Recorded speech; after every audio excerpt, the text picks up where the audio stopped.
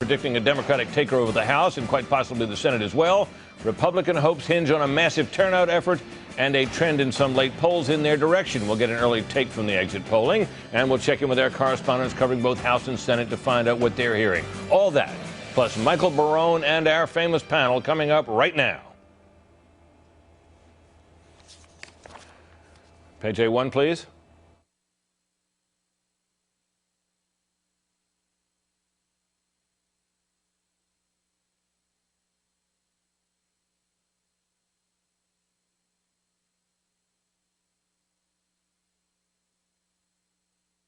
News election headquarters at 6 p.m. Eastern Time. Polls are still open here in the East and across the country. We do have some information from exit polls about whether the much talked about late momentum for the Republicans reflects reality, and a snapshot, more importantly, of how voters feel about key issues. I'm joined now by my colleague Chris Wallace with an update. Hi, Chris. Hey, Brett. We'll be sifting through those exit polls all night. Interviews with some 12,000 people across the nation as they leave the voting booths. All the polls have not yet closed in any state, and we should tell you right up front, deja vu all over again, that the National Election Poll reports some questions, as they put it, about the exit polls in 5 key states: Arizona, Maryland, Ohio, Rhode Island, and Virginia. We're going to give you what we know, but you should take it with a grain of salt. We do have some national numbers now on several of the key issues tonight, and let's put them up. First, we asked how people feel about President Bush's job performance. 41% approve, while 58% disapprove. That's in line with the latest national polls just before the election. Interestingly enough, by way of comparison, approval of Bill Clinton was at 44% during the big Republican sweep in 1994, when they picked up 52 House seats. Turning to Iraq, 37% of voters say the war in Iraq was extremely important to their vote for Congress today. Of those, 61% voted for the Democrat, 37% for the Republican. But, and this is even more of a surprise, more voters, more than on Iraq, 42% said corruption and scandal in government was extremely important to their vote today. And they broke just as strongly for the Democrats, 61% to 36%.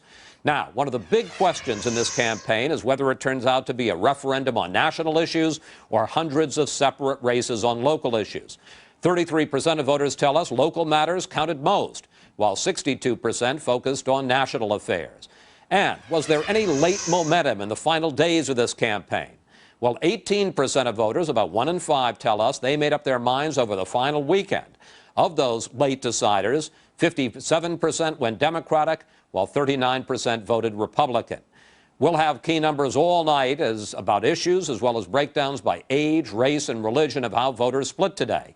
And if the national exit poll is not enough, Fox News has been conducting its own exclusive telephone polls with 900 voters and likely voters in 7 key states where there are 11 hotly contested House races. We can tell you that as of now, according to our Fox News phone poll, in 6 of those 11 races, Democratic challengers appear in strong position. They're leading by at least 5 points, while Republican incumbents seem to be holding on in 3 districts. Now, coming up at 7 p.m., we'll have exit polls from Virginia's key Senate race between George Allen and Jeb Webb, and we'll also have numbers on a hotly contested Virginia congressional race, another indication of how the battle for the House is going. As the evening heats up, we'll be able to tell you why your candidate won or lost and why the battle for control of Congress turned out the way it did. Brett? Okay, Chris, we'll be checking with you regularly. Thank you. It has been the conventional wisdom for the past couple of weeks that Democrats could take control of the Senate, but not easily. A great deal will depend on how well each party gets out its base of support. Chief political correspondent Carl Cameron is standing by in our Washington bureau with a look at where the Senate races stand at this hour. Carl? And we'll be monitoring them minute to minute as we go through the night, Britt. In the 7 to 9 states that may determine the Senate majority, both parties are reporting strong turnout. One Republican did say today, though, that if this is a referendum on the president, it could be a GOP bloodbath. But if each race turns on the differences between the Republican and Democratic candidates, Republicans will run strong. Democrats need 6 pickups for control, and both parties expect in Ohio, incumbent Republican Senator Mike DeWine will come up short against Democrat Sherrod Brown. And in Pennsylvania, incumbent Republican Rick Santorum will be unable to catch up to Democrat Bob Casey Jr. Democrats need to knock off 4 more. They're highly confident in Montana. Despite a last-minute surge by incumbent Republican Senator Conrad Burns, who was tainted by the Abramoff scandal, Democrat John Tester may have an edge because of the Democratic Party's work with Native American voters and the state's early voting program. This could be a Democratic pickup. Republicans are nervous about Rhode Island, too. Lincoln Chafee has surged in the polls, but Democrats outnumber Republicans 2-1. And Democrat Sheldon Whitehouse had the lead for the last few weeks. Turnout in Chafee's strongholds was high, but Republicans know Democrats may be on the verge of knocking off the Senate's most liberal Republican. Thank you very much. Both parties think Tennessee may stay Republican. A ballot initiative on gay marriage may also draw conservative opponents to the polls who could boost GOP turnout for Republican Bob Corker. He focused the race on his Democratic opponent, Harold Ford Jr.'s character in the last few weeks, and forced the Democrat to play defense. Corker appears to have surged ahead. The GOP is worried about Virginia. George Allen's turnout effort got a late start this summer because he was forced into damage control for various verbal gaffes. Everybody vote! Turnout is high across the Old Dominion, but it's unclear if Allen's ground game can match Democratic voter intensity and the anti-war sentiments that Democrat Jim Webb's campaign has generated. The last Republican-held toss-up is Missouri. The show-me state still shows a tie, and there have been some minor voting problems. Republican Jim Talent and Democrat Claire McCaskill have come down to the wire in a dead heat, and it's still there. Turnout in both Republican and Democratic strongholds is described as heavy. Democrats face challenges in 2 states. New Jersey, where Democratic incumbent Bob Menendez is expected to fend off Republican Tom Kean, and Maryland, where Republican Michael Steele would pull off the year's biggest upset if he beats Democrat Ben Cardin. And across the country, there have been all sorts of allegations of intimidation and voter fraud, but most of it has been pretty small-time stuff. Lawyers are all dispatched getting ready for recounts already. Republicans say when they compare the turnout effort in the precincts that they've been watching versus 2004, they're actually ahead of the game in the last presidential election. Democrats counter that when they talk about the precincts that they're looking at, they've got an almost equal advantage, Brett. All right, Carl, just what we expected. Thanks very much. Democrats, of course, are far more optimistic about their chances of assuming the majority in the House and in the Senate. And congressional correspondent Major Garrett is standing by in Washington with a look at where the House races stand right now. Major? Well, Britt, the battle for the House could lead to a historic turnover of power from Republicans to Democrats. As Election Day draws to a close, Republicans fear this prospect in ways they haven't since they gained power in 1994. Conversely, Democrats anticipate regaining power really for the first time since having lost it back to Newt Gingrich in that '94 historic election. But before we put the campaign for the House to bed, it's worth noting some of the more memorable races around the country, none more curious than the battle in Florida's 16th congressional district. No, I punched Foley for Joe. Joe Negron, the substitute Republican candidate trying to hold the House seat Mark Foley resigned from in disgrace, but to do it he had to vote for Foley since his name couldn't be removed from the ballot. In southeastern Indiana, freshman Republican Mike Sodrill tried to defy the pundits and win a rematch against Democrat Barron Hill. Hill lost by less than 1,500 votes and believes he can turn the tables on Sodrill in this anti-GOP year. Many House races defined by unease over Iraq. In Illinois' 6th District, Peter Roskam is trying to hold a GOP seat against a strong challenge from disabled Iraq war veteran and Democrat Tammy Duckworth. Democrats need to capture 15 seats to regain control of the House, and all day they predicted that and many, many more. There are probably 26 to 30 that the Democrats are now leading in going into today's election. So my number is anywhere from 25 to 40 seats. I think we could win as many as 30-plus seats gain in the House of Representatives. One reason for Democratic confidence, the Turnout the Vote effort led by Senator Hillary Rodham Clinton's bid for re-election. Well, I voted for change, except for me. Top Democrats say Clinton's efforts in New York could lead Democrats to taking these 5 House Republican seats. Republicans won't concede that much terrain, but confirm big problems in turning out their vote and don't rule out losing all 5 seats. Republicans know they are playing defense nationwide. Another vulnerable seat, Clay Shaw, is in southeastern Florida, but the party won't play numbers games. I think we're going to lose some seats in the House after gaining seats for 3 elections straight, but I don't think we're going to lose the majority in the House. And while Republicans express some concern about turnout in House races, they expect it to be offset by higher than expected absentee voting. The two parties are pretty close when it comes to turnout. It also shows, as I said, big advantages for Republican with absentee and early votes. So my general belief is to everybody involved, grab a cold one, grab some pretzels. It's going to be a long night. Britt, that's the public expression of Republican officials, but behind the scenes there is real Republican anxiety. I can tell you the rumors are flying around Capitol Hill fast and furious. There's one rumor that Speaker Hastert's office has already warned House Republican offices to expect losses of up to 30 seats. The Speaker's office denies that and will not comment on whether Speaker Hastert, if in fact Republicans lose control of the House, will seek a position as minority leader. There are already other Republicans, Mike Pence of Indiana, who are very seriously thinking about running for that position if Republicans are blown out tonight and find themselves in minority status for the first time since 1994. Back to you in New York, Britt. Okay, Major, thank you. Next on Special Report, President Bush urges Americans votes and urges Americans of all ages to do the same, except those who can't vote, of course. And he says he hopes for a Congress he can work with. That report coming up next. President Bush, as much as anyone in the country, has to be hoping for a House and Senate that will support his agenda in the last 2 years of his administration. After voting in Texas this morning, the president is back at the White House. And that's where our chief White House correspondent, Brett Baer, is standing by. Hi, Brett. Hi, Britt. Tonight, the president is in the White House residence watching returns with the First Lady and his chief political advisor, Karl Rove. We're told we will not see any video or pictures of them, and the White House is not expected to put out any statements tonight. Now, after raising about $200 million for Republican candidates, the president's election day started with a vote in Texas.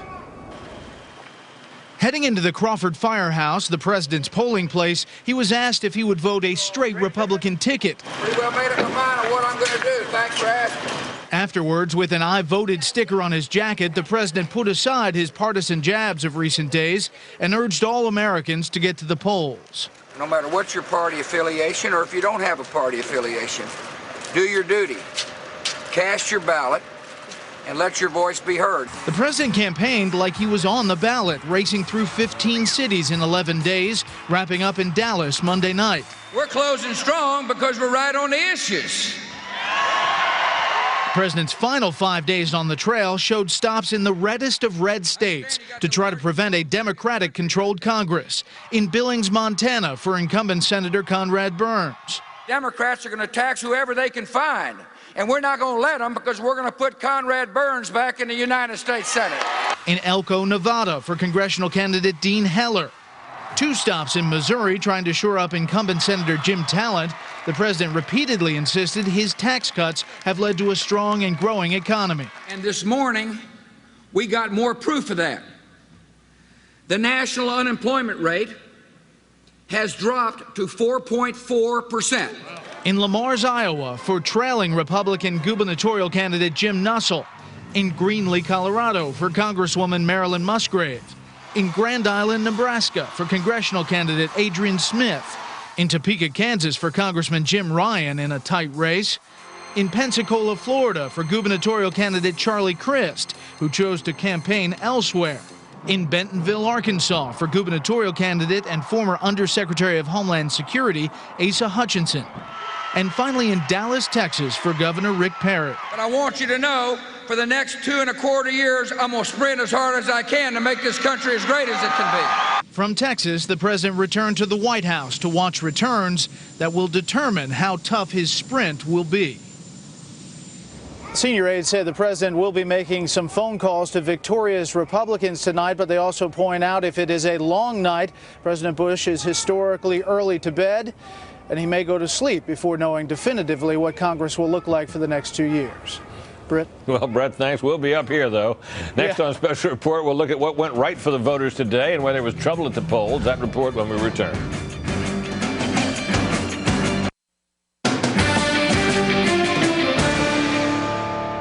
By most accounts, most of today's voting has been trouble-free, but great numbers of voters are using new technology to cast their ballots. And though hanging chads may be a thing of the past, the course of true love and free elections ne'er run perfectly, at least not perfectly smoothly. Fox's Bill Hemmer joins me from Cleveland with a look at what went wrong and what went right. Hi, Bill. Hey, Brett, good evening here from Cuyahoga County in Cleveland, Ohio. Ohio made history today. For the first time ever in a statewide election, everyone who went to the polling station today voted by way of machine.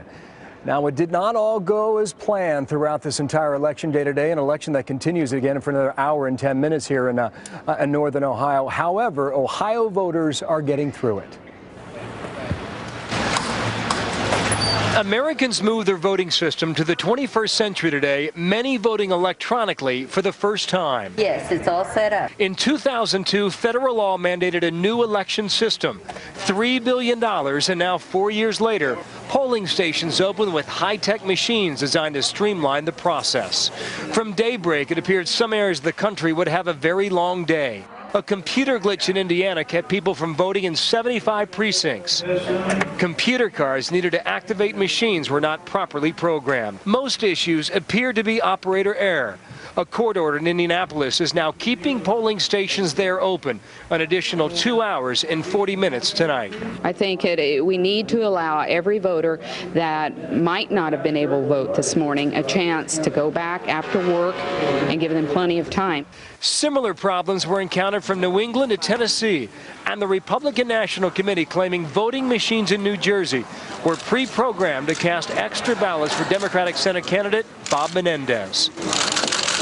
Ensuring the security of electronic voting is one of the major concerns in the new system. But critics complain the 4 years mandated by Congress to implement e-voting was too much, too soon. That's too short a period of time for those machines to actually be created, much less have the regulatory standards created and vetted by scientists, or the security apparatus created, or the staffing. Earlier in the day, some precincts across Ohio did experience problems, but in a unique program here in Cleveland, a computer program designed to monitor each polling station was tracking any issues that needed attention.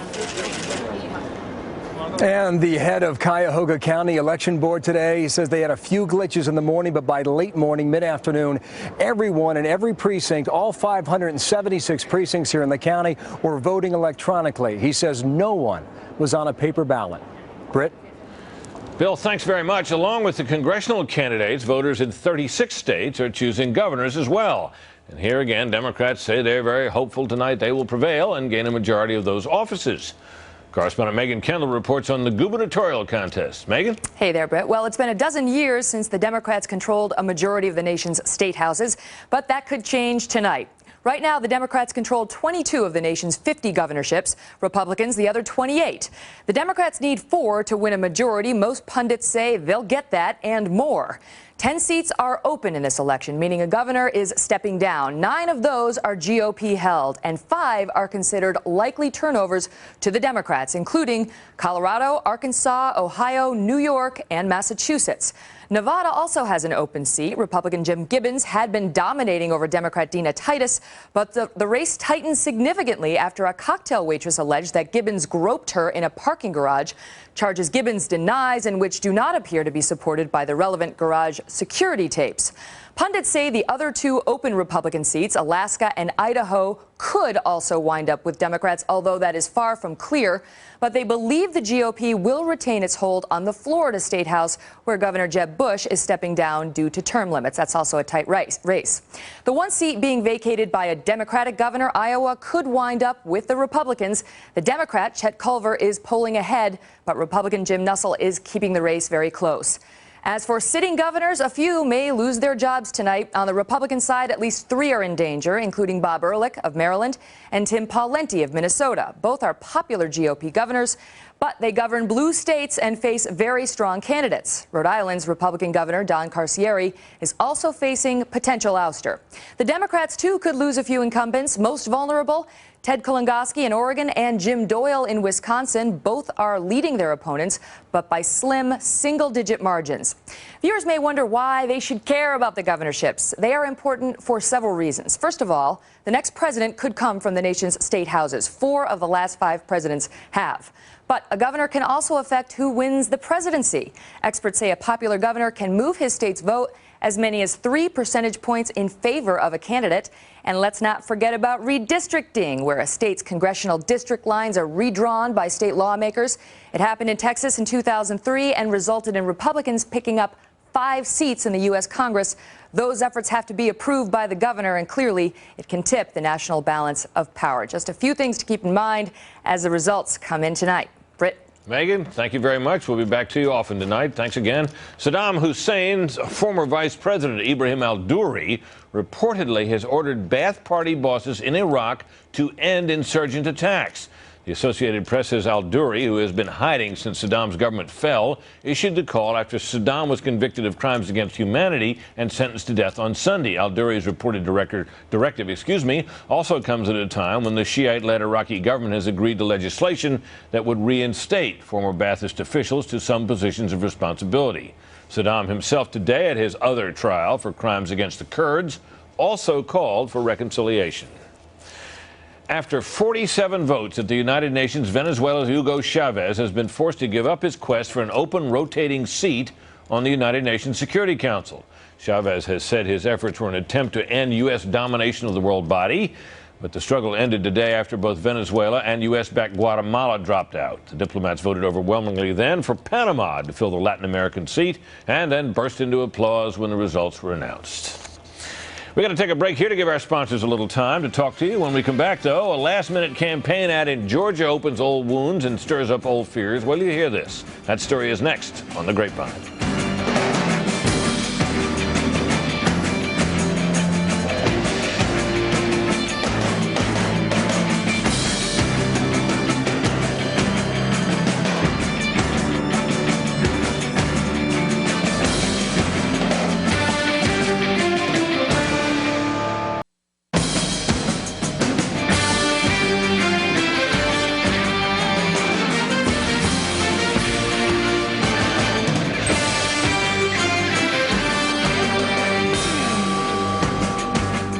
And now the most absorbing 2 minutes in television, the latest from the political grapevine. A radio ad for the chairman of the Fulton County Commission in Atlanta is using some heavy hitters to warn of dire consequences as Republican Lee Morris defeats Democrat John Eves.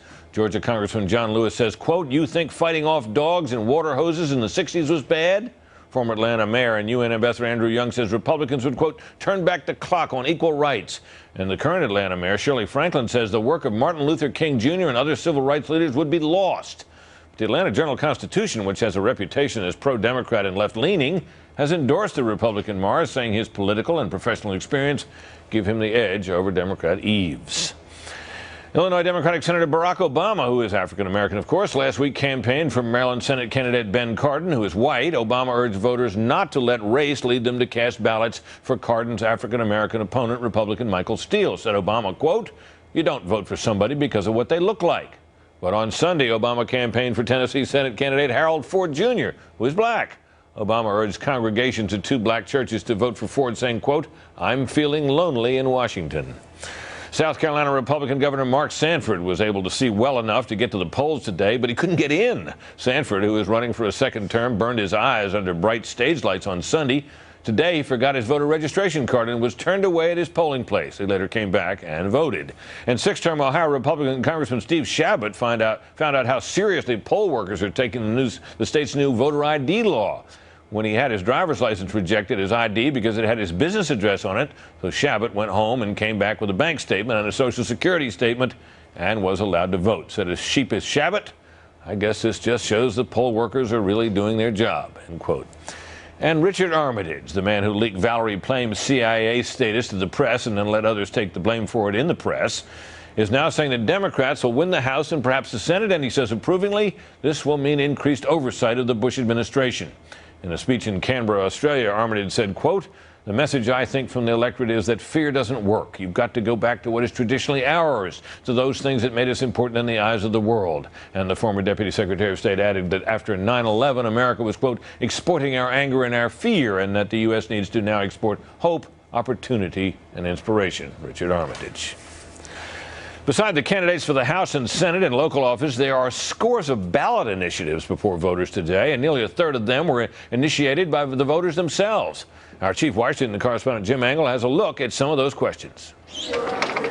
Voters are not only choosing their policymakers today, in many states they'll have a chance to set policy themselves. 37 states have more than 200 initiatives on their ballots, and those that touch a nerve with voters can get them to the polls. I think it can impact on turnout, and I think it gets the casual voters out who might not be inclined to vote in a federal election. In 2004, pollsters believe a gay marriage issue on the ballot in Ohio helped win that state and get President Bush reelected by energizing conservative voters. There are 8 more ballot initiatives on gay marriage this year. Other social issues on the ballots include abortion. 2 states vote on whether parents must get 48 hours notice before their child can receive an abortion. In South Dakota, voters will decide whether to repeal a state law banning all abortions except those to save the life of a mother. Another hot-button issue is stem cell research, which is on the ballot in Missouri. I care deeply about stem cell research. In Missouri, you can elect Claire McCaskill, who shares my hope for cures. Her opponent, Senator Jim Talent, supports stem cell research, but not Amendment 2 to the state constitution, which would protect stem cell research from any limitations from the legislature. It would ban human cloning, but it enshrines in the Constitution the right to clone embryos for research, which some regard as creating life in order to destroy it. Amendment 2 claims it bans human cloning, but in the 2,000 words you won't read, it makes cloning a constitutional right. Don't be deceived. There are also 12 states that will vote on whether to restrict eminent domain after the Supreme Court upheld the right of New London, Connecticut to take over an individual's property for development in what is known as the Kelo case. Important to a lot of people where they looked at that Kelo case and said, wait, you can take my house away from me? Yeah, I'm going to go vote for that. 5 states will also vote on whether to increase the minimum wage, and many will vote on higher taxes on tobacco with the proceeds to go into health care programs. And one totally unique issue in Arizona that would establish a $1 million prize to be given to a randomly selected voter from either the primary or the general election. So if civic duty or special ballot initiatives don't motivate you to vote, perhaps a turnout lottery will. So all in all, Britt, even as voters choose local and national officials today, they've identified a few issues as too important to leave to politicians. And on those, voters will tell legislators exactly what to do. Britt? Okay, Jim, thank you. If there is anyone who knows the polls and the precincts in America better than Fox News contributor Michael Barone, we haven't met that person. He knows the history of where Democrats and Republicans have been, and he's here tonight to read the tea leaves and tell us where they may be headed. Hello, Michael. Hi, Britt. Well, tonight we're going to be looking at a lot of House races, and the question of House control is definitely up for grabs. And that we don't have exit polls in the polls, so one of the things I'm going to be looking at is the tabulated vote and finding out how these embattled Republicans are doing compared to what they've done in the past. 9th District of Indiana, for example. That's one of 3 races that are seriously contested seats in Indiana where the polls close at 7 p.m. That's southeastern Indiana. Freshman Congressman Mike Sodrell is going up against the man he beat barely 2 years ago, Democrat Barron Hill. That's a race that Democrats have been hoping all year to win. President Bush is in that district for Mike Sodrell. That's going to be a closely contested race, and we're going to try to look at that county by county, looking at the turnout, looking at the percentages for the candidates. Kentucky 4. Right across the river, northern Kentucky, the suburbs of Cincinnati. It extends west to the suburbs of Louisville and east to the industrial center of Ashland on the Ohio River. That's an area of mixed heritage, with some counties there have been Democratic since the Civil War. You've got Republican-leaning northern Kentucky. Republican candidate there, Jeff Davis, another freshman Republican. He's facing Ken Lucas, a former congressman, who in fact beat him 4 years ago in 2002. That's a compound of different kinds of areas, and we're going to be taking a look at how they're doing there. And then at 8 o'clock, Northeast Connecticut, the Connecticut 5th Congressional District. Here the embattled Republican is Nancy Johnson. She's been in the Congress for 24 years. She survived a tough challenge 10 years ago when there was a lot of backlash in the Northeast against Newt Gingrich. The campaign manager of her opponent of 10 years ago, Chris Murphy, now a state senator, is the Democrat running there. There have been a couple polls in the last 2 weeks of the campaign that have shown Chris Murphy ahead of Nancy Johnson. She's been running some tough commercials.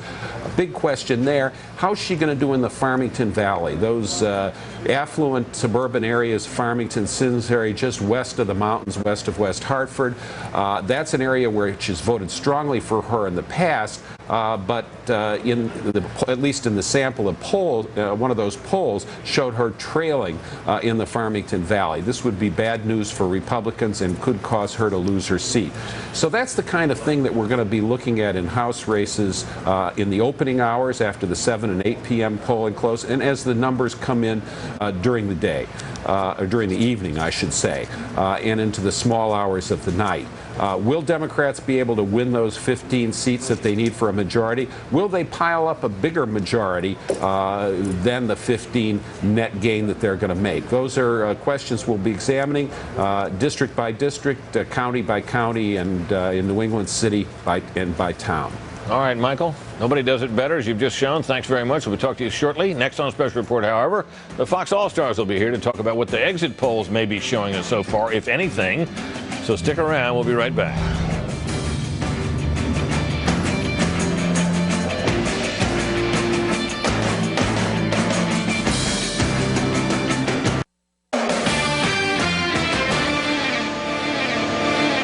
The people in America want change. They're not happy with what's happening overseas in Iraq, in North Korea, in Afghanistan. They're not happy with what's happening at home as wages stay flat and the cost of tuition, prescription drugs, energy goes up, and they're demanding change. Senator Schumer, who most observers think has done a very good job of running the Democrats' effort to regain control of the Senate, obviously believes that he is at least on the verge of doing that tonight, and he may well be right. This is the stage of the night when we who work at these news organizations that subscribe to the election night exit poll are able to begin to look at the results to see two things. One is why people say they voted as they did, and the other thing, of course, is the horse race questions, race by race, state by state, of how they voted. 2 years ago at this time, we were sitting here, and all of us believed we had understood from the exit polls that John Kerry had been elected President of the United States, and a number of other results that fell along those lines. Well, it turned out to be wrong, and it wasn't the first time. Now, 2 years later, we've been given to believe that the exit polling techniques, the oversampling of Democrats, the problems in the exit polls have been solved, it was hoped, and the new exit polls will be better. Well, they're out. We can't tell you about all of what's in them because polls are still open, but we have some thoughts here at this panel tonight about what the exit polls may or may not be able to tell us, and some thoughts on this from Bill Kristol, editor of the Weekly Standard, Fred Barnes, executive editor of the Weekly Standard, Mort Kondracki, executive editor of Roll Call, and my friend Juan Williams, senior correspondent of National Public Radio. All are Fox News contributors. Well, we have some exit poll data. We also have data from a Fox News Election Day poll, which is an ordinary garden variety telephone poll conducted the same as every pre-election day poll. So based on what first of all, how far do you think we can go in making any conclusions based on what we've seen so far of the exit poll numbers? Fred? Well, I think we can conclude what we thought ahead of time, and that was it's going to be a good Democratic night. I think we conclude, though again, this exit poll is way out of whack. You know, races that were close shows one of the candidates, usually a Democrat, winning by 15 points, 20 points, when we know that's not true. The telephone poll is actually better. I think there are a couple other things that we can tell. I mean, the Fox telephone poll seems to be better. It's closer. Does anybody disagree with this? Fred's thoughts about that a lot of these early numbers are out of whack. Yeah, it depends on how it's weighted. And we don't know. I know, but weighting means that means you adjust the results because you think your poll is wrong, right? We don't know what the bias is and how much of a Democratic bias it is, but still, when you put it together with the phone poll, you think it's going to be a pretty good night. And one other thing, of course, it was always going to be a good night for Democrats. It was always going to be a good night. Probably win the House and do pretty well in the Senate. The other thing is that interested me was which I don't know how this could get particularly slanted, but maybe it could, and that is how late deciders went. And they went sort of 3-2 for the Democratic candidates, which would lead one to believe that this rally of Republicans at the end that we certainly talked about for the last couple days, and which some polls showed. Several polls showed. 3 or 4 polls showed. Look at this. As late deciders went almost 60-40 for the Democrats. That we thought it was late deciders going for Republicans. As it turned out, maybe not. Are you skeptical of that number? Not as much as I am skeptical of the others. All right. I mean, we won't know, of course, which polls are out of whack until we see the final results. Right. It does seem that the exit polls skew Democratic. They did in 2004. They've done in prior races, actually. In 2002 they did too. And in 1992, I was on Air Force Two with Vice President Quayle, and the first wave of exit polls were Clinton defeating Bush by 12 or 13 points. He won by 5 points. So they can be off 6 or 7 points. I guess Republicans walk out of the polls and they're surly people, you know, and they see some nice exit pollster, some young woman there, and they say, get lost, and the Democrat is so eager to share his views, you know.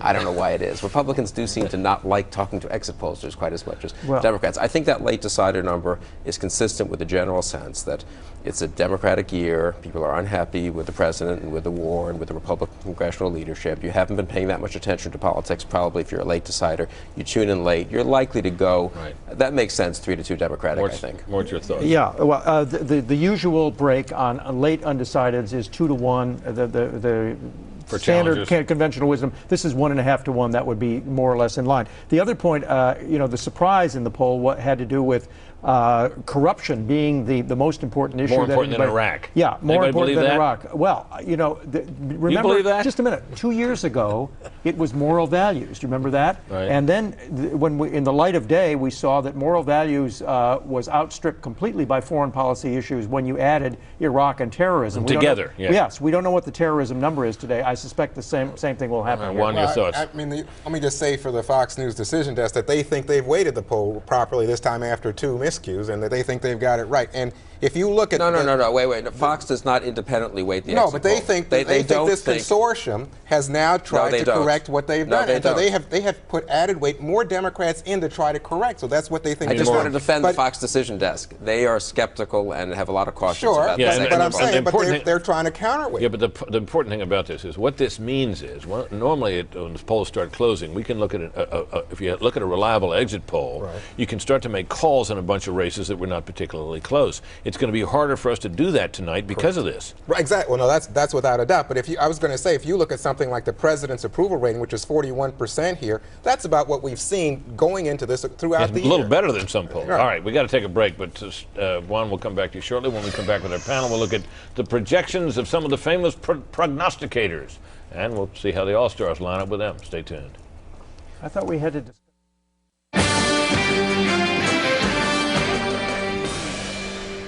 And we're back with our supersized panel. Let's take a look at some of what the noted prognosticators have said about this election day and what they expect to happen. We're looking now at 5 well-known prognosticators, beginning with Charlie Cook, who has the Cook Political Report. As you can see, he's predicting Democratic gains of 20 to 35 in the House, 4 to 6 in the Senate. Stuart Rothenberg is predicting even more, 30 to 36 in the House, 4 to 7 in the Senate. Bob Novak is much more conservative than either of them, 19 and 2. Michael Barone, our own Michael Barone, is at 18 and 3, and Larry Sabato of the University of Virginia, someone we all enjoy talking to, 27 gains in the House and 6 in the Senate, which means that all of them say that the House is likely to be gone to the Democrats. Of course, this is all this morning. These are not some kind of fresh prognostications, but there they are. So, what to make of these, and where do you all come out in relation to them? Juan? Well, if you look at what the Fox News poll came up with, it said basically This is the new poll that came out today. That was taken today. Taken today by Fox. What you see is it says 5 of the 11 races, Democrats appear in strong position. But this is in the Senate. Right. No. This is in House races. Okay. But so let's extrapolate. Let's enlarge. Really, what they're saying is Republicans would hold on to about 3 of these 11 seats. So you go up to about that really hotly contested. I would say there are many more than what they say here. 11 hotly contested. That's 8. Yeah. So that's about 24. If you go 3 times, maybe 4 times, you could get up to 32. That's the universe we're looking at based on what this Fox News poll is telling us. But even if you only stayed within that universe of 11, you're looking at it by 8 to 3. And that gain of 8. So just right there, they're halfway home on that. And that's why I say, if in the larger universe. Right. Mort? Yeah, Charlie Cook and Stu Rothenberg, both of whom I know quite well, have been saying all year long that this was a big wave election, akin to 1994, that they saw all the tea leaves, falling down that way, and so they've come up with these big predictions, which Larry Sabato has finally come around to in the end. Big wave is by historic standards is not 27 or even 35. Well, it's the average since World War II is 31.5 and 8. So this is relatively in a 6th-year-ish election. Okay. But Charlie Cook didn't make a prediction. He said 20 to 35. He punted. basically. No, I think right now, what little we know from exit polling today, from what we can make out of it, Larry Sabato seems pretty close. 27 losses in the House for Republicans and 6 in the Senate. I said Friday night on weeklystandard.com, 40 seats in the House and 7 in the Senate, and I'm sticking with it. Okay, Bill Kristol, Fred Barnes, Mort Kondracki, Juan Williams. We'll be back with all of you in just a moment. Stay tuned.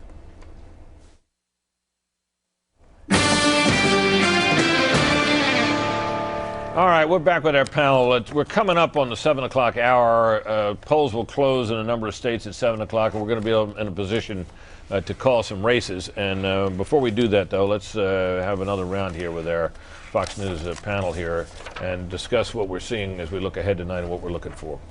Bill, what do you if you were looking for something to turn out differently than everybody expects? What would you see? How could it possibly happen, if it could? Well, it could be really a big Democratic wave. You could get up to 50 seats. I don't think that's totally out of the question. Right.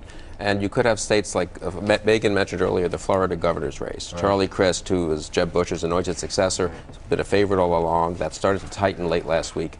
If we have a Democratic victory or a dead-even race in Florida, in the Florida governor's race, that would be a real sign that things are going bad for the Republicans. Fred, is there a scenario where things could go the other way? Well, there could. It could be, modest middle 20s now. Look, here's what I would watch. I mean, the conventional wisdom has been, I think, mostly that Republicans would hold on to the Senate.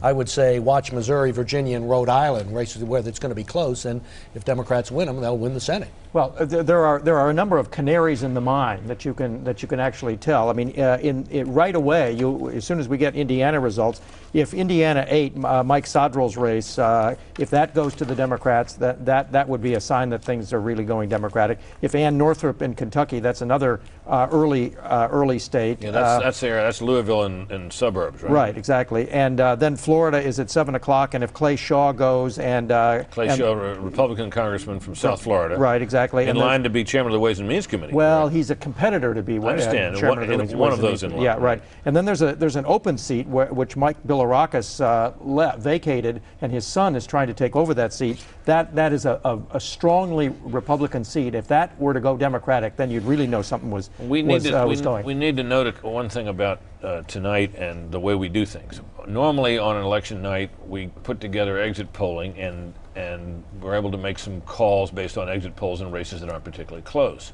When we start to make calls in the closer races, what we look at are raw data from individual precincts in key places where our experts have said this is a swing district, the bellwether district, and so on.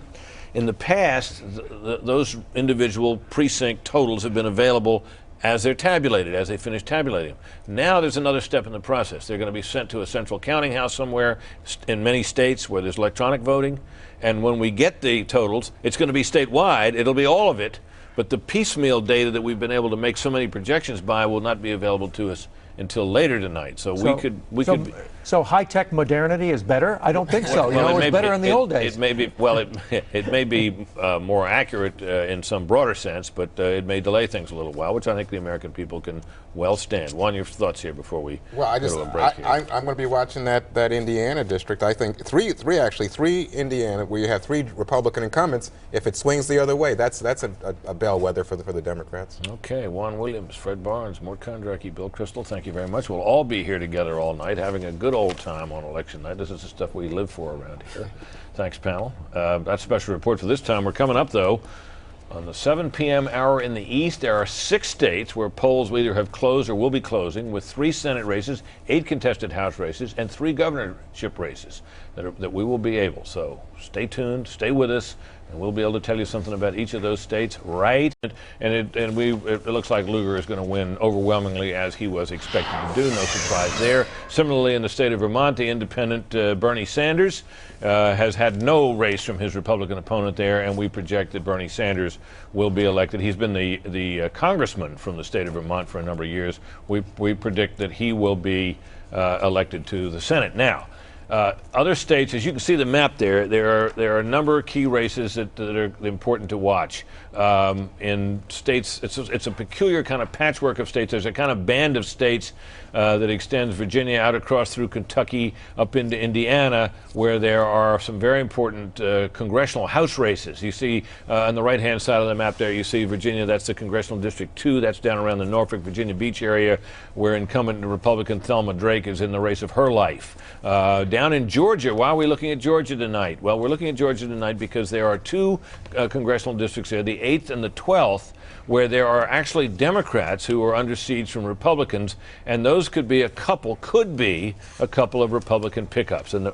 So, panel, as we get started here, 7 o'clock, we've got a few results that tell us almost nothing about how it will go. Has anybody been hearing anything about turnout? Has anybody been picking up anything from the two parties about what's going on today that would give us a feel for it? Well, the Democrats certainly were putting it out that the turnout was big in Northern Virginia, which is Jim Webb territory, Democratic territory, and that was suggesting to people that may have been psychological warfare, that Webb was going to beat George Allen in Virginia.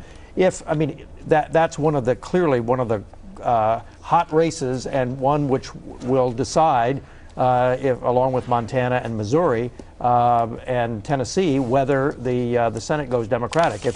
If we start out, when we get results, and Jim Webb has beaten George Allen, especially if he's beaten him by a lot, then we're probably here for a Democratic night.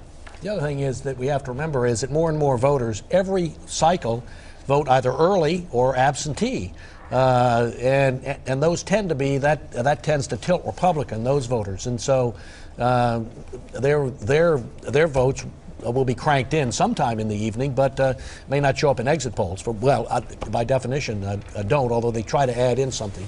Let's pause here to get to Chris Wallace, who is the man in charge of trying to make sense of the exit polls with all of their challenges and difficulties and complexities. Chris, what do you have for us? Well, and this year it seems to be a harder problem than some other years, but let's take a look at the exit poll numbers in the Virginia Senate race between George Allen and Jim Webb, as you've just been talking about. We want to point out again that the National Election Pool reports some questions about the results they're getting in Virginia, so you may want to take all this with a grain of salt. But they do point out some trends that we are finding around the country. You see that first one right there. Republican candidates are having to fight some headwinds when it comes to President Bush. Even in red state Virginia, 1 in 5 voters tell us one reason for their vote was to support the president, while more than 1/3 say a reason for their vote was to oppose Mr. Bush. 4 in 10 say the president was not a factor. Another problem for Republican Senator Allen and other Republicans around the country, again here in Virginia, voters oppose the war in Iraq 55% to 44%. That's a problem for Republicans. As you know, the president has tried to frame Iraq as part of the war on terror. Democrats, on the other hand, say that it is a costly distraction from the war on terror. This is interesting. 43% of voters told us Iraq was extremely important to their vote. They broke for Democrat Jim Webb by a margin of almost 2-1.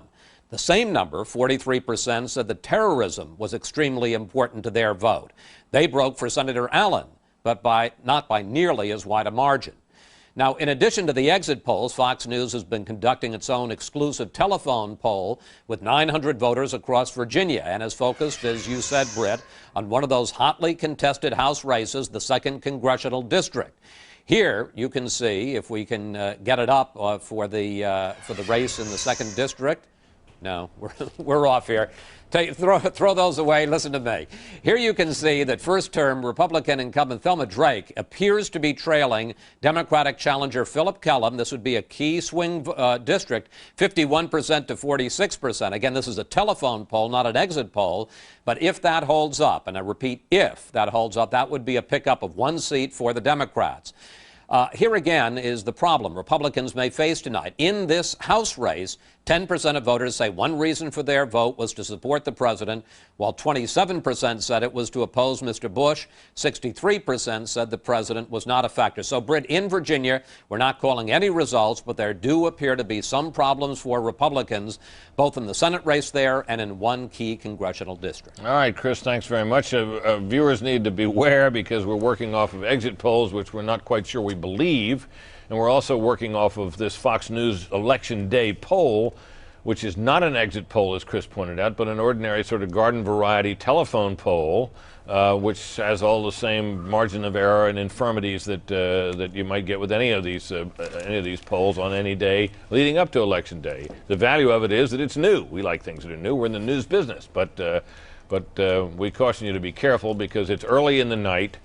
We've had, and as I've pointed out earlier in previous years, some difficulties with exit polling that had us all baying off in one direction, and we ended up going the wrong way. So we're being cautious. In the meantime, we're tracking governor's races, and the person doing that for us tonight is my colleague Megan Kendall, who's right here. Hi, Megan. Hi there, Britt. Yeah, well, we are looking right now at this point of the evening at the Southeast, Georgia and South Carolina, and up in Vermont. All three races too close to call at this point. All three have Republican incumbent governors, and all three of those governors have had double-digit leads in the polls leading up to Election Day. At this point, however, too close to call. We're hoping to have an update on that soon. You're looking at Georgia right there. You've got Governor Sonny Perdue against his candidate challenger, who is Lieutenant Governor Mark Taylor. And then down in South Carolina, you remember, Britt, there's Governor Mark Sanford, who had trouble voting today at the polls because he forgot his ID card, had to be sent back home and returned 90 minutes later to vote, him against his challenger, State Senator Tommy Moore. And finally, in Vermont, we've got Governor Jim Douglas, a Republican, against Scudder Parker. Again, all three of those Republican governors fighting to keep their seats, although significantly ahead going into today. We'll see what the night holds for them a little bit later. Britt. Okay, Megan, thanks very much. Now I'm going to attempt to explain something that I'm not even sure I can follow, but it's what you will be seeing on our screen all night. At the bottom is our Fox News election ticker. Every Senate and governor race, plus the key House races that could determine who controls the Congress after tonight. Also, just above the ticker is our balance of power bar. You don't want to eat it, you want to watch it. Keep a close watch on this area as we constantly update the House totals, where Democrats begin this evening needing to pick up 15 seats to get control of the House, and in the Senate where they need to pick up 6 to regain control. Also, in this same area, our Fox News election alert line for the latest breaking news. That's assuming there will be some. We hope and trust there will. That's all at the bottom of the screen. Our Fox News election ticker, our balance of power calculator, and our election alert line. We trust you all will find that a rich source of compelling and intriguing information all night long. And we trust also that we here at the desk will be able to explain some of it for you, assuming we understand it. Stay with us. You Decide 2006 Election Night, anchored by Britt Hughes. Exclusive Election Day polls with Chris Wallace, Carl Cameron, and Major Garrett cover the battle for control of Congress. Megan Kendall reports on the governor races. Also, analysis by Fred Barnes, Mort Kondracki, Juan Williams, Bill Kristol, and Michael Barone. Michelle Malkin with the inside story on Election Night Vlog. Plus, Jim Angle reports on key ballot initiatives. And we'll have live reports from the Fox News team around the nation. Now, from Fox News election headquarters in New York, Britt Hughes. Well, good evening again, everybody. Thanks for tuning in. With so many races to watch tonight, what are the keys to victory for the candidates and parties? Here's some word on that from our panel of all-stars. The key to victory tonight is the number 2. The poll shows several Republican House seats at risk in Pennsylvania, Connecticut, Indiana, and Ohio. If the Democrats capture 2 or more of those GOP seats in each of those key states, it signals a triumphant night and lots of Democrats hee-hawing as the donkey rules the House. If Republicans keep the losses to 1 or less, they'll retain the majority, and the elephant will be disco dancing on the Capitol dome. The keys to victory for Republicans are the ability to attract conservatives to the polls. If they stay home, Republicans face sweeping losses. The key for Democrats is to win a majority of the 17 open Republican seats. These seats are the foundation for capturing the House. Next to dissatisfaction with Iraq, the biggest factor in this election will be turnout. The key races are almost all on Republican turf, and late polls show that many are still very close. So who shows up to vote will make all the difference in deciding how big the Democratic margin is in the House, and in places like Missouri, Virginia, Tennessee, and Montana and Maryland, whether Republicans lose control of the Senate. Will Republicans hold the Senate? It's probably pretty simple. 3 Republican incumbents are likely to lose: Santorum in Pennsylvania, DeWine in Ohio, and Chafee in Rhode Island. The Democrats need then to knock off 3 more Republicans: Allen in Virginia, Burns in Montana, and Talent in Missouri. The Democrats need to sweep these races. All 3 of them right now are basically even. If the Democrats win those 3, they'll be in control of the Senate, and President Bush will face a Democratic Senate for the next 2 years, as well probably as a Democratic House. Well, thanks to the panel. You may wonder how a guy sitting here as I am tonight gets the information to know when to call a race one way or the other. Well, that is a job that is done by what we call our decision desk. Decision desk is located down in the bowels of these facilities here in New York, and we keep one of the best analysts in the business down there with them, Michael Barone. He's down there with them now. That is the decision desk behind him. Michael, give us a sense of what's going on down there and what your thoughts are. Well, Britt, the decision desk, the members of the decision desk, of which I am not one, are people with a high degree of statistical knowledge. They are members of both political parties and none at all, and they are looking over the rather complicated, complex array of statistics that are given by us by the Edison Matovsky polling firms with which we and other networks contract. And so they're looking over different parameters. What is the likelihood that this result is correct? They don't want to call any race or declare a victor until they're absolutely sure that that's the case. And I think they're striving to keep that record up that we upheld in 2004. How's it possible for them to sit there and look at an exit poll, perhaps, which is a big sample nationwide, 12,000 voters, but in any individual state or even congressional district is a much smaller number, and therefore the poll has to be looked at accordingly, and put that together with little raw vote numbers that you might have. How can you make a call based on that? Well, how does that work? Well, the numbers in each state are actually in the thousands as well, Britt, because those you get hundreds of responses or at individual polling places. You do a sample, as many as 90 different polling locations are conducted, and they do many interviews at each one. So they've got a lot of responses there. They've also got a lot of statistical models that are on their computers which suggest to them has this met the level of certainty that they need.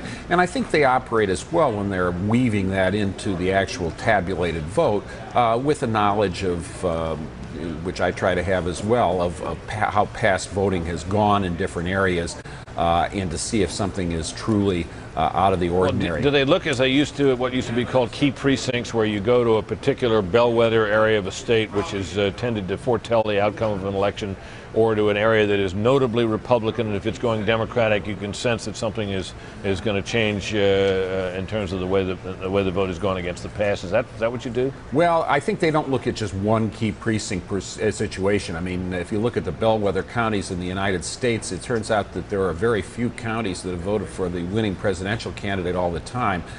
Coas and Strafford counties, New Hampshire, I think fell out of that in 1976 when they voted for Jerry Ford, and I think Crook County, Oregon, which was on the list, a lumbering county in eastern Oregon, fell off that in the 1990s when it voted Republican. Wow, Michael, thanks. As you can tell, nobody has a level of knowledge to match Michael Barone's, and we'll be going back to him often tonight. In the meantime, we're going to take a break. Folks, stay with us.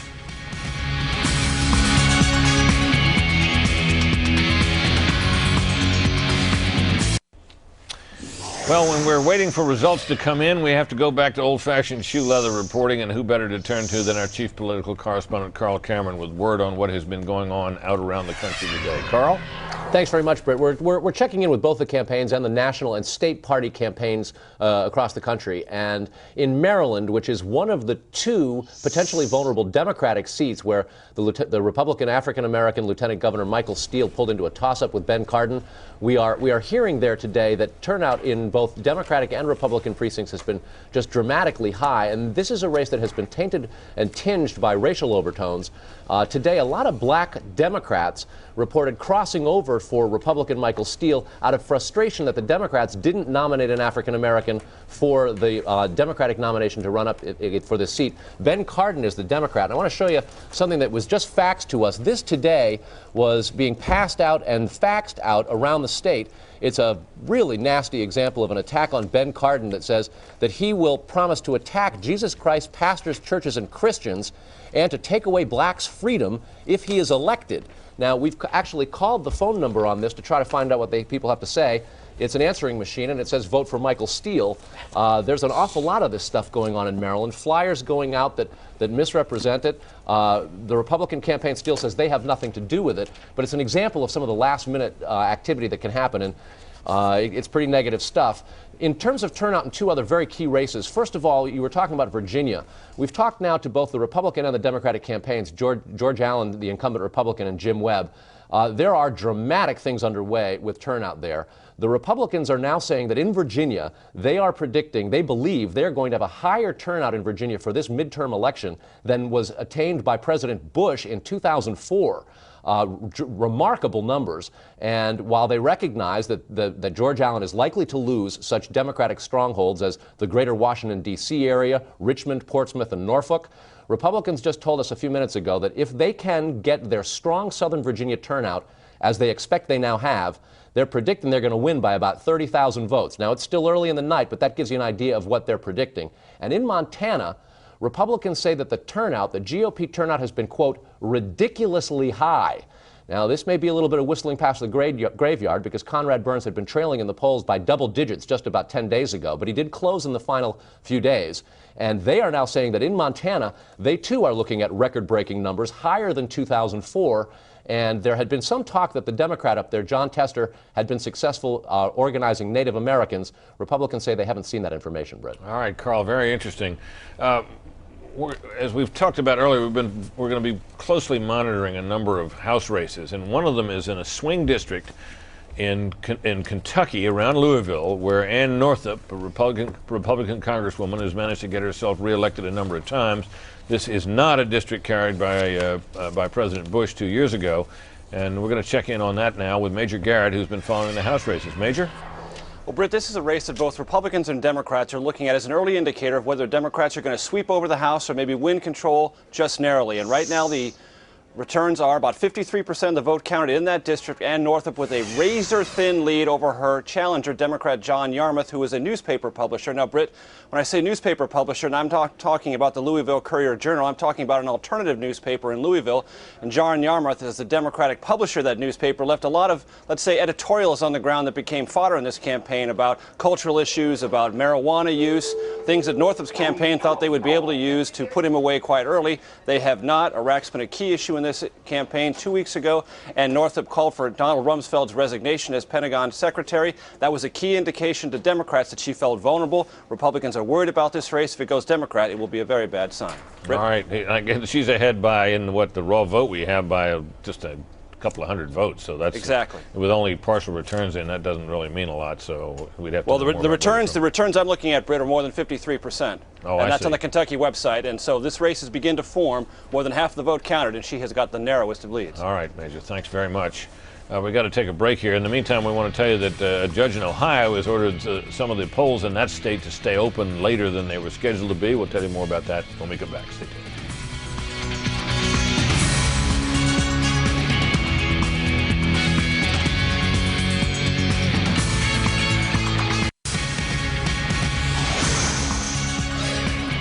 As we noted earlier, a judge in Ohio has ordered that some of the polls out in that state be kept open longer than they had been scheduled to be. This, of course, a result apparently of some voting problems out there. But let's find out what it's really all about from my colleague Bill Hemmer, who is out in the state. Bill. Hey, Brett, good evening. This is the press release the Democratic Party put out a short time ago, and this is what they are saying now that they took to a federal judge here in northern Ohio. This is Cuyahoga County only, which is where we are in Cleveland, Ohio here. 16 polling stations will stay open about another 90 minutes, which means 9 o'clock local time here in Cleveland. Now, in the county alone, Britt, there are 576 polling stations, so 16 out of 576 is not a high percentage number. Democrats claim that a lot of these polling stations earlier today failed to open up on time. They were 25, 35 minutes late. As a result, some of these polling stations, 16 in all, will be given an additional 90 minutes tonight. That's one storyline so far tonight. The other one is where we are here. We're at headquarters for the Democratic challenger, Sherrod Brown. And some of the Democratic strategists here telling me tonight, Britt, that they saw higher numbers of African-American voters in cities like Dayton, in Columbus, and Cincinnati. They think that portends good news for them and their candidate. They also saw in southeastern Ohio higher Democratic turnout there as well. A two-part reason for that. Number one, they think it helps Sherrod Brown, and also they think it helps the Democratic challenger for governor, Ted Strickland. That is his home district that he exited to run the governor, for governor rather, in 2006. Conversely, what they're saying in southwestern Ohio, specifically Claremont County, which is a strong Republican area, they're saying that voter turnout there has been low. We heard that from Republicans a bit earlier today. That could be significant from two perspectives. If Claremont County is lower, it certainly does not help the Republican Mike DeWine, but also that's the home district, District 2, for the Republican Jean Schmidt. She is said to be in an absolute dogfight with her her Democratic challenger. Jean Schmidt is the one who took on John Murtha last fall when he came out with his strong comments about the war in Iraq. Claremont County, historically, going back for decades, has been very strong favored in the Republican Party. Now, if voter turnout was low, it may mean something or another for Jean Schmidt, but certainly too close for us to call here. Polls were supposed to close at 7:30 across the state. Most of them will. The strong majority of them will, with the exception of those 16 polling stations here in Cuyahoga County in the area of Cleveland, Ohio. Britt, we'll know soon enough. All right. Thanks very much, Bill. Of course, Cuyahoga County was a place where John Kerry turned out more voters than anybody had ever seen turned out in a presidential election for him in 2004, and it led Democrats on that night to believe that the state of Ohio was going to be theirs. It did not turn out that way, and one of those who was quick to recognize the places where Republicans were able to find voters that some people didn't think might even have existed was Michael Barone. Michael, your thoughts about what you see happening tonight in Cuyahoga County and elsewhere in Ohio? Well, obviously the Democrats want to maximize their turnout in Ohio. We have their word for it that it's been good.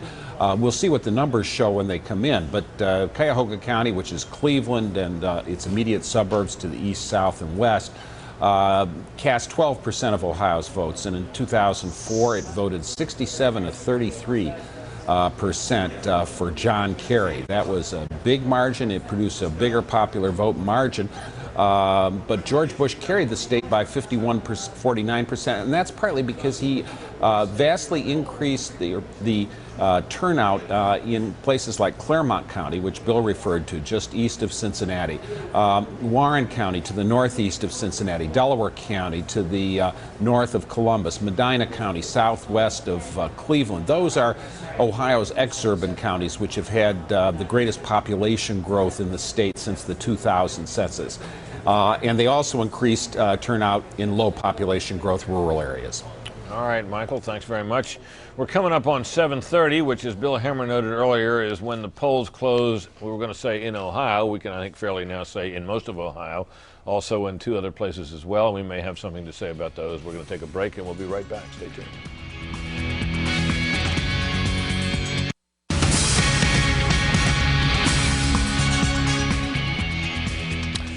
In just a minute here, or just less than a minute, we're going to be noting the closing of the polls in the state of Virginia.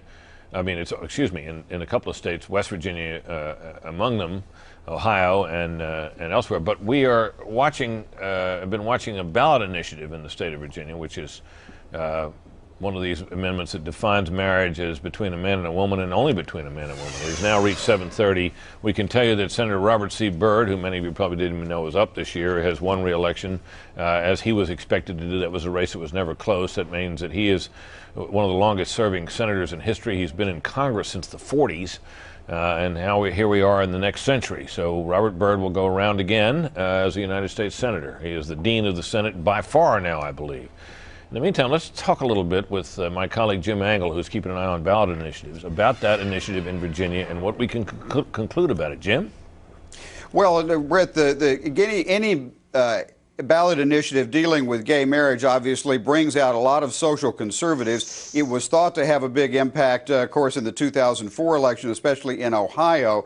Now, what you have in Virginia now is with a small number reporting, but I believe we are calling this, that the gay marriage amendment, the one outlawing gay marriage and anything that gives it any legal status, also not recognizing any gay marriages or gay unions from other states, we now have passing at 58 to 42%.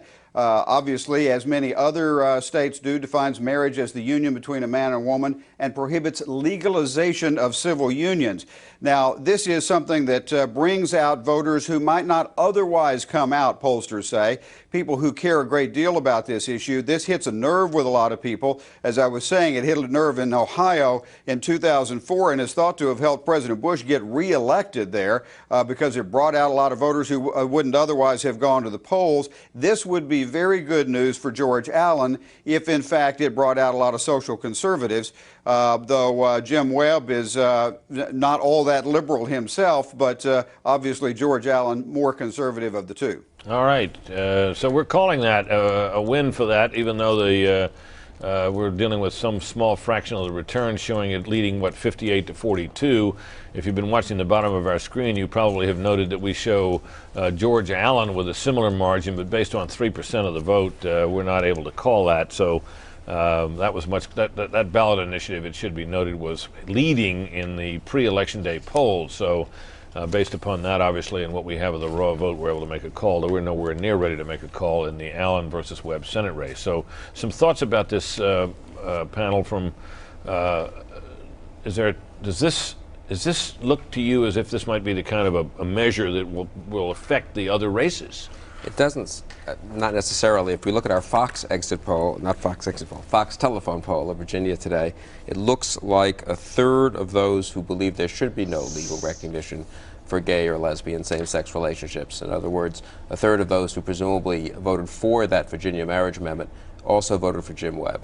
Jim Webb did a pretty good job in the Virginia Senate race, it looks like, in taking the edge off Senator Allen's identification with social conservatives and making himself acceptable to at least enough of social conservatives to fight a very competitive race. It also shows this was considered to be a badly drafted amendment. I mean, I don't know if it was or not, but that's what some people said. The argument was made against it. Right, and there was some sense that if a gay marriage amendment or an anti-same-sex marriage amendment would finally lose, this would be the state it lost in. If it won, I think it shows the power of the marriage issue. People do want marriage defined as between a man and a woman, and they don't want judges defining marriage. There are two states where you have this marriage amendment that I think it could have made a difference in Senate races this year. One is Virginia, the other Tennessee, with the Harold Ford-Bob Corker race, and Corker was using it aggressively in that race. It's interesting, you know, that the New Jersey Supreme Court was the one that had the ruling shortly before Election Day. It's not an issue in New Jersey where you have Kane versus Menendez, and you would have thought that it would have been exploited there, but in fact it's in Virginia and Tennessee where I think we're going to see that issue make a difference potentially. But as Bill was saying, if it's possible that Webb co-opted it, that he took it for his own, that would be a surprise. Well, the other thing there, of course, is that Allen didn't make much of it. Allen had a tough campaign going back to this gaffe in August, and he never really recovered his footing, and that's what he was trying to do, and he probably should have used the marriage amendment more than he did. Brett, I wanted to say something about, we were talking about Ann Northup running in Louisville, and this is an example of how things change from the prior election in a year that's been. 2004 was a good year for Republicans. President Bush was reelected.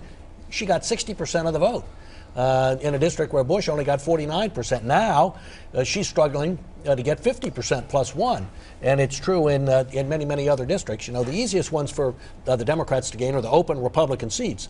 And the polls that Fox did by telephone shows that Democrats winning a couple of those. One in Ohio, the seat of Bob Ney, which was... They're leading in them in the poll. Yeah, they're leading at him, and the one in Ohio by a substantial margin, and then one in Minnesota as well. And then you get to the marginal seats, the ones where the parties are sort of evenly divided.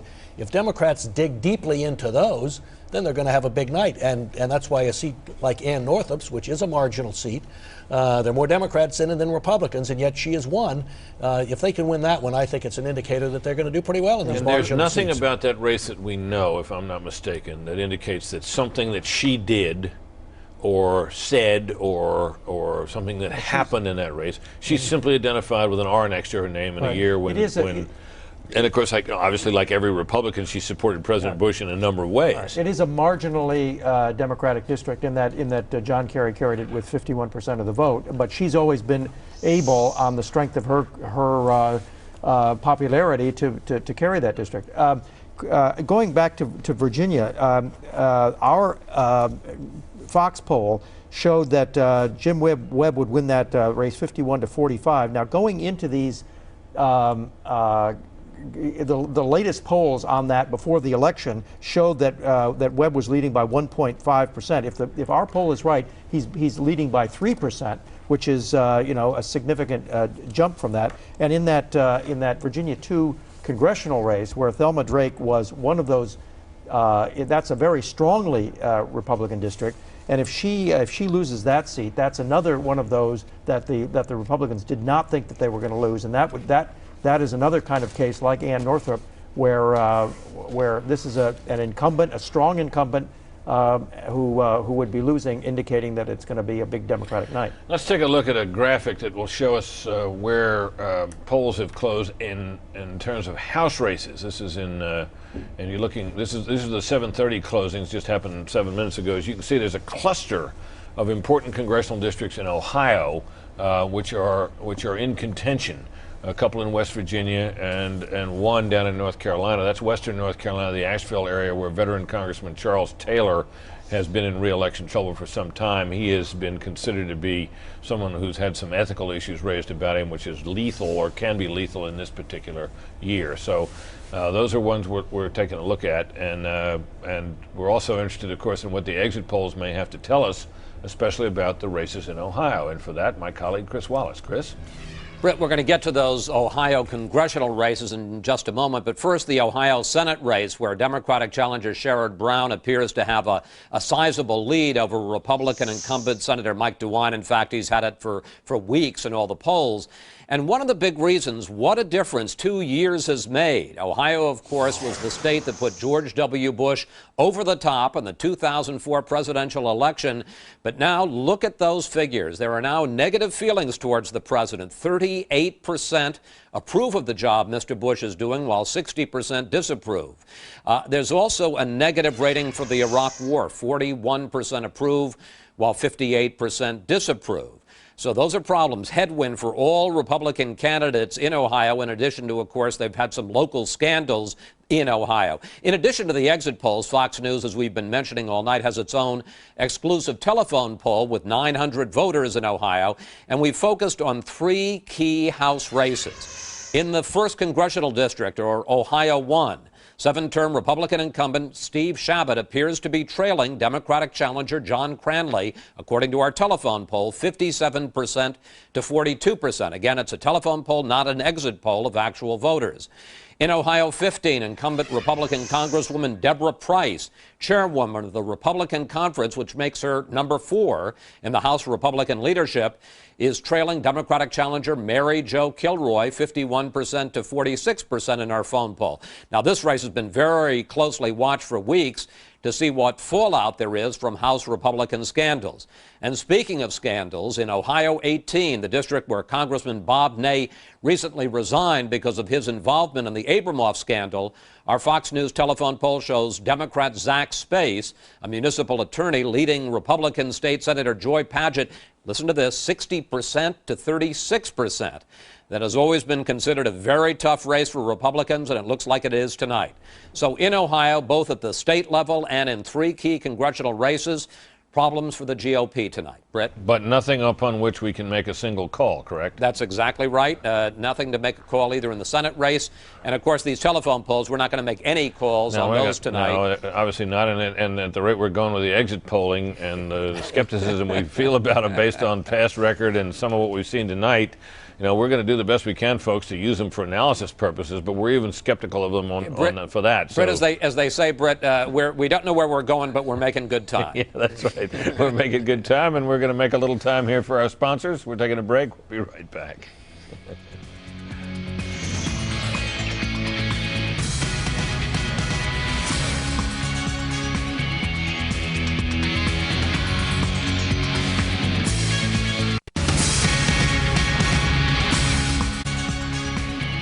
The development of the internet, and specifically the World Wide Web, has affected American politics in a multitude of ways. One of the most notable has been the development of politics in what's called the blogosphere. This is this vast community of people who, as individuals, sit down at their computers and they write what's called a blog, and record their thoughts, their analysis, their opinion, and sometimes their reporting. They're not always right about everything, but they often have something interesting to say. They may pick up on points that the rest of us miss. And the smart reporters have gotten in the habit of checking in with the blogosphere. And we have our own blogger here tonight, our own Michelle Malkin, who is herself a noted blogger and who has been keeping an eye on her comrades in the blogosphere. Michelle, what are you seeing? Hey, I'm seeing a lot of activity, Brett. It's been a busy day for the army of poll watchers in the blogosphere. And YouTube has been a ubiquitous force throughout the campaign, and it has been today at redstate.com, which is a leading conservative blog. You've got YouTube video posted of poll worker intimidation, and that certainly has been one of the big stories of the day on both sides of the aisle in the blogosphere, monitoring all sorts of campaign shenanigans and potential quote-unquote harassment or intimidation at these poll sites. So you've got video being posted on YouTube, not only from the right, but also from the left. And there has been a far more organized and vast effort, a well-funded effort on the left as well. And you can see that at videothevote.com, where a number of documentarians have gotten together to pool their resources and put their own video of so-called harassment and intimidation. And related to that, Britt, we've had a lot of original reporting on the blogosphere, originating on the left side of the blogosphere, about so-called robocalls. And here's something that actually unites the left and right side of the blogosphere, these annoying automated phone calls. And you've had a lot of audio and transcripts posted, and a lot of claims that these have been deceptive on both sides of the aisle. You see that at the Talking Points Memo site and on aggregator sites like Memorandum, where you can see opinion from both sides of the blogosphere on those robocalls. And now, of course, there is a federal investigation into some of those calls in Virginia. Finally, talking about the Democrats' preemptive strategy to undermine the results of the election, whatever there are, we've got reports now that MoveOn.org and being disseminated by the Daily Kos, the far-left blogger site, are offering $250,000 as a reward for people to scavenger hunt across the country for evidence of intimidation. So that's what's going on right now in the blogosphere, Brett. What about the robocalls? These are calls, I guess, that are recorded by celebrities and then the automated dialing gets into play, and you pick up the phone and somebody says, "Hello, I'm Laura Bush," and you say, "Hello, Mrs. Bush," and the recording keeps going, and it dawns on you that the real person is not calling you; it's a robocall. And I guess some people have gotten a lot of these. Has that been the issue? It certainly has. Repeat calls in several cases, and blogs have been reporting everyone from John McCain to Joe Piscopo to Hillary Clinton. I think placing these calls, and they happen at the dinner hour, which is very annoying, whatever your political stripes are. And I think the most serious charges involve deception and the people receiving the calls claiming that Republicans are posing as Democrats and vice versa. All right, Michelle, we'll be back to you. We'll be back to you often. Thanks very much for getting us up to date on what's going on in the world of the blogosphere.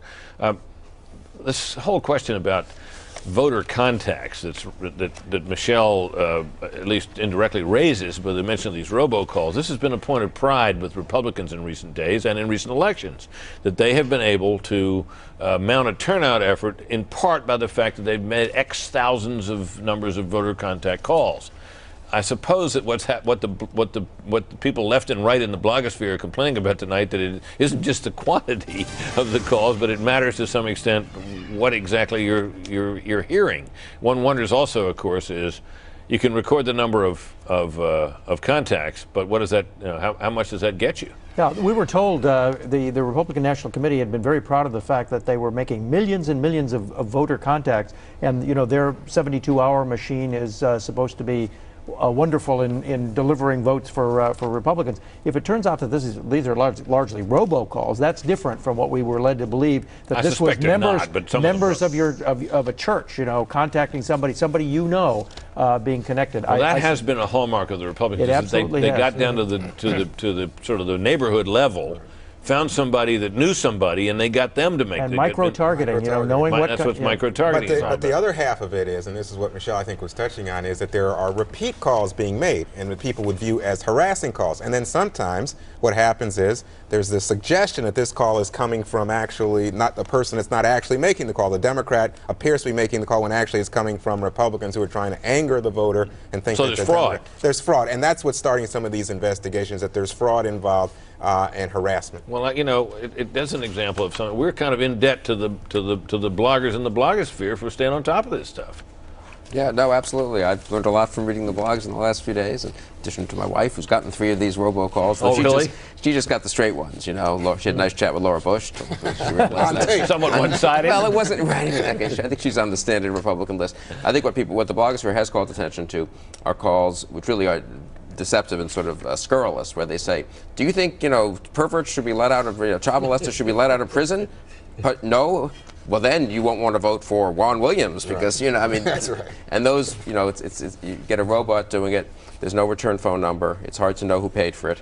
And there are Justice Department investigations, I guess, going into this. Having said all that, it strikes me that none of this affects these races very much. When you step back from the American and look at the American electoral system, I'm sort of amazed at how 100 million people, or 75 million people are going to vote, I guess. Yeah, but it does reveal the conspiracy mind that exists out there. I mean, these people are looking for trouble, right? And they're intent on it, and they believe someone's cheating them.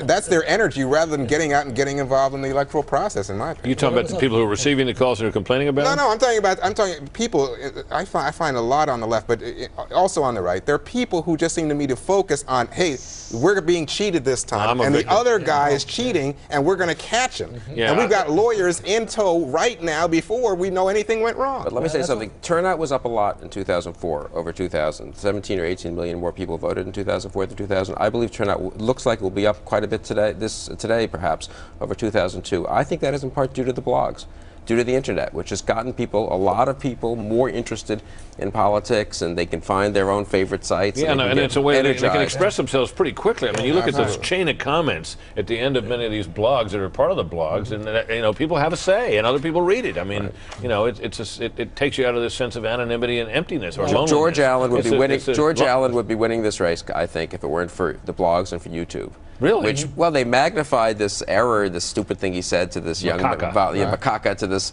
web volunteer. Then they magnified other things he said. Well, what do you think John Kerry feels? Well, that's exactly John right. Kerry. Yeah, absolutely. That excerpt from his speech where he dumped on, he says he didn't, but when it looked like he dumped on the troops in Iraq, that was on YouTube. Again, this website that picks up clips, of sports and politicians and what they say and do. And then, of course, there are the questions about the voting machines. We'll talk a little bit about that in a moment, but first, a break. Stay tuned.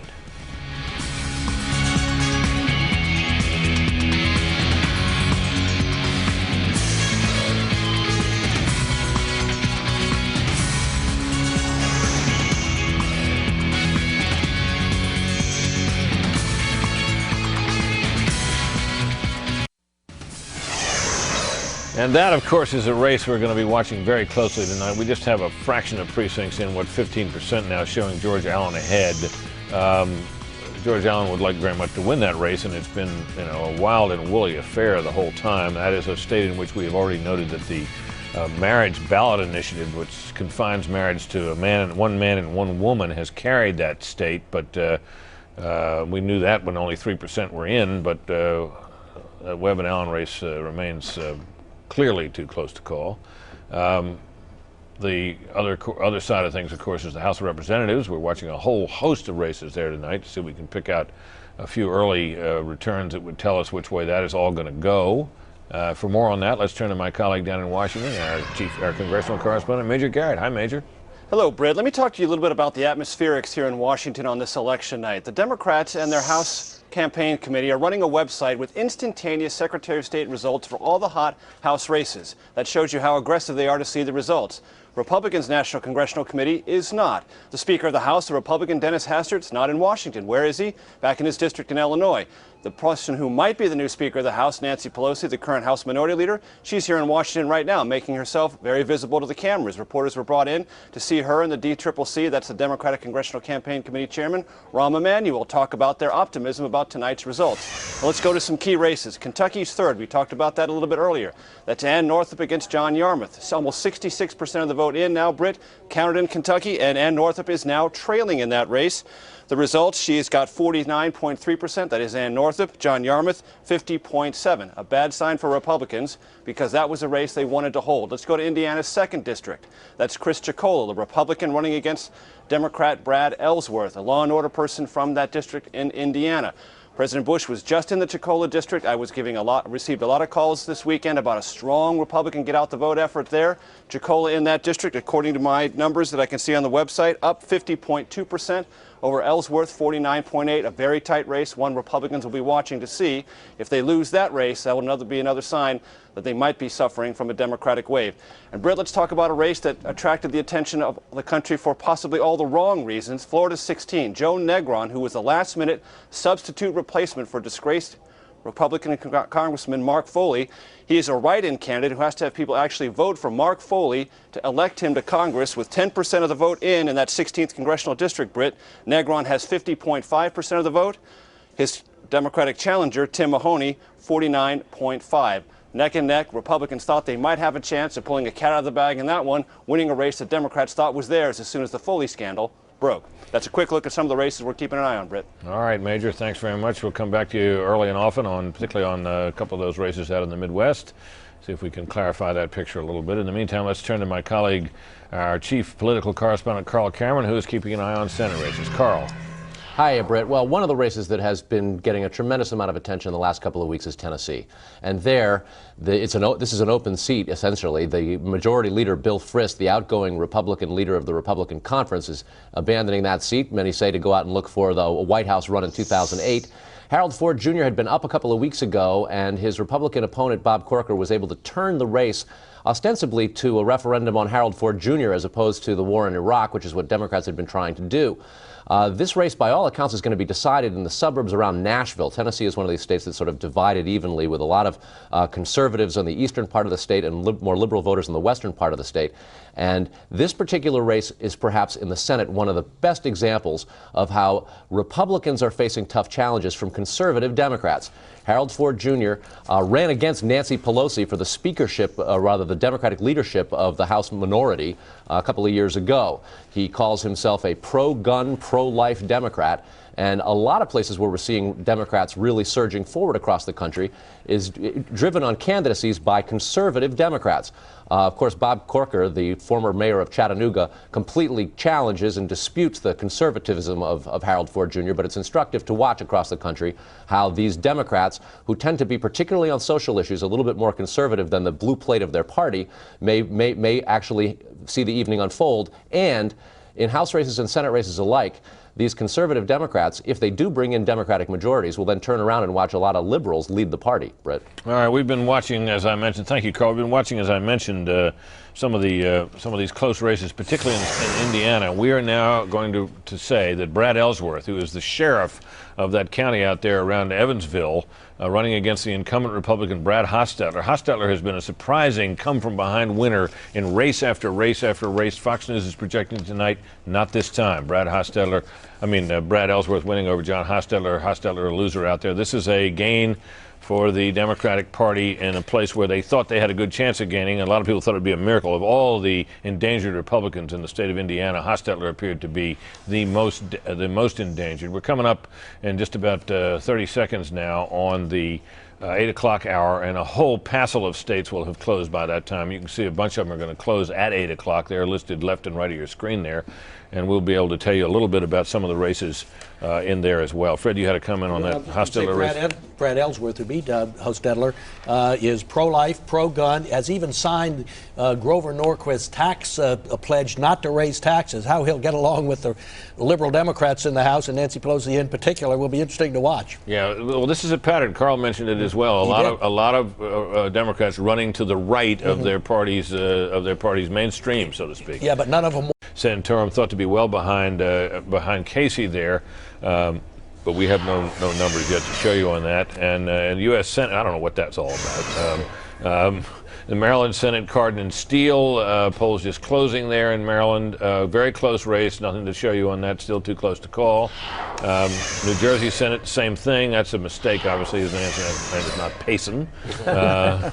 All right, Connecticut U.S. Senate, that's a three-way race. Schlesinger, the Republican, hopelessly behind. Lieberman thought a likely winner as an independent over the Democrat Lamont, whose hopes were so high only a few months back. And now we do project a winner in the Massachusetts Senate race. I bet many of you didn't know that Ted Kennedy was running for re-election this year. Well, he is, and he has won by our projections. Similarly, in Mississippi, well, we had it up there for a second. Mississippi, we're projecting Trent Lott a winner. We're also projecting Olympia Snowe a winner over her challenger in the state of Maine. That, again, not a surprise. Many of you probably hadn't heard much about that race. That's because it wasn't close. So there, as best we can show them to you, is a bunch of races in states where the polls have closed. Florida U.S. Senate as well. We project Bill Nelson a winner over Katherine Harris. Some polls that showed her behind by even more than that current margin with 10% in. But there has been little doubt for a long time that she would win. That she would lose there. Many of the Republican elders in Washington and elsewhere did not want her to run for the Senate, but she insisted on doing it. She's quite popular within the Republican Party, at least among a lot of voters, and so she won the primary.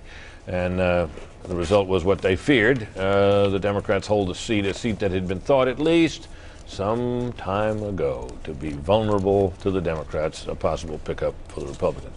So, panel. What are we seeing out of this? Juan, your thoughts on the nature of the candidates who seem to be doing well tonight as Democrats and what they believe in? Well, I'm just, the Ann Northup point is so striking because I find Ann Northup is very moderate. She's someone who has called for Secretary Rumsfeld's resignation, and she has had differences. Recently. Has had differences with President Bush about the war. But that doesn't seem to count. I think that what we're picking up is what we see in Chris Wallace's numbers, that people are running against a strong tide, Republicans are running against a strong tide when it comes to the president and when it comes to the war.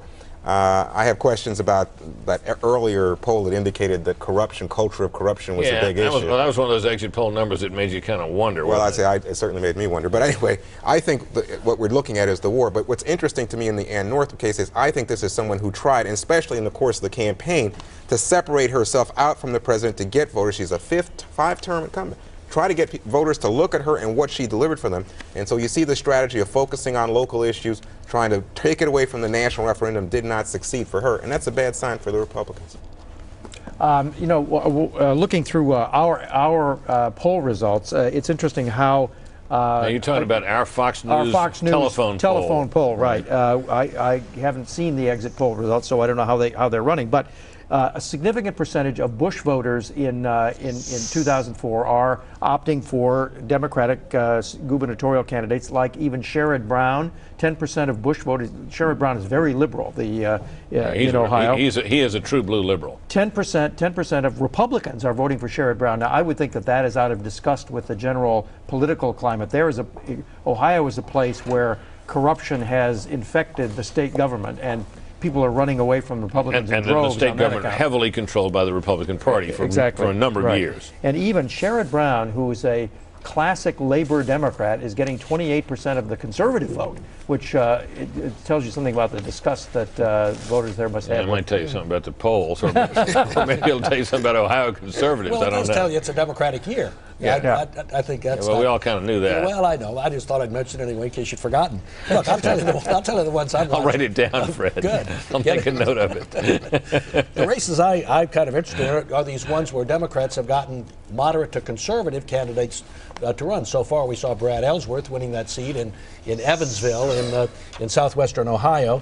Another one is, again, running as Charlie Taylor in western North Carolina is Heath Shuler, who many of us remember as a great quarterback at the University of Tennessee, but a not-so-great quarterback with the Washington Redskins and the New Orleans Saints. The remarkable thing about that story is that so passionate are Washington Redskins fans about their football team, and so important is it to them, that here's Heath Shuler, someone who, would be, one would think, an attractive young man to come to Washington as a member of Congress, and all these Redskins fans had a website up urging people to vote against him because he was such a lousy quarterback, they believe, for the Redskins, that they never wanted to see the guy in town again. Well, he's a strong candidate, and they may see him again. He's a born-again Christian. He won't say, and conservative on, he's pro-life and so on, won't say whether he'll vote for Nancy Pelosi for Speaker or not. Well, of course, we haven't projected him a winner yet. But, no, we haven't, but all I said was he's running a strong race. Right, and then you go to the Senate. I mean, Jim Webb in Virginia, who's endorsed a bunch of liberal issues, but people, a whole career tells you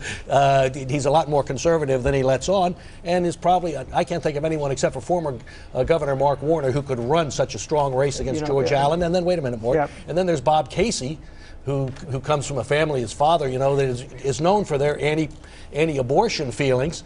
In Pennsylvania, I'm not sure whether others could have beaten Rick Santorum, but he seems to be running ahead. He has in every poll. Well, it's worth saying, and we're saying earlier, that one of the winners, if the Democrats clean up tonight, one of the great winners in this will be Rahm Emanuel, who went around the country. We just saw a picture there with Nancy Pelosi who was the one who recruited people who are not classic liberal Democrats to run in these various seats, but people could actually win. These are Republican seats. They had to take it with somebody who's conservative, and he found him, and he recruited him. I think I named both of them. Right. A lot of governorships are up tonight, as we've noted earlier, and our colleague Megan Kendall is here with the latest on them. Megan. Hi there, Britt. Yeah, several races now to call, including in Pennsylvania, where we are now calling the race projecting that the Democrat in that state has retained his seat, Governor Ed Rendell, over challenger Lynn Swann. That's bad news to Steelers fans who wanted Swann to see that state. He was one of the only 3 black candidates running for governor. Fared better the other black candidate in Massachusetts. Britt, Fox News is now projecting that Deval Patrick, the Democrat, has taken that seat, beating the Republican Kerry Healy, who was the lieutenant governor in that state. Fox News projecting a win for the Democrats there. In Connecticut, Fox News projecting that Governor Jody Rell will retain her seat. That's not a surprise over DeStefano. She's very well liked by Connecticut voters, despite the fact that she's a Republican. Survived a gritty battle with breast cancer, and no surprise there that she has won tonight, or as we project tonight. In Georgia, Fox News projecting that Governor Sonny Perdue will retain his seat over challenger Lieutenant Governor Mark Taylor, who is the Democrat. That, too, was not a particularly competitive race, and looks like Georgia will retain Governor Perdue, who is the first Republican governor since Reconstruction in that state. Finally, Maryland, you're looking at it there. Too close to call. That's not a shock. This has been a nail-biter. The Democrat Martin O'Malley, mayor of Baltimore, challenging Bob Ehrlich, who's been incredibly popular.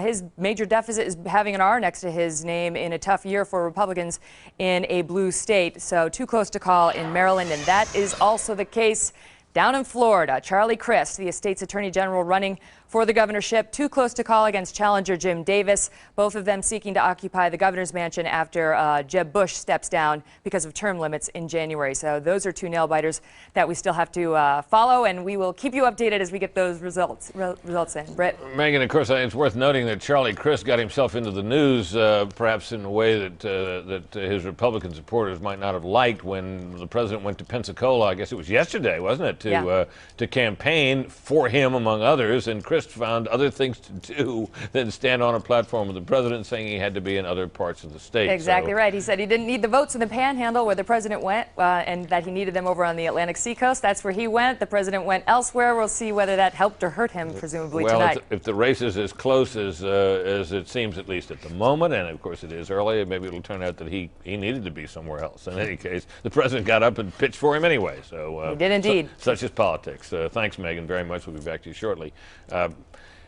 Is it possible to see in any of this something about, I mean, you were talking about this earlier, Juan, we're seeing Sherrod Brown, for example, winning, and in Ohio apparently.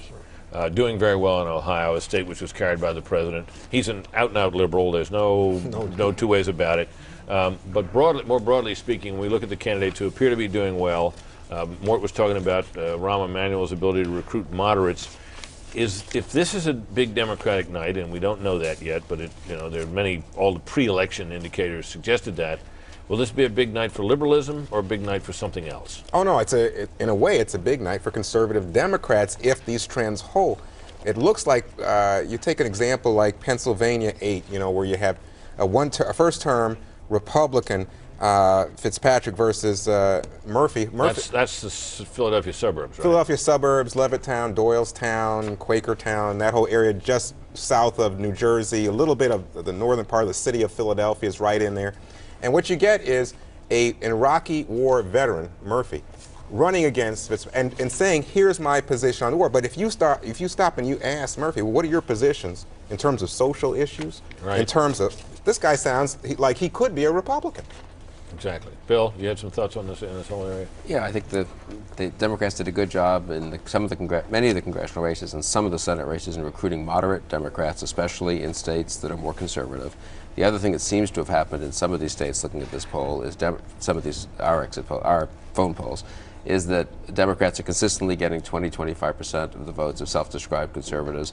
That is, I think, a protest vote against either a Republican Congress that wasn't conservative on spending issues or a Republican president, President Bush, whom they're just dissatisfied with the conduct of the war. I think in Virginia in particular, I'm a Virginia resident, Fred is too, you are too, I think, Brett.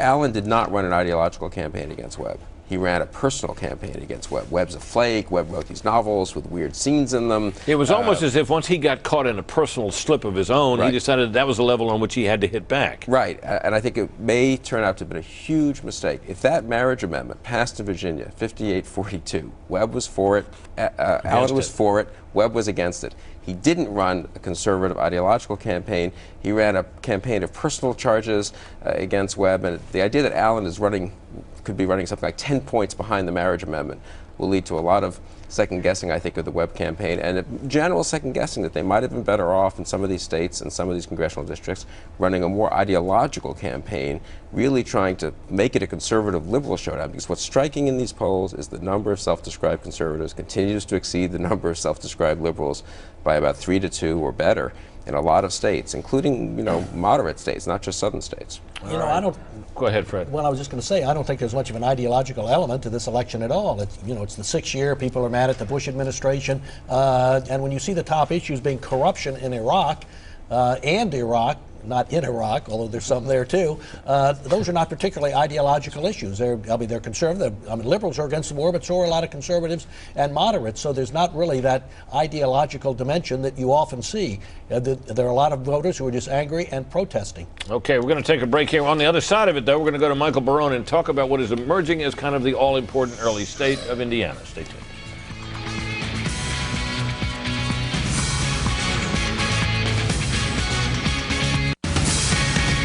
The pace of things may be picking up just a little bit. There you see us. That's me. That's me up in Times Square. Can you imagine? My name and lights, my traffic is so. In the meantime, though, for the benefit of those in Times Square in particular, let's turn to my colleague Megan Kendall, who is going to have something to tell us about about some of these governor's races. A couple of calls, I believe. Megan? Yeah, I got to take the opportunity to say hi, Mom, too, so now that you brought it up, Brett. Actually, we've got some governor results in Tennessee and in New Hampshire. Not a huge surprise in either state. Both governors, Fox News now predicting will retain their seats in Tennessee. Governor Phil Bredesen, Fox News projecting he will prevail over challenger Jim Bryson, who was a state senator. And in New Hampshire, Fox News projecting now that Governor John Lynch, a Democrat, will retain his seat over challenger Jim Coburn. One interesting thing about that Tennessee race, Britt, it was so non-competitive that's why most of the candidates in that state were vying for the seat being vacated by Senate Majority Leader Bill Frist and not trying to oust the governor because so formidable a candidate was he. And now, of course, it looks like he has pulled it out again tonight. Britt? Megan, thank you very much. I'm sure our viewers in Times Square enjoyed that as well. Let's turn now to someone else who might please everyone in Times Square, and that is our colleague Martha McCallum, who is out at Menendez headquarters in New Jersey with word on how things have been going out there and what the feeling is there. Martha, pardon me. Hello there, Brick. Good evening. We're in the home of, Bruce Springsteen and Frank Sinatra and Bon Jovi. This room is rocking right now at Menendez headquarters. They're feeling optimistic. Although one thing that I would mention is that there was some reservation about moderate turnout in areas like Camden County, Union County, Hudson County. Those are the bedrock of the Democratic Party in New Jersey. Very optimistic words that we've been hearing about turnout from the Republican side, from Tom Kean Jr.'s side in counties like Bergen County, Hunterton County, some of the more affluent areas of New Jersey where Tom Kean Jr. has been said to be polling pretty well. This has been a race that has been hinging on ethics. Tom Kean Jr. has tried to paint Bob Menendez with the brush of being connected to waterfront politics, where he hails from in Hoboken, New Jersey. But I would also point out that some of the exit polls that we're getting a look at now, these are coming from AP, and a lot of the focus of the voters that they have been talking to is based on Iraq, and that is what Bob Menendez has been trying to make this race all about. It's 6 in 10 say they were disappointed with how things are going in Iraq. 1/3 of those voters said that they believe that the U.S. should withdraw now. 3/4 of them said Iraq was very important to their vote. But Tom Kean Jr. has been successful in hammering home his point of ethics questions that have been raised about Bob Menendez. All of those relating, or many of them relating, to rental properties that he has had dealings with nonprofit groups in Hudson County. So 70% of the voters that they talked to said that they believe that Tom Kean Jr. had stronger ethics.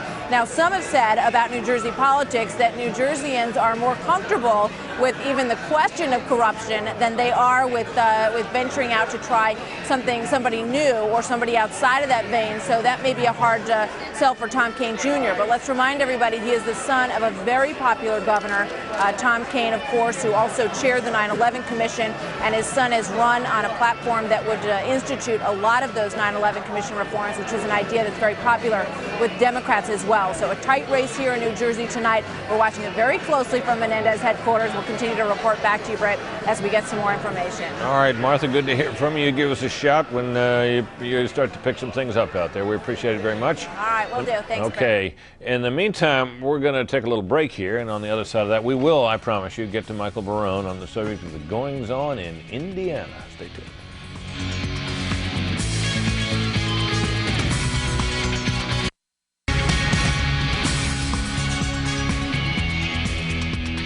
Indiana is a red state. It has been a red state in presidential election after presidential election. But it is, perhaps surprisingly to some, a battleground state in this year's midterm election.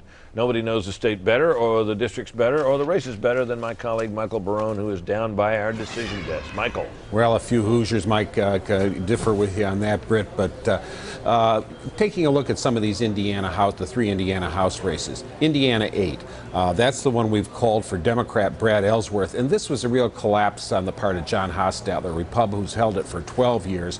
He doesn't raise much money. He doesn't campaign with public events. He's got his own little way of doing so. It worked for him 6 times. It did not work for him the 7th, and the first returns there were out of Vigo County, around Terre Haute in the northern part of the district, an industrial county, an area that Hostetler had lost, but he got 44% of the vote 2 years ago, only 29% now. Ellsworth was even carrying counties like Park County along I-70 between Terre Haute and Indianapolis.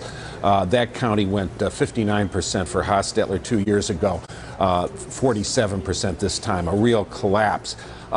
Something similar but not as drastic seems to be happening in Indiana 2, in northern Indiana, to the two-term Republican incumbent Chris Chicola. It's too soon to say that race is over, but St. Joseph County, which includes South Bend, an industrial area, that's an area where Chicola 2 years ago ran about even, just about 50-50.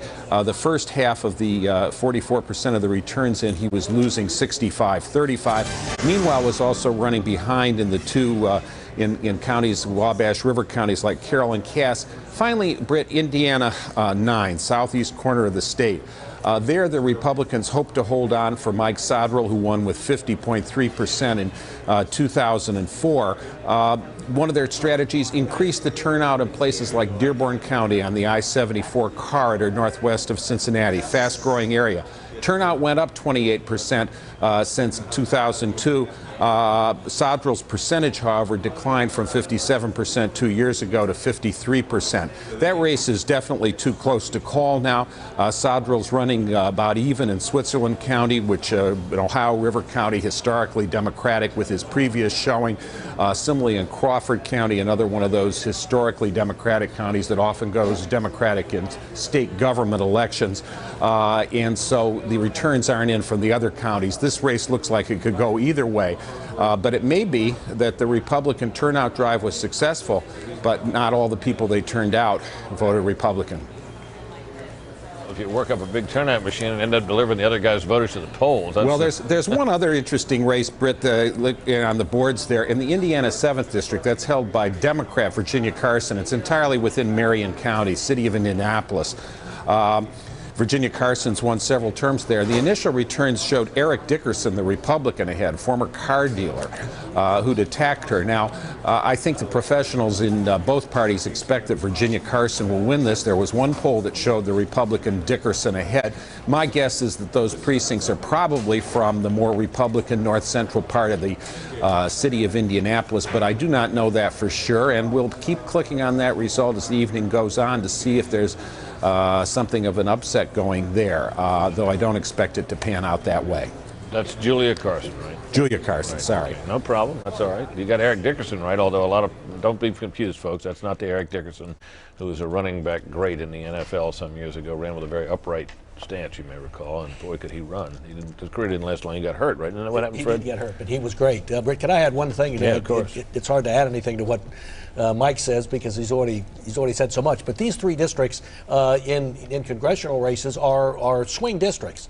I mean, they've been held by Democrats. You know, the one that Sodrell has was Lee Hamilton's district for many years. You know, the head of one of the heads of the 9/11 Commission, and he's of course a Democrat. Guy we all know, great guy. A great guy. Hostetler's district was held by Frank McCloskey. It's called the Bloody Eighth because there have been such hard-fought elections there and disputed elections so many years. But a Democrat, Frank McCloskey. So Republicans losing there is not a case of a Republican stronghold really having been assaulted successfully by the other party. No, and that's also true of the Chicola district up in the north, where Tim Romer, who was also on the 9/11 Commission, a Democrat, held, I guess, between 1990 and 2002. My point is, these are the kind of districts that if you're having a strong year, you win. Your party wins, and Democrats have already picked off one of them. All right. Go ahead more quickly. High-ranking White House officials said that in the 3 Indiana seats and the 2 Kentucky seats, if the Republicans could afford, out of those 5 seats, the Republicans could afford to lose 3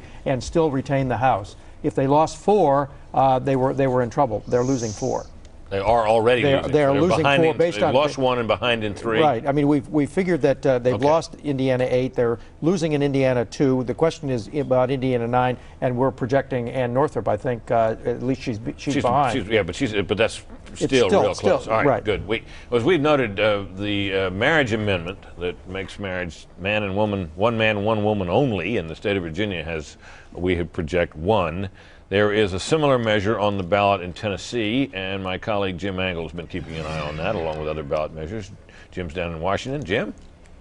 Brett, that's right. In Tennessee, Amendment 1, an amendment to the state constitution, Fox News now projects that will pass, and at the moment it is winning a very healthy margin, with the votes coming in somewhere in the 80 percentiles here. You'll see the numbers 85 to 15 at the moment. It defines marriage as the union between a man and a woman. That is a constitutional amendment in the state.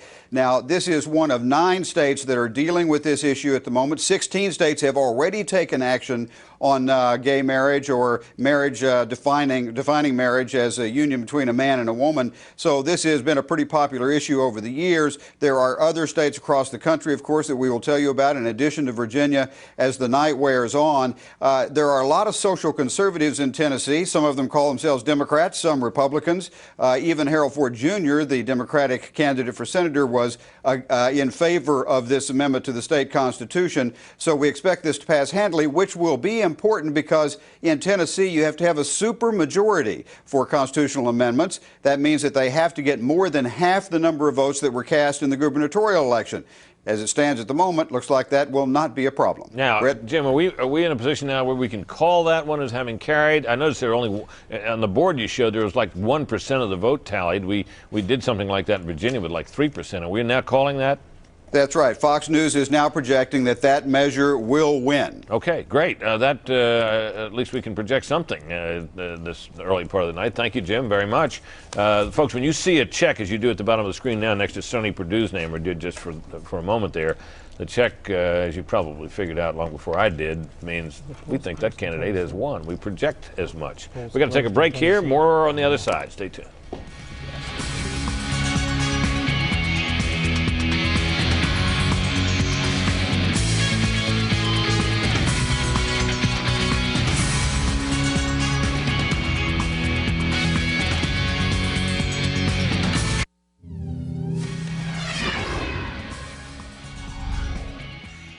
And welcome back to Fox News coverage of the 2006 congressional elections. I'm Chris Wallace at Fox News election headquarters in New York. Britt Hume is taking a brief break, and he'll be back in a couple of moments.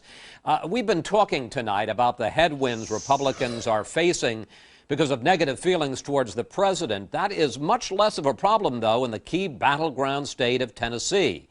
In the state that George W. Bush won in 2000, you may remember, against local boy Al Gore, and again in 2004, the president's job approval rating is split right down the middle. That is much stronger than it is in other states.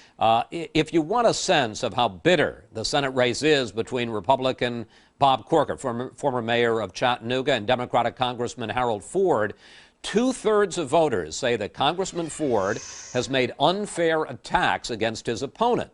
But those same voters, by an even larger margin, say that former Mayor Corker has made unfair attacks against Harold Ford.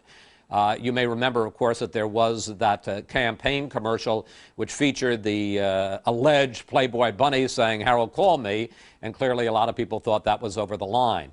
Race is also an issue in this campaign. Harold Ford, of course, trying to become the first black senator from a southern state since Reconstruction, and more than 9 black voters in 10 are supporting him. Corker leads among white voters, but as you can see, if we can pull that one up, and there it is, by a much smaller margin. 28% of voters identify themselves as independents, and they are almost evenly split between Ford and Corker. But let's look at another area where Corker holds a distinct advantage. He leads among voters who say they attend church at least once a week by a margin of, well, you can see, 15 points. So, in Tennessee, the general environment is much more positive for Republicans than it has been in other states we've reported on tonight, and it seems to be helping Republican Senate candidate Bob Corker. Britt? Chris, thanks very much. Bill, you had a thought about that Tennessee race. Yeah, Chris is clearly right. I think that Tennessee seems to be a more pro-Bush state, and in our telephone poll, Corker's running a little bit ahead of Harold Ford, whereas in Virginia, for example, where there's a little more doubt about President Bush, and especially his conduct of the war, I would say doubt from a hawkish side as well as from a dovish side, incidentally. Allen seems to be trailing Webb a little bit. Still, Bush is key in this election. Listen to this. About a quarter of Tennesseans strongly approve of President Bush's job performance. They're better than 90-10 for Corker. About 40% of Tennesseans disapprove strongly of President Bush's performance. They're 90-5 for Harold Ford. Somewhat approve of Bush, 82-15 for Corker. Somewhat disapprove, 60-34 for Ford. Very high correlation between whether you strongly approve or disapprove of the president and whether you're voting for the Republican or the Democratic candidate. And further evidence of the extent to which this election has been nationalized, unlike so many other midterm congressional races where the president is not on the ticket. He has, in effect, been on the ticket this year. Yeah. He's, in effect, been at the head of it in race after race. Question, is there any way that the president and the White House could have kept this race from being nationalized? Juan, what do you think? I think they could have. How? Well, I think the president could have. Well, he did try to stay out of it to the extent that he was going to red states. But look, he's on the front page every time he talks about Iraq. Every time he says something, let me take a break here. Just let me interrupt you for a second, one, because we're going to have a call on a race we've all been watching. We never had a lot of doubt about the outcome, but we're now projecting that Bob Casey, the son of the former governor there, will become the new senator from Pennsylvania over Rick Santorum, a man who won many an election after coming from behind late. This one proved a bridge too far. Senator-elect Bob Casey, we project by the end of the night. That's not a big surprise, but it is nonetheless a noteworthy development in the course of this race and a pickup for the Democrats, obviously. Juan, you continue. I'm sorry. Well, I said when he says that he's going to keep Secretary of Defense Rumsfeld, when he says that Vice President Cheney, who has been a strong advocate of the war, is in place until the end of his term. Well, he doesn't have any say with that. Vice Cheney. Well, I'm sure that he could appeal to Vice President Cheney if he so sought to. When he makes the case that stay the course is now, a little bit more flexibility, right. All of that's front page news, as opposed to saying, look, go out and look at your candidate, your Republican candidate, and make a judgment as to whether or not that's a person you want to continue. One last point coming out of the poll. This poll in Tennessee indicated that if the control of the Senate next year was critical to you, very important, you voted for Harold Ford. If it's not at all important, you voted for Bob Corker. Your thoughts on the Santorum race, Mort, if any? Well, Santorum was figured to lose. I'll bet that when the results are in, that it's by a much larger margin than it was anticipated even in the polls. Which seems to be, well, that seems to be the pattern of things, that the Democratic candidate is doing better than the final polls indicated, which suggests that undecideds all split their way. Incidentally, back to Tennessee. Wait a minute, hold it. We got another call we're now able to make, this in New Jersey. This a bit of a surprise because the race had been so close. We now project that Bob Menendez, the incumbent Democrat, will win out over Tom Kean Jr., who had given him a strong fight. Menendez troubled by an investigation that was said to be going on concerning some allegedly unethical transactions. Menendez, of course, denied wrongdoing. The investigation had reached, of course, no conclusion, but it was not the kind of thing you want going on during a campaign. We project now with Fox News that Bob Menendez wins that. That had been a hoped-for pickup, although I don't recall that Kean had been ahead in any recent poll. Nonetheless, this obviously is not good news for the Republicans to lose either one of these seats, although they certainly, as you were suggesting, more expected to lose the Santorum race. Right. Well, and the Menendez race is another indication. I mean, going into this, the Menendez had about 48% of the vote running in. Now he's got, if we're right, 52%, which is a bump. Well, that's just in the raw vote so far. Okay, but if that kind of result pans out, all Democrats are performing somewhat better than they did in the late polling. Yeah, the other point I was going to make about Tennessee is, as Bill pointed out, Bush disapproval and approval correlates closely. So does Iraq war opposition and support with the Ford and the Corker. Just to sum up briefly, we now have in the House really just a +1, don't we, for the Democrats, because we're not yet able to call very many of those House races. In the Senate, we have what, +1, the Santorum race. Menendez is a hold. Right. So a lot of early signs, well, we've got but Ohio too, don't we? Not that many concrete results. Can I add something about Rick Santorum, who I actually know pretty well? You know, the phrase compassionate conservative has been thrown around. President Bush used it, of course, when he first ran for president in 2000. Rick Santorum really is a compassionate conservative, a conservative who really has a heart for the poor. He's kind of a big government conservative, too, because he wants government to do a great deal to lift people out of poverty. He gave what I think is probably the best speech of the entire campaign, one about warning about the threat of Islamic fascism, and he insisted on using that phrase, Islamic fascism, a warning about the threat that America faces that was as good as some of President Bush's speeches have been on this subject.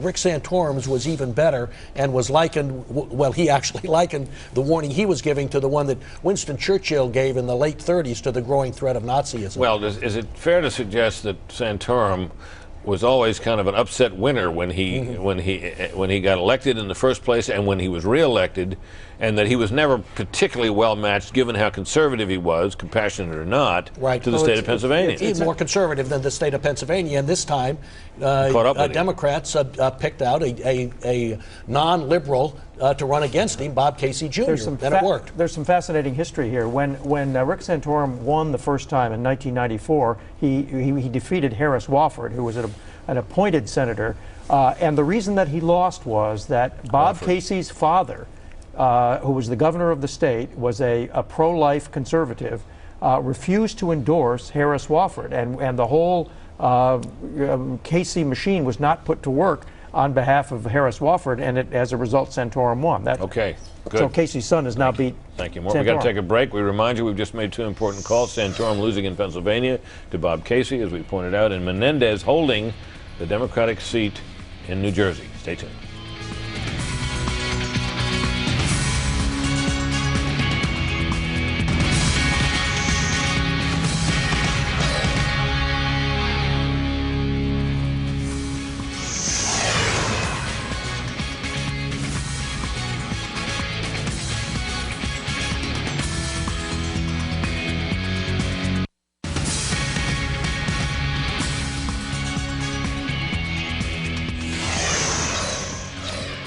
And we're not able to call that race, although you see the raw vote totals show Bob Corker ahead of Congressman Harold Ford for that seat that Senate seat in Tennessee. That, of course, is the seat being vacated by Bill Frist and is one the Republicans badly want to hold. In addition, we're not going to be able to tell you anything more than we have about the state of Virginia, where we show George Allen slightly ahead. There's a reason why we're not going to be able to call either of those races. Sometimes you'll see us make calls in races where the raw vote have the person we think is going to win behind. We're not able to do that in either of those races, and Michael Barone, who's down with our decision team, knows why. Michael? The reason, Britt, is that the range of the margin of error in the vote estimate that comes from our exit poll is really wider than the indicated margin between these two candidates. So we can't really be sure with sufficient confidence levels to justify making a call, which is up to, I think, 99% confidence or more, 99.5, to do so when there's just too much possibility that the poll has missed it by just enough to get the call wrong. We have some overall problems with the poll too, don't we, in terms of the sample and the apparent high likelihood of a bias in it, correct? Well, that's right. We've got a problem with, you always have a problem about getting your sample fully reported. If you've got 65 or 90 sample points, precincts that you're sampling in a particular state, not all of them are going to be returned on time. Not all of them are going to report the third tranche of exit polls on time. So there'll be some missing data, and there are formulas and ways to deal with that, but the fact is that you don't want to go too far out in a limb. In addition, the people at the decision desk tell me that they believe that there's at least a 6-point error, statistical bias toward the Democratic side in the sampling data that they're looking at.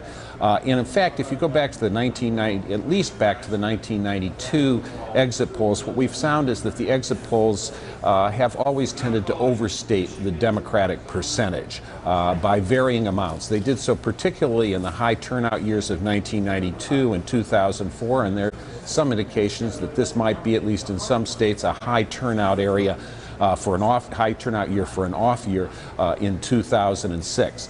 The late Warren Matofsky was really the father of exit polling back at CBS, and then with his own firm, Matofsky Research. The firm still remains a partner in the Edison-Matofsky research poll. Went back after the 2000 exit poll and tried to track down where there was error, where the exit poll reports from the interviewers did not match the actual vote in the precinct where they were sampling voters. Interestingly, he found that the biggest sampling error was where the exit pollster was a female graduate student, a young woman. And all those errors tended to overstate the Democratic vote at that precinct. So as a result, Edison-Matofsky this time has attempted to hire fewer young interviewers and on the theory that for whatever reasons, either the way they proceeded themselves or the response they were getting from voters was biasing the sample. Warren Matofsky noted, Warren Matofsky was a friend of mine, and in fact I had lunch with him in Mexico 2 days before the election there, makes the point that a lot of Americans, half of Americans won't take the exit poll. When he did it in Mexico and Russia, just about everybody wanted to fill out the exit poll form. Okay, good. Thanks very much. Now, Harry Reid, the Senate Minority Leader, at least so far, and Chuck Schumer are out and having something to say about how this is going. As you can see, Senator Schumer looks pretty happy. Let's listen. We have one in Ohio. They've declared us the winners in Ohio and Pennsylvania. And Senator Reid and I just spoke to Bob Menendez, and New Jersey is in our corner, too.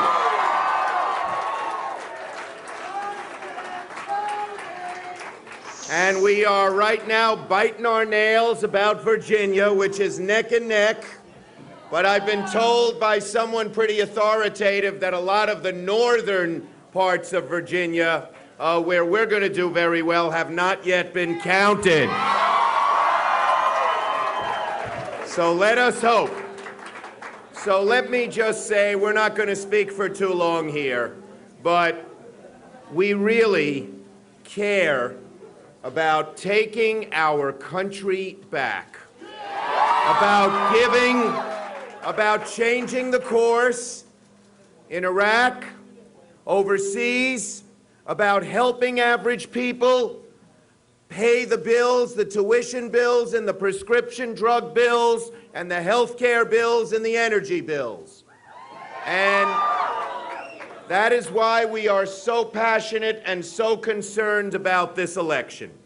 We want to thank all of you. We're not breaking out the champagne bottles yet. It's going to be a long night, but so far... All right. Well, you get a sense of the mood at Democratic headquarters there in Washington, but you heard Senator Schumer say that the Democrats had won that Senate seat in Ohio. Well, what we've been trying to do here, folks, is to not call races before all the polls are closed. You may remember that we reported earlier that a judge had ordered some of those Ohio polls kept open to benefit people who had been unable to vote when they showed up earlier, and there was a delay in opening the polls. But the overwhelming majority of those polls are closed, and the margin is such now that we are able, and have been for some time able, to project Sherrod Brown the winner. And if Senator Schumer hadn't taken the toothpaste out of the tube, we would have probably maintained our silence, but the cat's out of the bag now. That is a gain for the Democrats over the incumbent Republican Senator Mike DeWine, who really tried to be as consonant as a Republican can be with the state of Ohio, which, while a red state, is very much a mixed state. He is in the category, I think, of Republicans who can be considered collateral damage of a kind in this race. It wasn't that they hated him so much, it was that they wanted to register a protest, and it seems tonight that in Ohio they have. That's a pickup, as we've noted, for the Democrats. Out in Ohio, our colleague Bill Hemmer has been poised to give us a word on how it's feeling out there. Bill, now that we know at least about one of those races out there, what are you hearing? Yeah, we're at Sherrod Brown headquarters here. We have not seen the candidate. We don't expect until sometime after 10 o'clock local time, which by my watch, Britt's about an hour and 13 minutes from now. Here was the rub in Ohio late tonight as the polls were closing. Democrats went to a judge that they were granted this injunction that allowed 16 polling stations to stay open an extra 90 minutes. One of the most ironic things we've heard about all day, Britt, frankly. So often we hear about disenfranchised voters from poor white Americans or poor African Americans. This was the eastern part of Cuyahoga County, which encompasses Shaker Heights, Ohio, which is one of the richest places you will find in the country. And as a matter of fact, it's one of the richest places you'll find in the entire world, the area of Shaker Heights. Those voters said to be disenfranchised. The judge rules to the Democratic Party and keeps them open to an extra 90 minutes. Now, state law says the counties cannot report the results to the Secretary of State's office in Columbus, Ohio, the capital, until the polls are closed. That would mean we're 13 minutes away from some of those numbers coming out, Britt, but Chuck Schumer, as you say, let the lid off that one. We will see Sherrod Brown here sometime tonight, and so many of us analyzed that Senate race, saying Mike DeWine had fallen behind in the month of October and all this polling that was taking place, by no fault of his own either. There was a poison atmosphere here in the Buckeye State. It was started through corruption by the outgoing governor, Bob Taft, who about a year ago had to stand before a judge and plead guilty to 4 misdemeanors, including taking tickets for sporting events that he never reported. Bob Taft goes out. The corruption charge follows him. In addition, Bob Ney, resigning his position, caught up in the Jack Abramoff scandal, too, really worked against Mike DeWine, and it was projected to go against him, and appears to have done just that tonight here in Ohio, Britt. All right, Bill, thanks very much. We're going to take a brief break here. Much more to come when we come back. Stay with us.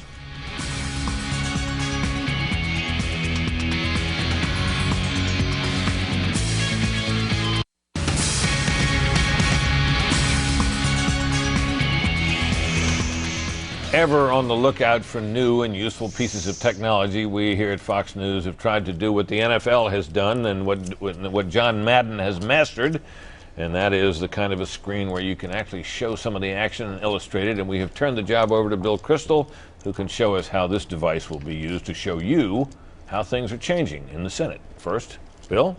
I think, Britt, this device is officially called a telestrator, but I'm going to call it a gizmo. A gizmo. It is a gizmo. But I consider myself the John Madden. Gizmo. I consider myself the John Madden of this group. All right. Okay, let's look at the Senate here. There were 2 Democratic seats, Maryland and New Jersey, that looked as if they I'm going to change this here. Okay, there we go. New Jersey and Maryland that looked possible for the Republicans.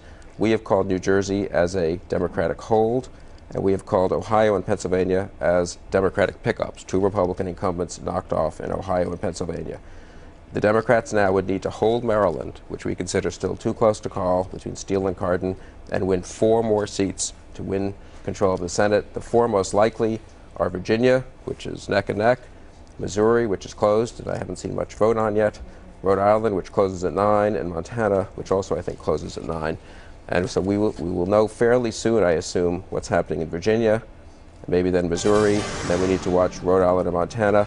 That would be 6, and if they hold Maryland, they would win the Senate. All right, and it sounded as if, just listening to Senator Schumer, who was radiating exuberance, I think it's fair to say, although he was saying some cautious things, but he seemed to think that it's going to be a while before we'll be able to know for sure that the Senate has changed hands, if it does. If it does, because Maryland is up in the air, and that could go the other way. That would be a big gain. This is looking more like a John Madden thing, I think, here. That would be key for the Republicans. If they could knock off a Democrat, pick up a Democratic seat in Maryland, the other 2 seats that we judged at least possibly in play that could go the other way from Republicans to Democrats are Tennessee and Arizona, which was closing near the end. That would be a surprise, but that would be a very bad night. So they're going to have to win, what, 4 out of the 6 outstanding and hold Maryland, right? They need to win, yes, they need to hold Maryland, exactly, this one here, and win 4 of the 6, and the 4 most likely, again, Virginia, Missouri, Rhode Island, Montana. Right, so the Republicans, if George Allen can hang on and they win Tennessee and Arizona, where Kyle, although he was a lot closer than Republicans wanted, was ahead, the Republicans could hold the Senate. Yeah, I don't think we know yet. We have any sense yet of I think who will win the Senate. We got a long way to go here. Absolutely. On the Senate. Absolutely. We have a long way to go, but it's worth noting that the conventional wisdom has been for months that maybe the Democrats would take over the House, but there was no way that they were going to go. Well, that wasn't the conventional wisdom of recent. Well, the last just month. at the very end, it became possible to see how they could pick up 6 seats, but most commentators were saying that it was going to be 4, maybe 3, or something like that, and now it's beginning to be quite possible that they're going to take over the Senate as well as the House. Fred? Which has been. Yeah, I don't know why. I didn't predict it. Bill did predict it. So Larry Sabato predicted it. Many people have. So that was a myth. No. It was not a myth. Believe me, it was not a myth. Practically everybody was saying 2 weeks ago that yes, the House was going to go, but the Senate, it looked like they could hold on to. I'm not saying that they can't, but things have moved in the Democratic Every direction. single Democrat I talked to in recent months said they'd win the House and the Senate. That's just not so. I mean, how do you know what the Democrats Fred talked to said?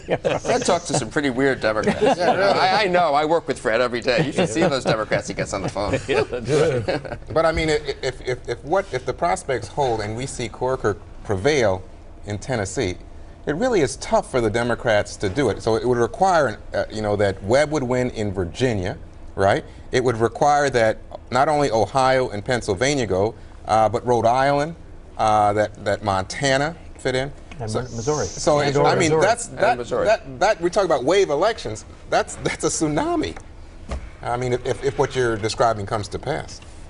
All right, we're waiting here as we discuss all this for 9 o'clock to roll around, which it will in about 1 minute and 45 seconds here. And at that point, the polls are going to close in a bunch of places, and we may well be in a position to call some of these races. There you see on that board there the long list of states. Now we're out into the Midwest and the Southwest a bit, where polls are going to be closing, and we'll be able to tell you a little bit more about the shape of this race. We are restrained, we should say here, by the fact that the exit poll data is suspect once again It may turn out to be okay, but it was looking like it had a very distinct, once again, a distinct bias toward the Democrats, which burned us in 2000 and burned us a little bit in 2002 and really fried us in 2004, where a lot of us went into election night 2004 as the polls were beginning to close, believing, as John Kerry himself believed, that he had won the election. And in fact, his campaign manager, Bob Shrum, turned to him and said, it is now famously known, may I be the first to call you Mr. President? Well, he became the first, and as it turned out, almost the last, because because he didn't become the president, and he's maybe running again, but anyway, we're worried about the exit polls once again. We're trying to extrapolate data from them as best we can. We're scratching our heads over them and trying to use them as best we can. In the meantime, we're relying on the raw vote totals, which are coming in as raw vote totals do, in a somewhat sporadic and in a way that doesn't always afford us the kind of specific data we need upon which to indicate who's won races. Sometimes you can do it right after the polls close in not very close races, and there'll be presumably some of those coming up at 9 o'clock. So we're watching for the 9 o'clock hour to roll around, and we'll take a look at the states where we can at least make some calls. So here we come, 9 o'clock. This is a race where the Republicans thought for a long time they had a chance. Mark Kennedy there, but the Democratic candidate, was it Amy Klobuchar, is that her name? Yeah. Has been favored to win on almost all cards of late and was certainly expected to do so. New York Senate, no surprise there. Hillary Clinton, overwhelming favorite to win, huge lead in the polls. She's won. In Michigan, what is this? Texas Senate. Oh, I'm sorry, I can't see that very well. Kay Bailey Hutchison, overwhelmingly favored to win and has done so. In fact, she was so overwhelmingly favored that some Republicans were mad at her for not donating more of her campaign money, which was felt she didn't really need, to other Republican candidates who they thought could use it more than she did. Now, North Dakota U.S. Senate, this is Kent Conrad. He's been a senior member on the Budget Committee and well known to those who cover Washington. He was not thought to be in any trouble, and he wins re-election. In New Mexico, Jeff Bingaman, been around a long time, was overwhelmingly favored to win. He has won. In Wyoming, the Senate race there, this is is no surprise that Craig Thomas, who is a conservative, as you might imagine, from the state of Wyoming, was going to be reelected. He didn't have a close race, and as you can see, he's won it. Here's Wisconsin. Herb Kohl. He was not in trouble. He's won. We wish we had the ability to tell you. In Missouri, now this is one, of course, we're all dying to know about.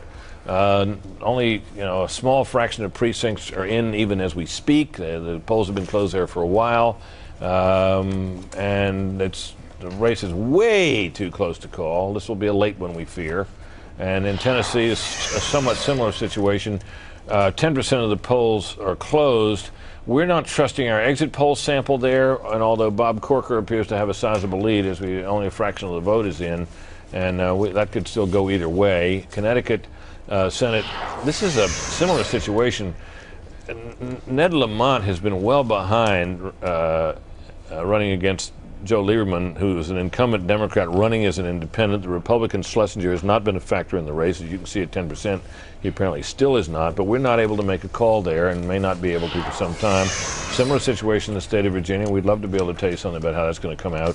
65% of the precincts are in, but we still can't make a call. Allen is leading by, 16,000 votes. That's not enough in a state of that size to make a call. And across the Potomac River in Maryland, we have very little in there, and the Lieutenant Governor Michael Steele, and still too close to call in his race with the Congressman Ben Cardin.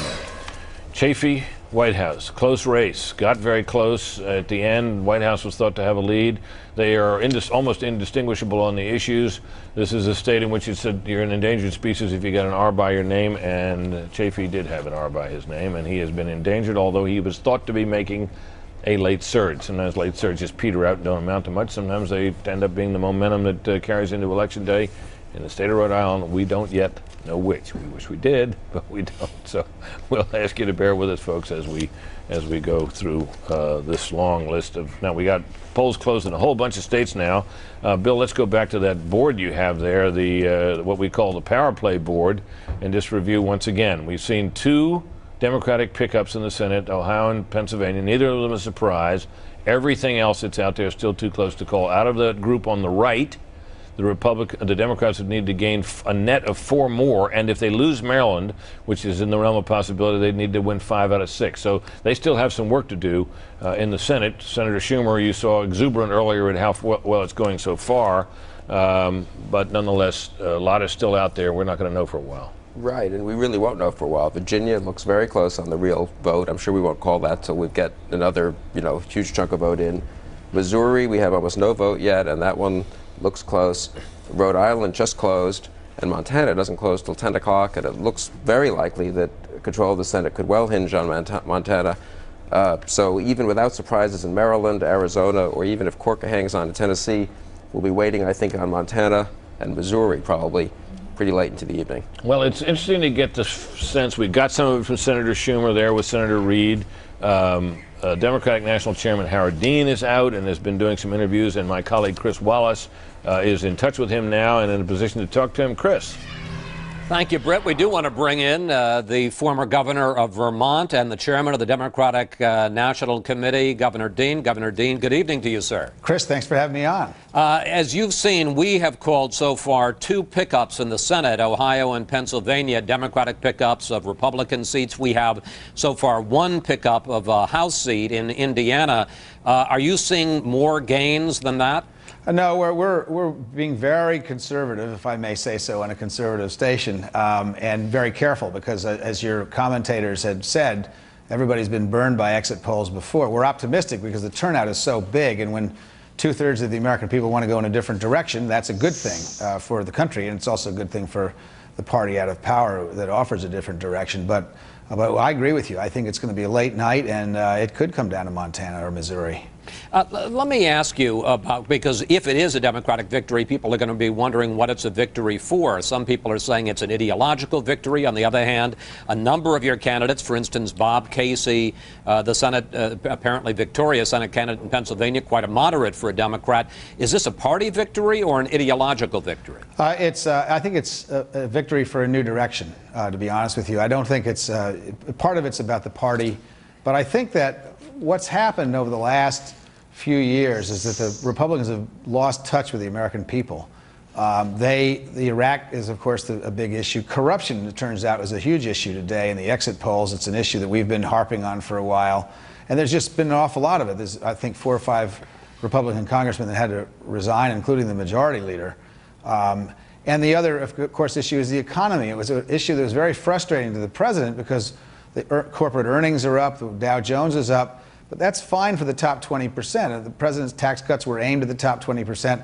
The rest of the 80% have got some real worries about the economy. The Republicans have cut the ways that middle class and working class kids get to college. Well, people know that that's the ticket to get out of their economic situation. So I think those are the 3 real pillars: Iraq, economy, and the corruption issue. But let me ask you, because you say it's a mandate or a vote for a new direction. That obviously is a pretty broad theme.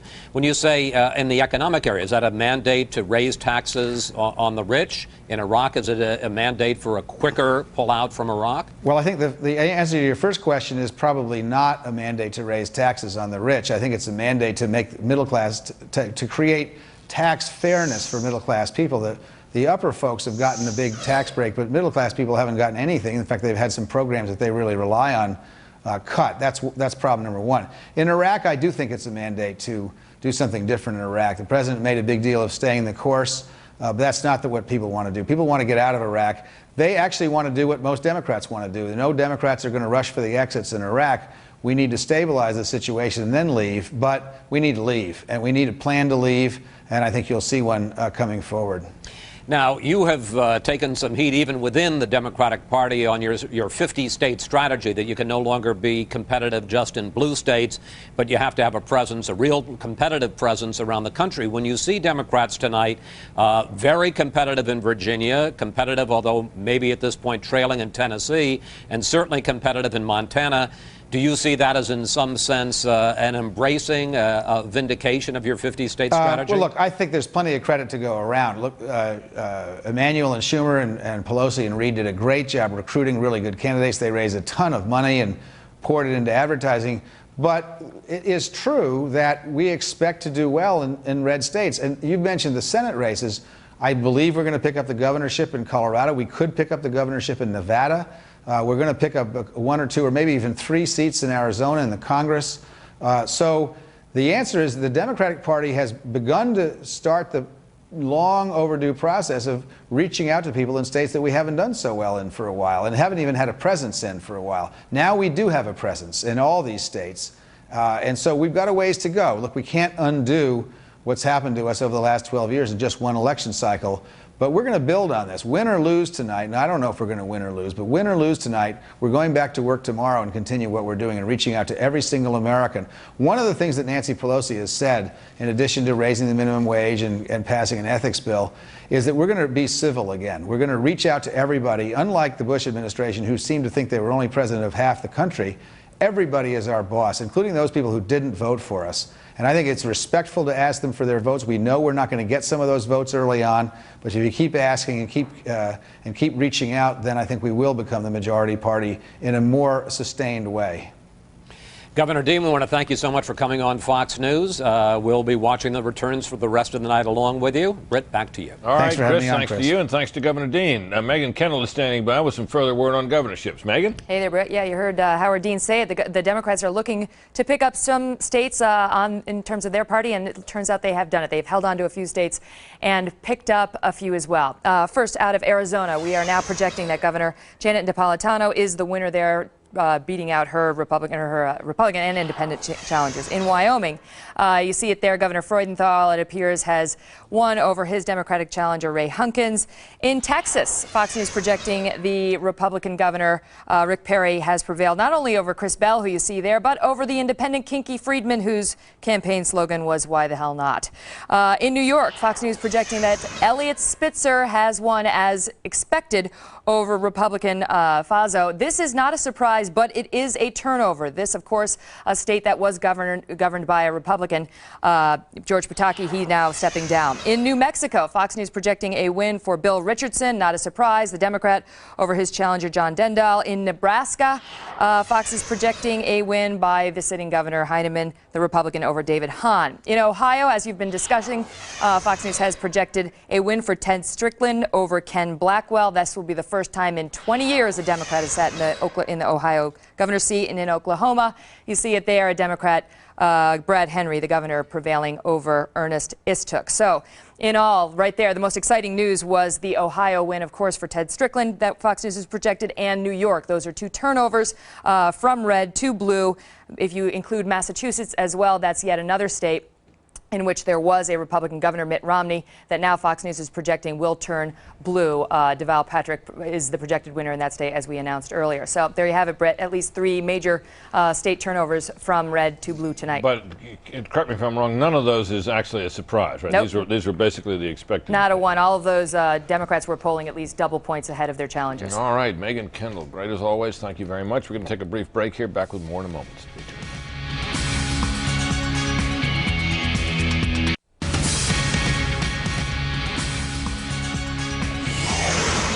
We are now projecting that Senator Lieberman will be reelected as an independent. Now, that's going down on this. We've got a little gizmo on there that says it's a gain. Well, it's a gain if you believe that the independent caucus in the Senate will now have 1 more member than it had before. Presumably, you'd also believe that Bernie Sanders and Joe Lieberman would get together and be the independent caucus. But Lieberman has said he will caucus with the Democrats, as everybody expects he will. So this is really not a gain for the independents or a loss for the Democrats and Republicans.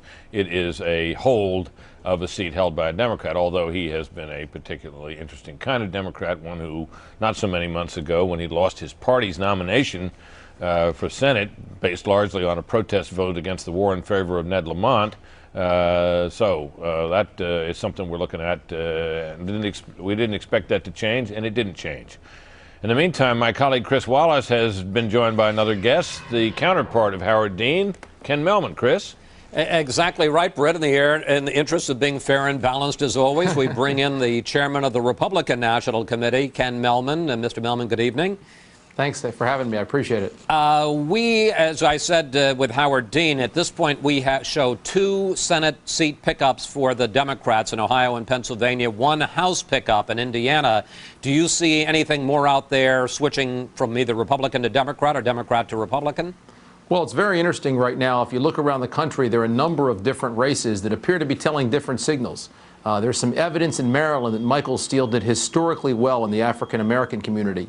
They'll not only be important in that race, it'll be important potentially nationally.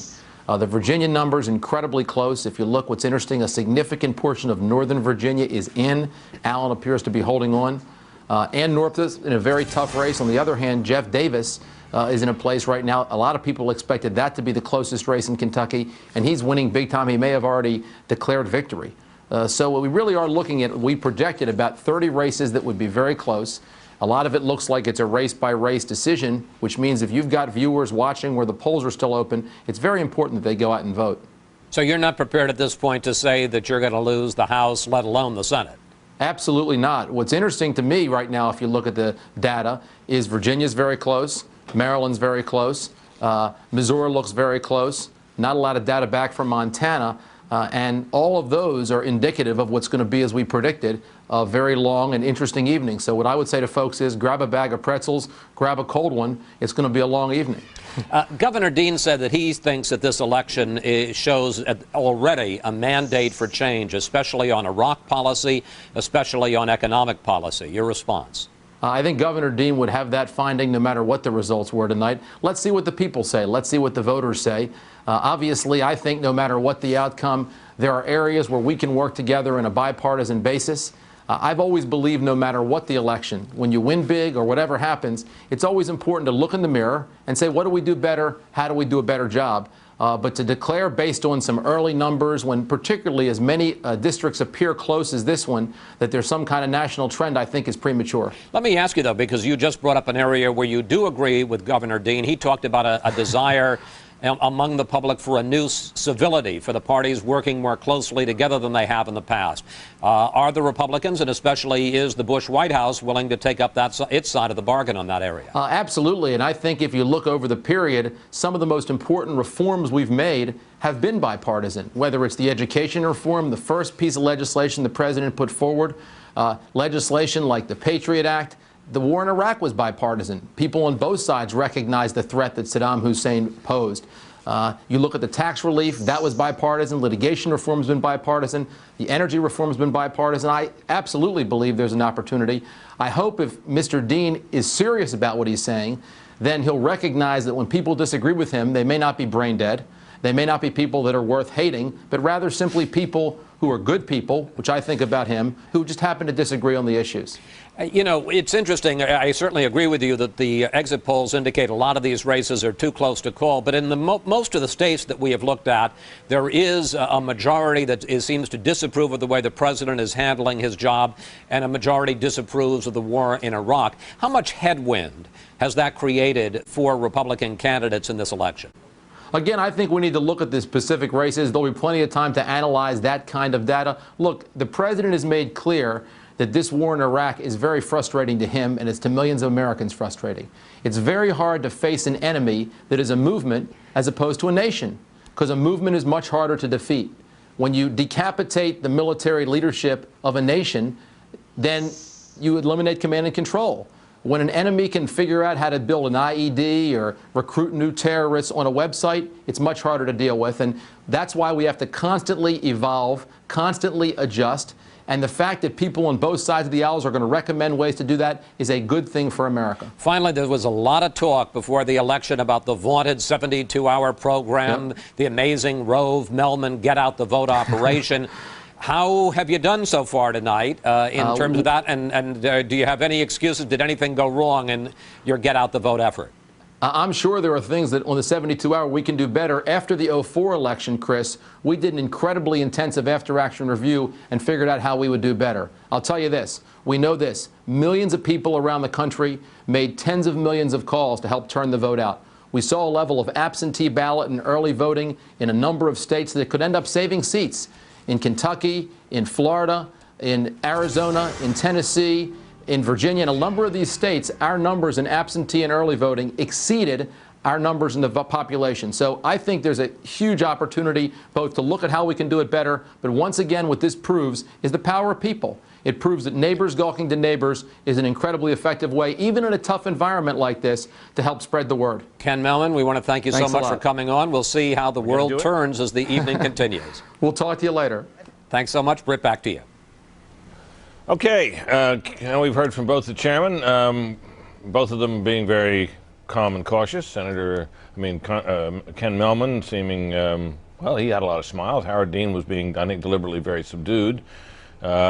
I think, however, he'd be less subdued if he saw this, which is we are now going to project that although he's trailing now with only a little bit of vote in, that the Congressman Ben Cardin will hold that Maryland seat, which has been a Democratic seat for the Democrats, over his challenger, the Lieutenant Governor Michael Steele, who ran what I think most people consider to be was a quite effective campaign in an awfully tough year for a Republican challenger in a state as blue as the state of Maryland is. So that is an important development. One of the first big, well, I won't call it a surprise, but it is one of the first real toss-up races that the really close ones that we've been able to call. We're going to take a break here. We'll be back with more on the other side. Stay tuned.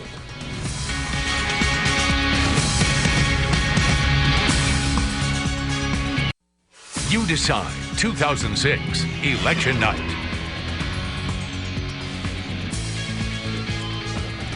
Not a lot of surprises so far tonight, folks, but a couple of important results. We have been able to call the state of Maryland, not for the Democrats, for Ben Cardin, the congressman running to succeed Paul Sarbanes, longtime Democratic senator from the state of Maryland. It had been thought that Michael Steele, the Republican lieutenant governor, might have had a real shot at picking up that seat, which would have been an extraordinary political achievement in a year that is so lean toward the Democrats. He did not, however, and we are projecting Ben Cardin the winner. We've also called Connecticut for Joe Lieberman, no surprise there. In the meantime, let's check in with Michael Barone down by our decision desk for some further word on his thinking. Michael? Well, Britt, I'm here to talk to you about the decision desk. People have made a determination that we are not going to be relying on exit poll information anymore in projecting the race. What they've done is, through the EMR organization, they've gone back and looked at the actual returns in the precincts where the samples of exiting voters were taken by interviewers. What they found was a 6 to 8 point Democratic bias. That is to say, the exit poll turned out to be 6 to 8% more Democratic than did the vote in the actual precinct when that vote was tallied. So. And sometimes the error is a little more, sometimes the error is a little less. They felt these numbers were unreliable enough that we're not going to deal with them. We're going to be looking at the tabulated vote and making assessments therefrom. All right, Michael, thank you. We're keeping an eye here, of course, on not only the calls that we're making, but the calls that some others are making as well. And we had a couple we can make right now. Let's take a look here. First of all, Indiana. We're now projecting that the Democrat there will win that race. So that's incumbent Congressman Chris Chicola, who had been able to succeed there. This is a race that the Republicans very much thought that they would be able to win. Joe Donnelly, I believe his name is, who has won that race now. That is a net gain of one for the Democrat. And in Kentucky, we are also making a projection there that Ann Northup, after a number of years in a blue district, will not be reelected. That her Democratic challenger there has won, and this now gives us a little more to talk about in terms of the direction of things in the House of Representatives. Bill, as we look at this now in the House, I think it's fair to say that we're beginning to see the early outlines of what could be a trend. We are, and it's happening where people expected it to happen. Indiana, Kentucky, and Northup's district, which Kerry carried in a tight race. Ohio, Fred wrote an excellent piece in the Weekly Standard on what they were calling a couple of weeks ago the possible blowout belt. That's what I was calling it. No, you invented that term? I don't know. I did. Yes, I did. Okay, well, now let's looking on the screen now, Bill, you can see now that if you project the net loss of 3 of the Republicans, the House, if they had to seat it tonight, would be the new House would be 229 to 205. A long way to go, but you can see it's already. We can see there, at least graphically, what a difference it makes. One independent still sitting there. But I think there will be more than 3. There's no question. I mean, we've seen the beginning of it, and we just don't know how big it will be. A lot will depend on what happens out west. I mean, there's a lot of seats, about 20, 25 seats in the Ohio, Pennsylvania, Indiana, Connecticut belt that Fred dubbed the blowout belt. A good chunk of those could go Democratic. Then there are random sort of seats in Arizona and elsewhere. Wyoming's one that large seat. If those start to go, then we're talking 35 or 40. And the other thing is, of course, we're waiting. We'll be looking for results in New York State, right, where there are some endangered Republicans there, and where the word that was being heard, Major Garrett was picking up soundings from some Republican sources that were saying that Hillary Clinton's get out the vote operation for a race that she was in no danger of losing seemed to be making a difference in the turnout for other races there, which of course could only help the Democrats. Britt, if you add in Pennsylvania, where Republicans may lose 3 seats, New York, where they could lose anywhere from 1 to 5, but probably something like 1 or 2, and then we don't know the 3 endangered Connecticut House seats. Right. 3 Republican seats, all in jeopardy of losing. So I think Democrats have. It's almost. I mean, it's a chip shot to win the House. In addition to which, there's Ohio, where the Bob Ney seat, I believe, is already gone. That open seat. We've got Steve. You believe Chabot. It's gone because you think it's going to go. We haven't called it. Well, if we haven't called it, the Democrats were, both parties were saying that they thought that the Ney seat was going to go beforehand, and it probably is. Then you have actually 3 other seats in Ohio that are vulnerable, including Gene Schmidt, who was the person who criticized Jack Murtha after he came out with this proposal to withdraw from begin Iraq withdrawals, and she, on the floor, read a letter accusing him of cowardice from another Marine, and had to apologize. She had her words for it. taken down, as Yes, they say in exactly. the House, where you basically have to formally eat your words. That is a very, very Republican district that she's in, and she's in trouble too. So there could be a 4-seat loss in Ohio. That would be big. Yeah, this afternoon I was talking to Republicans. Here's their take was, look, you know what? That Northeast that Howard Dean and others were counting on as their stronghold in an attempt to take over the House, they saw that was fading. They thought there was a chance that Republicans would hold on people like Chris Shays in Connecticut. But what we're seeing early on indicates that in the Republican area, where Republicans should have done better in Indiana, should have done better with Northrop, you would think, in Kentucky, that it's the Republicans who are on the rope at this moment. And again, it looks like this is the start of what will push towards a Democratic. And we have one more call we're able to make. This in Rhode Island, where Link Chafee, the incumbent Republican, has lost, we project, to the Democratic candidate Sheldon Whitehouse, 2 men whose views are virtually indistinguishable, but nonetheless, in a state like Rhode Island, in a year like this, with an R next to your name, you're endangered, and so Chafee proved to be endangered. We're going to take a brief break. We're going to take a look at how this alters the structure in terms of who's up, who's down in the House and in the Senate when we come back. Stay tuned.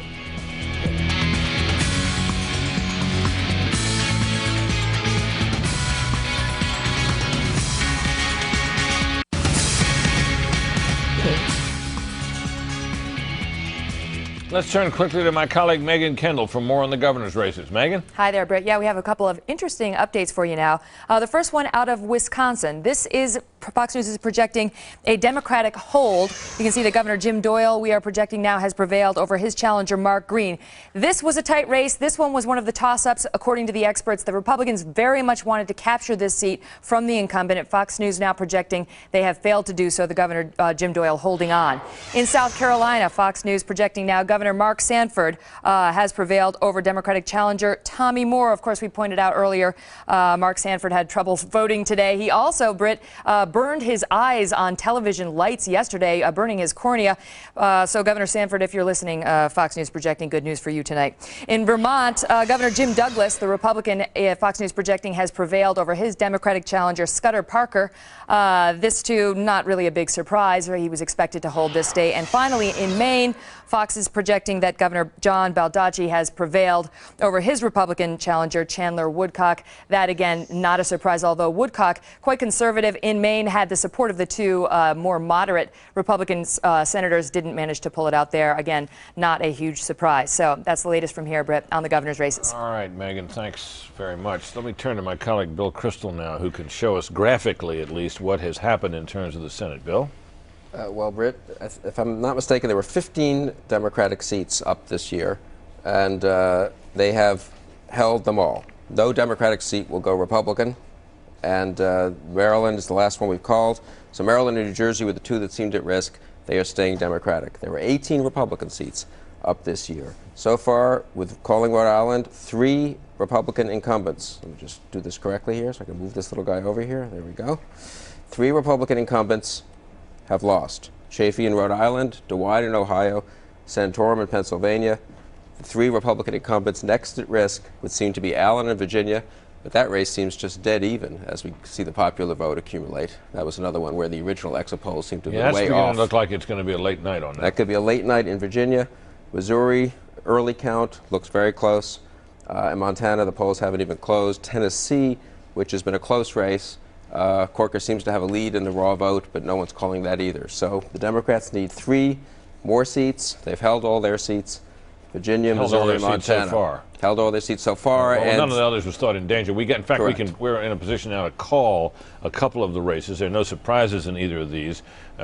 First, let's look at, well, what do we got here first? We got, there you go, Michigan. Debbie Stabenow reelected over, now that's a candidate that was thought to have been making a late charge. Now, pay no attention to that margin there. That's just based on the tabulation that's in so far. But Debbie Stabenow, a winner there. She's was a first-termer, so this is, and in Delaware, this is no great surprise either that Tom Carper, the incumbent there, has won out as well. He was never thought to be in any jeopardy. He a winner as well. That furthers, however, Bill, your theme that Democrats do not appear tonight to be on the verge of losing a single seat they now hold to a Republican, which means that Republicans are going to just have to hang on like crazy to what they need 2 or 3 of the remaining the 5 that are still out there that were thought to be the close ones. Let's go to that board again if we can. Of the 5 Republican seats that are at risk, the Democrats need to win 3 to take whoever wins 3 controls the Senate. Okay, 3 out of 5. 3 out of 5. 3 out of 5. Tennessee, Arizona, Montana, Missouri,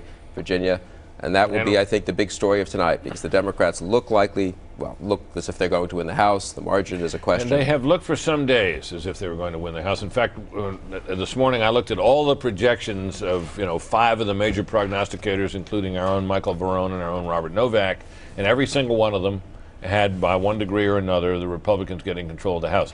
They were all over the place on the Senate, anywhere from 2 to 7 or 8. So this may be why the Republicans still think they have potentially something to cheer about tonight. It might be considered a very major kind of a moral victory and a major hold if they can keep the Senate. Let's go down to the White House and see what the sentiment is there tonight from my colleague, our chief White House correspondent, Brett Baer. Hi, Brett. Hi, Brett. The President and the First Lady and his chief political advisor, Karl Rove, watching the returns in the White House residence tonight.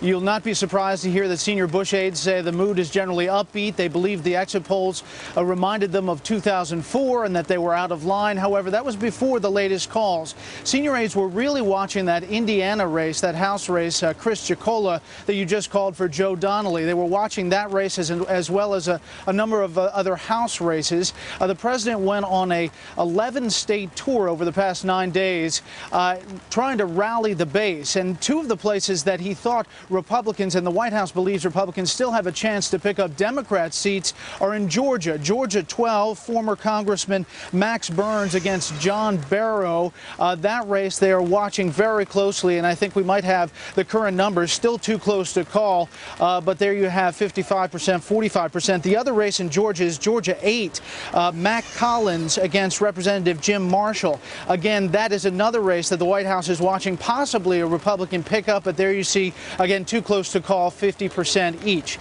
The White House, as far as the Senate calls, saying that nothing is too shocking yet, but that, again, was before the Maryland call was made. So they're watching cautiously. I can tell you senior staff just ordered chicken tenders.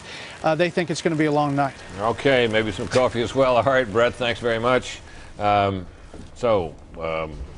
We're going to check in now to see what is being said about all this in the blogosphere with our colleague, Michelle. How are you doing? Tell us what you got. Doing good here, Brett. And the blogosphere, which really made a name for itself, challenging the mainstream media's reporting.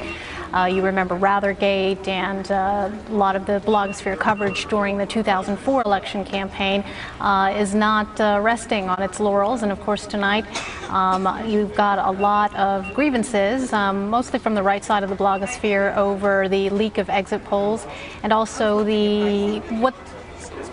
what they consider the premature calling of a lot of these races. At newsbusters.org, which is one of the leading mainstream media critic blogs, they've been highlighting the early calls in Pennsylvania, and you've also got an alliance of bloggers in Ohio who have pointed out that there was at least one polling location that was still open at the time that that race was called. So you'll be hearing a lot of grievances on that front. On another note, it's interesting that after Harry Reid appeared with Charlie Schumer, and we showed it here on Fox News over the past hour, that you have a lot of fissures between liberal bloggers and the Democrat Party now showing. Those cracks are really coming to the fore, particularly after the loss of Ned Lamont, who was really the first YouTube candidate, a blogger-supported candidate who lost. And there's a lot of cannibalism now within the Democrat Party and among liberals over that, and we're seeing that in the blogosphere, Brett. Okay, Michelle, that's interesting. I suppose before the night is over, we may come in for some criticism because we called the race in Ohio while there were still some polls open by court order out there. Only, what, 16 or so, but I suppose that could bring us in for some criticism from the people at Newsbusters or probably somewhere else as well. We have a call we're now going to make in a House race in Florida. Now, Buchanan is the Republican. We project he was thought to be in some difficulty there. We thought he might, that's Florida 13, but it appears that we are now projecting that he will win that race, which is a hold for a Republican in one of those places where on a big night for the Democrats he might have gone. So that is, now I'm correct that we are calling this, correct? Okay, I just didn't see the fabled check mark, so I'll look forward to seeing that appear on the screen. We're going to take a break. Maybe we can get our check mark up in the meantime. Stay tuned. That's Catherine Harris.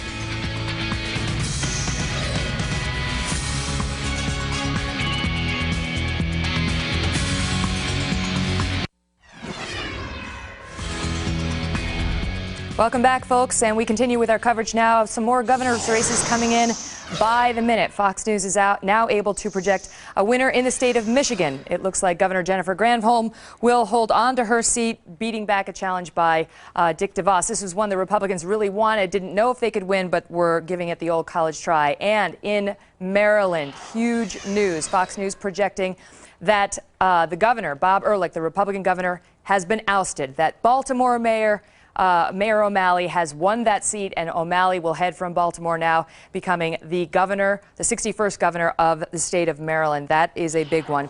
In the state of Kansas, Fox News projecting that Governor Kathleen Sebelius will hold her seat, beating back a challenge from Republican Jim Barnett. Not a huge surprise there. Illegal immigration an issue in that race. And finally, Fox News is projecting in Alabama a win for Governor Bob Riley over his Democratic challenger. That, too, not a big surprise. But, of course, the big news now in this hour is the win in Maryland for Mayor O'Malley. It's interesting because the sitting governor, Bob Ehrlich, had said, he's a Republican, that if Lieutenant Governor Michael Steele lost his bid for the Senate, he would go down as well. Ehrlich would go down as well. As it turns out, his prediction was correct. Fox News has predicted both of those men have lost their races on this Tuesday night. Britt? Okay, Megan, thanks very much. Worth commenting, this Ehrlich race.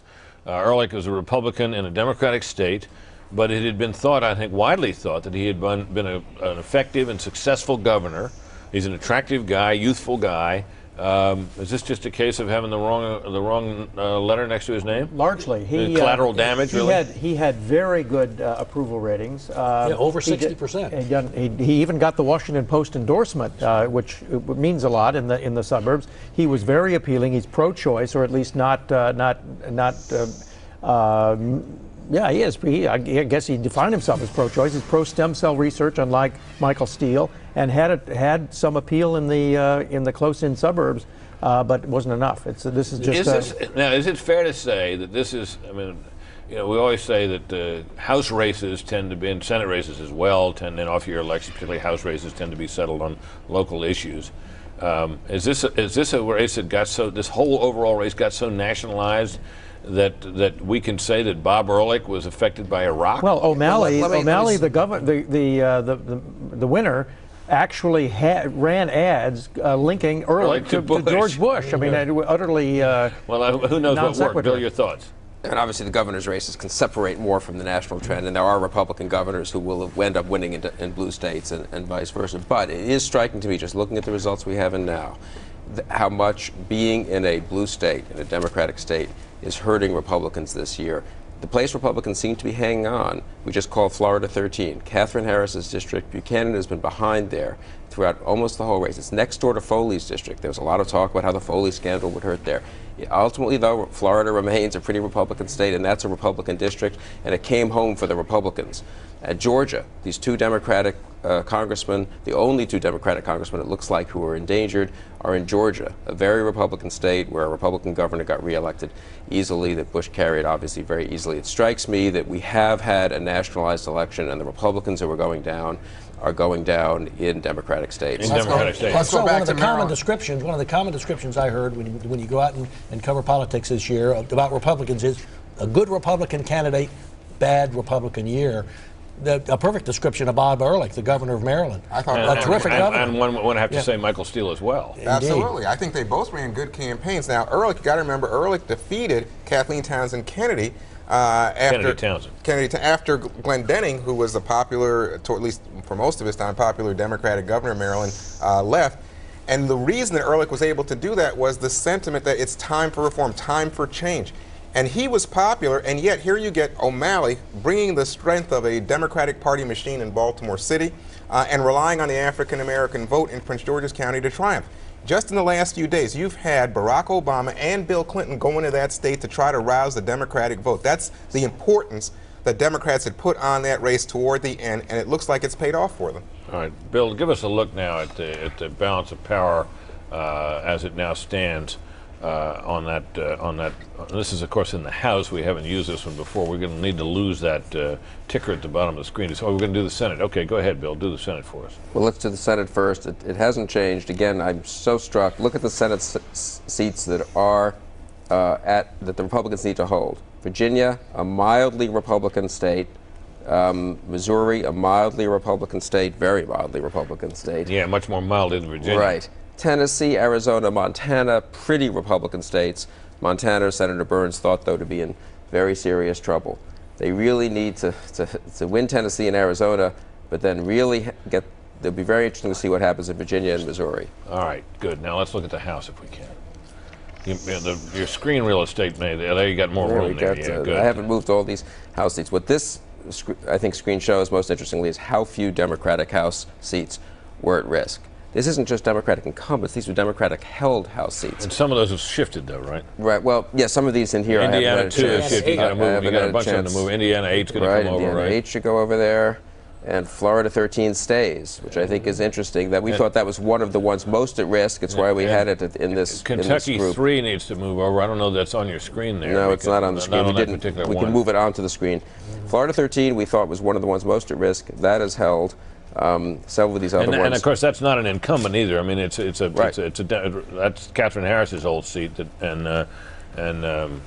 I would predict instantly that incumbency, we hear so much, incumbency so strong, incumbency will be less of a factor this year, I think, than ideology. That is, being an open seat in a conservative area, Florida 13, you're better off than being a popular incumbent, a strong incumbent like a Chris Shays in Connecticut, who's not in a Republican or conservative state. And now the balance of power has shifted just a little bit further, 229-205, because well, it hasn't shifted further, I should say, because we predicted Vern Buchanan will hold on there. And let's get a little bit more about that district and that race and what it may portend from our colleague Michael Barone down at the decision desk. Michael? Well, Britt, one of the interesting things about that race was that it broke down as a sort of fight between two big coastal counties on the district, Manatee County, which the major cities are Bradenton, and Sarasota County, major city is Sarasota. Sarasota is sort of more upscale. You get people move down there from kind of the tonier Midwestern suburbs and so forth. Bradenton is a little more mixed group, working class. There's Walmarts there and that sort of thing. And what's interesting in this race is that it was the Republican Vern Buchanan who carried Manatee County and who carried the several interior counties of Florida, the areas that voted historically Democratic for many years, switched to the Republicans in the 80s and 90s. And it was the Democrat, Christine Jennings, a former Republican herself, who carried Sarasota County. Buchanan got enough votes in Manatee and the two other counties to win. So it's sort of a reversal of the old politics of the New Deal period, when it was assumed that the sort of rich and socially famous, socially Tony people were Republicans and the common folk were people more like the common folk were Democrats. Kind of a reversal. I also want to take a quick look at Florida 16. The numbers there right now suggest that it's possible, not for sure, but possible that Mark Foley could still win. Formally, actually, of course, a vote for Mark Foley is a vote for State Representative Joe Negron.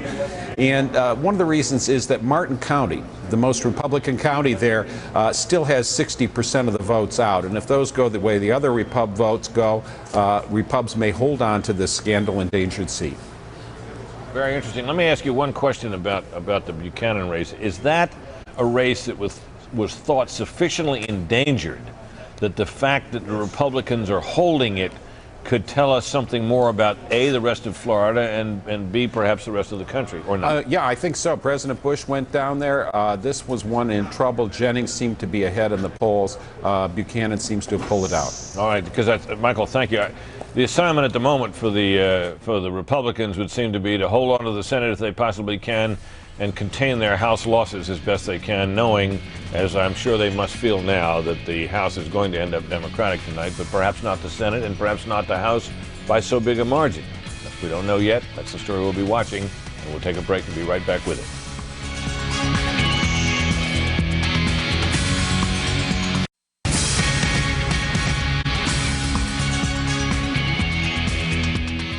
Welcome back, everybody. Well, it is good news for Republicans in the state of Florida right now. Fox News can now project the winner in that governor's race will be Charlie Crist. This was a hard-fought battle to replace Jeb Bush, who is retiring because of term limits. It does appear at this hour that Charlie Crist will take over the seat. The Republicans will not lose that state house, as was feared as recently as yesterday. Crist was ahead by only 7 percentage points. This must be a relief to him. It does appear that he has retained the Republican seat in that state. In South Dakota as well, Fox is projecting a win for the Republicans. Governor Mike Rounds will retain his seat, we project, over his Democratic challenger. Mike Rounds, you may recall, is the governor who signed that bill banning abortion in virtually all cases except to save the life of the mother. He's very popular in that state. Not a huge surprise that he would prevail tonight. So how do things stand tonight? Let's take a look at the map. 36 states were up for vote in terms of the governorships. We are now projecting change in terms of a shift in power in 4 of those states. The biggest and perhaps the most significant thus far is the state of Maryland, where we are projecting that Governor Ehrlich has been ousted by Baltimore Mayor Democrat Martin O'Malley. Also in the state of Massachusetts, an expected shift.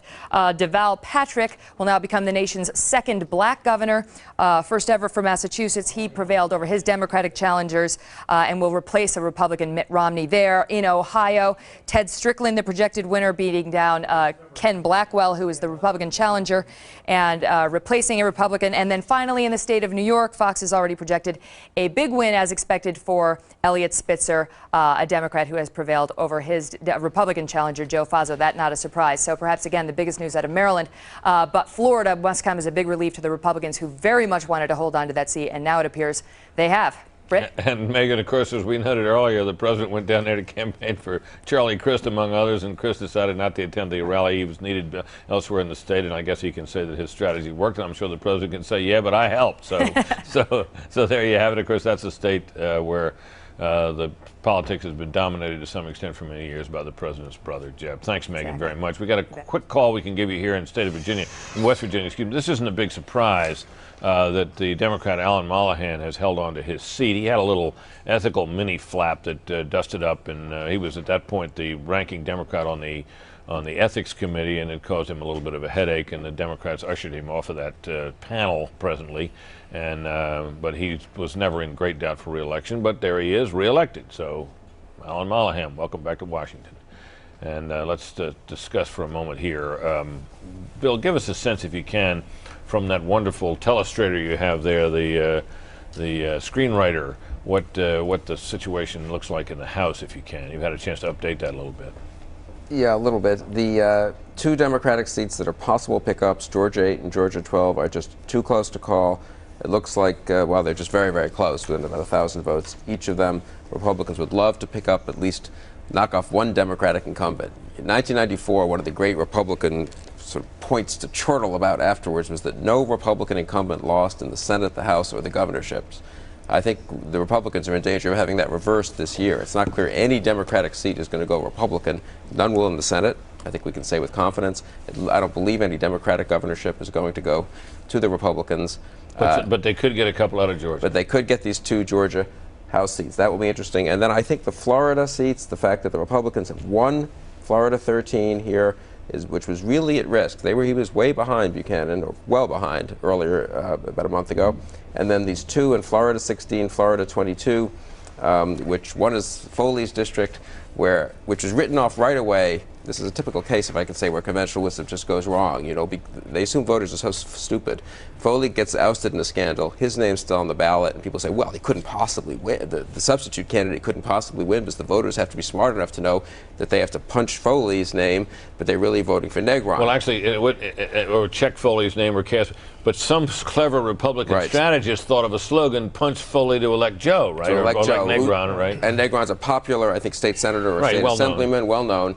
And that they educated the voters well, and it looks again, but again, it shows how important I think ideology is, or beliefs. You know, it's a conservative district. The voters wanted to elect a Republican, and they seem to have found their way. They may have found their way to doing so, despite this obstacle. It's a huge. You would have to consider it just in the political experience, a huge obstacle. In about 10 seconds here, we're going to be able to make some calls in states where, at least in one state where the polls are closed. You can see Iowa, and then 3 of those Mountain West states are Orrin Hatch has been reelected.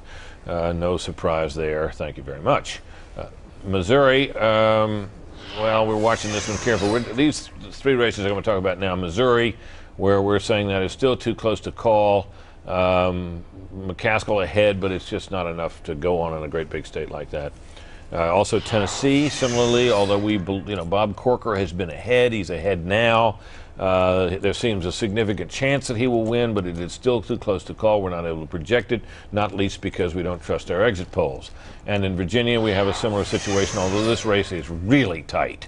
You can see they're 85% of the precincts in, and Allen is ahead by 29,000 votes. 29,000 votes can shift in just a couple of counties in a state the size of Virginia if they're in the most densely populated. So we're not in a position to call that. That is really, if you're looking at a pivotal race right now that might be able to be called sometime in the next hour or so, that would be the one. I think we're going to be here awfully late on Missouri and possibly on Tennessee as well. And those 3 will tell the tale of whether the Republicans can hold the Senate or whether the Democrats will, as many of them believe that they were in a position to do, get control of the place. And that'll be the big story for the rest of this night as we watch it go forward. Fred.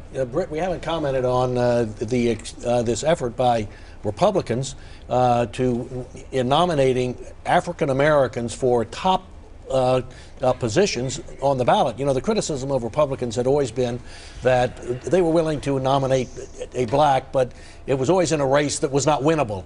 Well, this time they nominated Lynn Swann for governor of Pennsylvania, Ken Blackwell for governor of Ohio, and probably the most important of all, Michael Steele for the Senate seat in Maryland.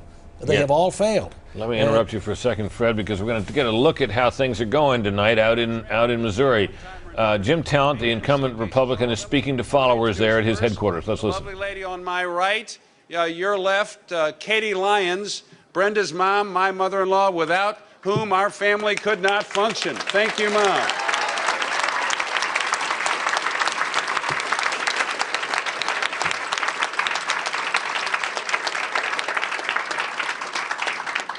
And then Kate and Chrissy, our 2 daughters, who cleared.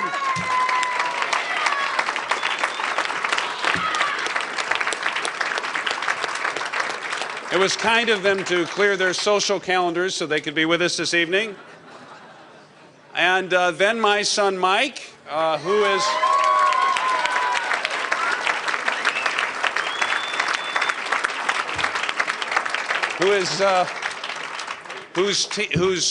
school is playing their first postseason football game this year tomorrow night And folks, I'm going to be there. What do you think about that?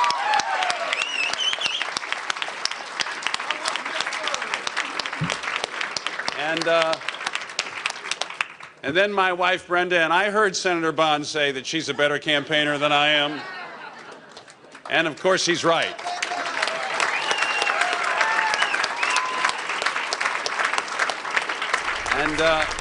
Okay, well, you get a sense of it. He doesn't have anything much to say, really. He's introducing his family to the appreciative talent followers there, including his son, who's got the postseason game tomorrow night. We'll try, folks, to keep you abreast of those results as well. And if Young Talent's team wins, we'll be sure to tell you. And if not, well, we'll tell you that, too.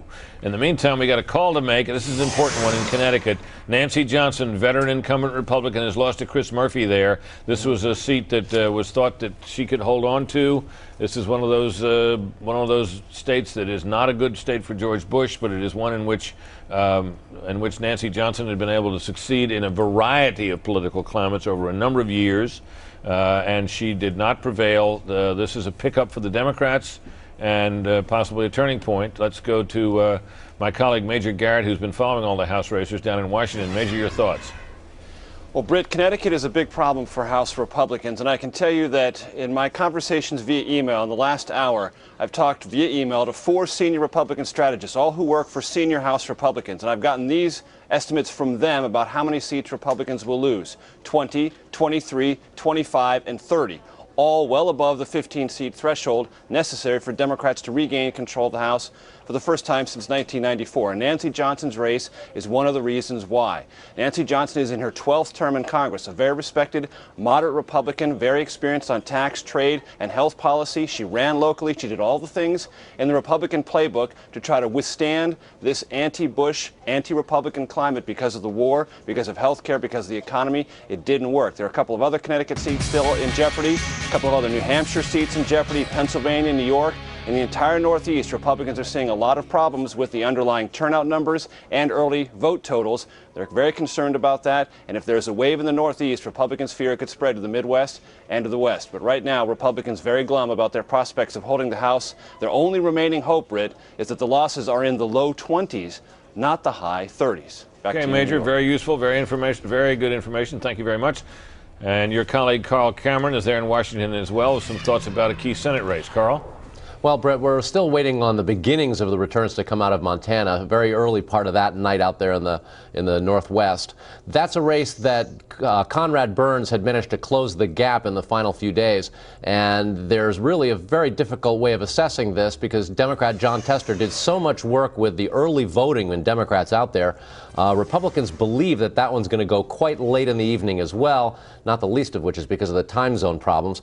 And if Conrad Burns should be able to hold on to that very red state, Big Sky country, it brings us back to what we've been talking about all night. And here at Fox, we were among the first to point out what Republicans called the firewall states. It's Missouri, Virginia, and Tennessee, 3 contiguous states in the South that are so tight tonight. And right now, more than 90% of the vote has been counted in Virginia, and it's still far too close to call. In Missouri, they're just really getting started, and Jim Talent has moved out to a tiny little bit of a lead, but it's very, very early on the returns. And Tennessee, both campaigns, both parties down there, saying that they're going to have to wait, too. All the momentum for Bob Corker, the Democrats are arguing, still hasn't been completed. But if the Republicans can hang on to that 3-state firewall across the bottom, across the Old South there, they believe they'll be able to hold on, and that's where Democrats are trying to break it. Okay, Carl, very interesting. Thanks very much. It is just after 10:07 in the East, and the national election picture is such now that I think Bill Kristol can sum it up for us, at least as regards the Senate. Bill? Well, just as Carl was saying, even if Montana goes, just do this right, goes Democratic, which I think most people would have predicted based on the polls. Yeah, certainly a few weeks ago. Right. That's a +4 for the Democratic. Tennessee looks like Republicans are hanging in. Obviously, we only have 53% of the actual raw vote, but it looks like it's staying there. Arizona is predicted to stay there. They need to win Missouri and Virginia. And I'm really struck by Virginia. The early exit polls showed a disaster for George Allen in Virginia. The later exit polls have closer, but actually the final exit polls still showed Webb winning fairly comfortably, but the real vote, we're now at 90% of the raw vote, which is a lot of vote. And last I saw, Allen was still ahead by about 30,000. It's getting a little hard to make that up. We don't know what's out, what precincts are out. Maybe it's, inner city precincts in Richmond or something, and Webb's going to come back. But it looks to me like if you had asked a typical Republican which seat of these are they going to lose, I think many of them might have said, gee, Virginia looks rough. But it might be that George Allen saves Republicans the majority in the Senate. Wow. Let's take a quick look out in Indiana. This is one of those battleground House races, and we predict that the incumbent Mike Sodrell, who was one of the endangered Republicans in Indiana, will lose now to his challenger Barron Hill. Barron Hill, if I'm not mistaken, is a former congressman whom Sodrell defeated in a previous election. So this was a rematch, and the results have been reversed. So that's a further confirmation of a trend we've seen in Indiana and elsewhere. Major Garrett joins me again. Major, your thoughts on this race? Well, Britt, a couple of things. First of all, that is a rematch. When Barron Hill lost to Mike Sodrell last election in 2004, it was by less than 1,500 votes, and Democrats felt very confident that in a rematch in this anti-Bush, anti-Republican year, they'd have a chance. But I want to tell you, our viewers should pay attention to this race because I think it's going to be subject to legal challenge. It's very close, and I'm already reading from my notes here that in Monroe County, the largest county in that 9th district in Indiana, there is a dispute over some absentee ballots. The FBI has already been contacted, is investigating that. Republican lawyers have raised alarms about some absentee ballots found after all the ones were supposedly turned in. There's some disputes about ballots in that huge county, Monroe County. This will probably be one of many, Britt, if they're close, that will be subject to legal scrutiny and some legal review. Back to you. Major, very interesting. Thanks very much. We're going to take a brief break. Back with more in a moment. Stay tuned.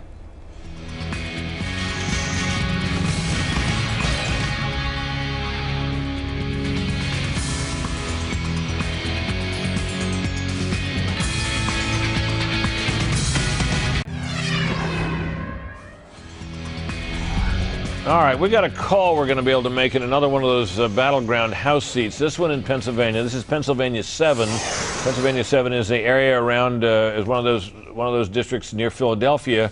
Kurt Weldon, the incumbent Republican there, had been there a while. Joe Sestak, his challenger, has won. You see the margin there. That's based on the raw vote with half the precincts in. That may not be anything like as big a margin when all is said and done, but we projected it will be big enough that Joe Sestak will be the new congressman from the 7th District of Philadelphia. And for more on Pennsylvania, for more on that district, what it is and what this race's outcome says, let's turn to Michael Barone. Michael? Yeah, Brett. Pitch it to me again. Which district are we talking about? Talking about Pennsylvania 7, where we're projecting now that Weldon is a loser to Joe Sestak. He had been in trouble. We've known that. And of course, we don't know what the final margin is going to be, but what is that district like, and what does that tell us about how other races in that same vicinity might go? Well, that's close-in suburbs southeast of Philadelphia. Includes most of Delaware County, which is historically Republican, but which voted for John Kerry. It's been trending Democratic as people move out from Philadelphia. It also includes some of Chester County and Montgomery County. It appears that of the Delaware County precincts in now Sestak, the Democrat, has 55% of the vote. He's essentially running about where John Kerry did 2 years ago. There's no Chester County numbers in yet, but it doesn't appear that they could suffice even if Weldon carried that area to win. Okay, Mike. That's farther out, more upscale suburbs. Now, we've got two other suburban Philadelphia districts that are in play tonight that have been, one of them is the 6th district where Jim Gerlach is the Republican incumbent. The other, Mike Fitzpatrick, a young Republican incumbent in there as well. If Weldon loses, does that suggest to you that given the configuration and the kind of population you have in those areas, that those two guys are in deeper trouble than we might have known? Well, I think that they've got demographically districts that are somewhat more Republican, that the Weldon had particular problems because of charges that he'd steered lobbying business to his daughter and so forth. In the 6th district, Gerlach, what we're showing now is the Democrat Lois Murphy ahead. She's leading in Montgomery County, which is the inner suburbs, lower Marion, and it's an area with a lot of very rich people that has trended more and more liberal as time goes on, large Jewish population. She's carried that before and hasn't won, but she's also winning in Berks County. This is really a little beyond the Philadelphia area going into Reading. It's John Updike country. Jim Gerlach has carried that area before, campaigned hard there. So far in the initial returns doesn't seem to be working for him. Caveat, no Chester County returns yet in, which is the most Republican of those 3 counties, and we don't know which parts of those counties, which kind of precincts are in. So, Michael, we do know one more thing from Pennsylvania. This is the 10th district. This is the district of incumbent Republican Congressman Don Sherwood, who had been damaged, as you know, by a scandal involving his having a mistress and all the stuff that goes with that. We project. Well, this is the, I'm sorry, this is the Ohio district. We're projecting Ohio, I'm sorry, we're calling this Ohio House race. This is the 18th congressional district. We're projecting a gain here by Zach Space in the district formerly occupied by Bob Ney. That is in the eastern part of Ohio there, a very rural district. And we're projecting that Zach Space will win out over Joy Padgett, the Republican candidate. That was one of those endangered Midwestern seats, Michael, and let me look also at this Pennsylvania. This is the Don Sherwood seat I was mentioning a minute ago. That's Congressional District 10.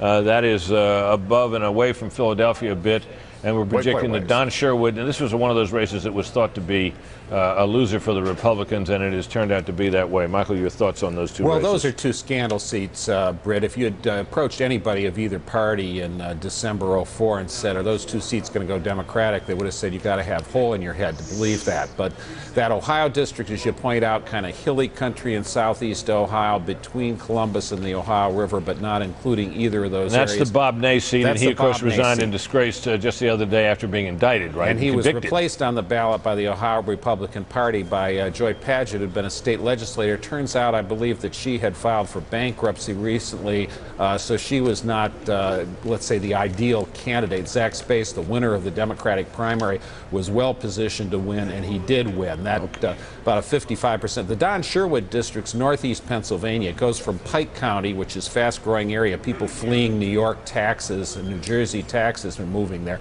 west across the upper border, heavily Republican district. Sherwood's problems too much to overcome. Okay, Michael Barone, thanks very much. We got to take a brief break. Back with more reporting, more calls, and more discussion. Stay tuned.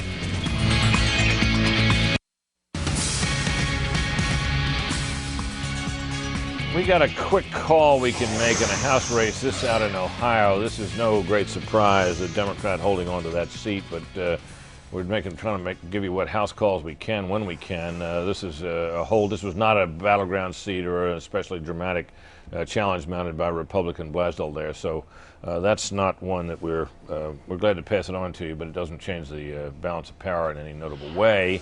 In the meantime, we're watching this. This is getting exciting. We're up to 91% of the raw vote counted in Virginia, and we have George Allen with about a 31,000 vote lead over Jim Webb. You know, it's beginning to get high enough now that you can begin to look at 30,000 as meaningful. Of course, you don't know exactly what's outstanding and how big particular precincts might be, but 9% left to count. That's enough for Webb to certainly overtake him. It's too close to call, but he begins to look a little bit meaningful. Bill, your thoughts on that race and the overall picture there? Well, it's just exciting with in this day of exit polls and projections to actually see, like in the old days, a real race with the vote adding up and trying to calculate in one's head, you know, there are about 175,000, it looks like, votes left. Webb would have to win that remainder of the vote by 30,000. It does seem to be closing gradually. Those votes must be coming in from slightly Democratic areas. But at the rate it's going right now, it's going to be very, very close.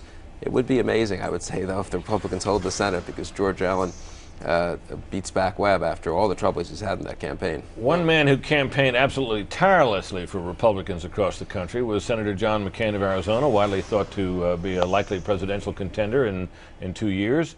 And he is now with our Chris Wallace. Chris, Senator McCain. Thank you, Britt. And Senator McCain, let me welcome you. There obviously are Democratic pickups tonight, the possibility still that they may take control of the House and or the Senate. How do you read these election returns tonight, sir?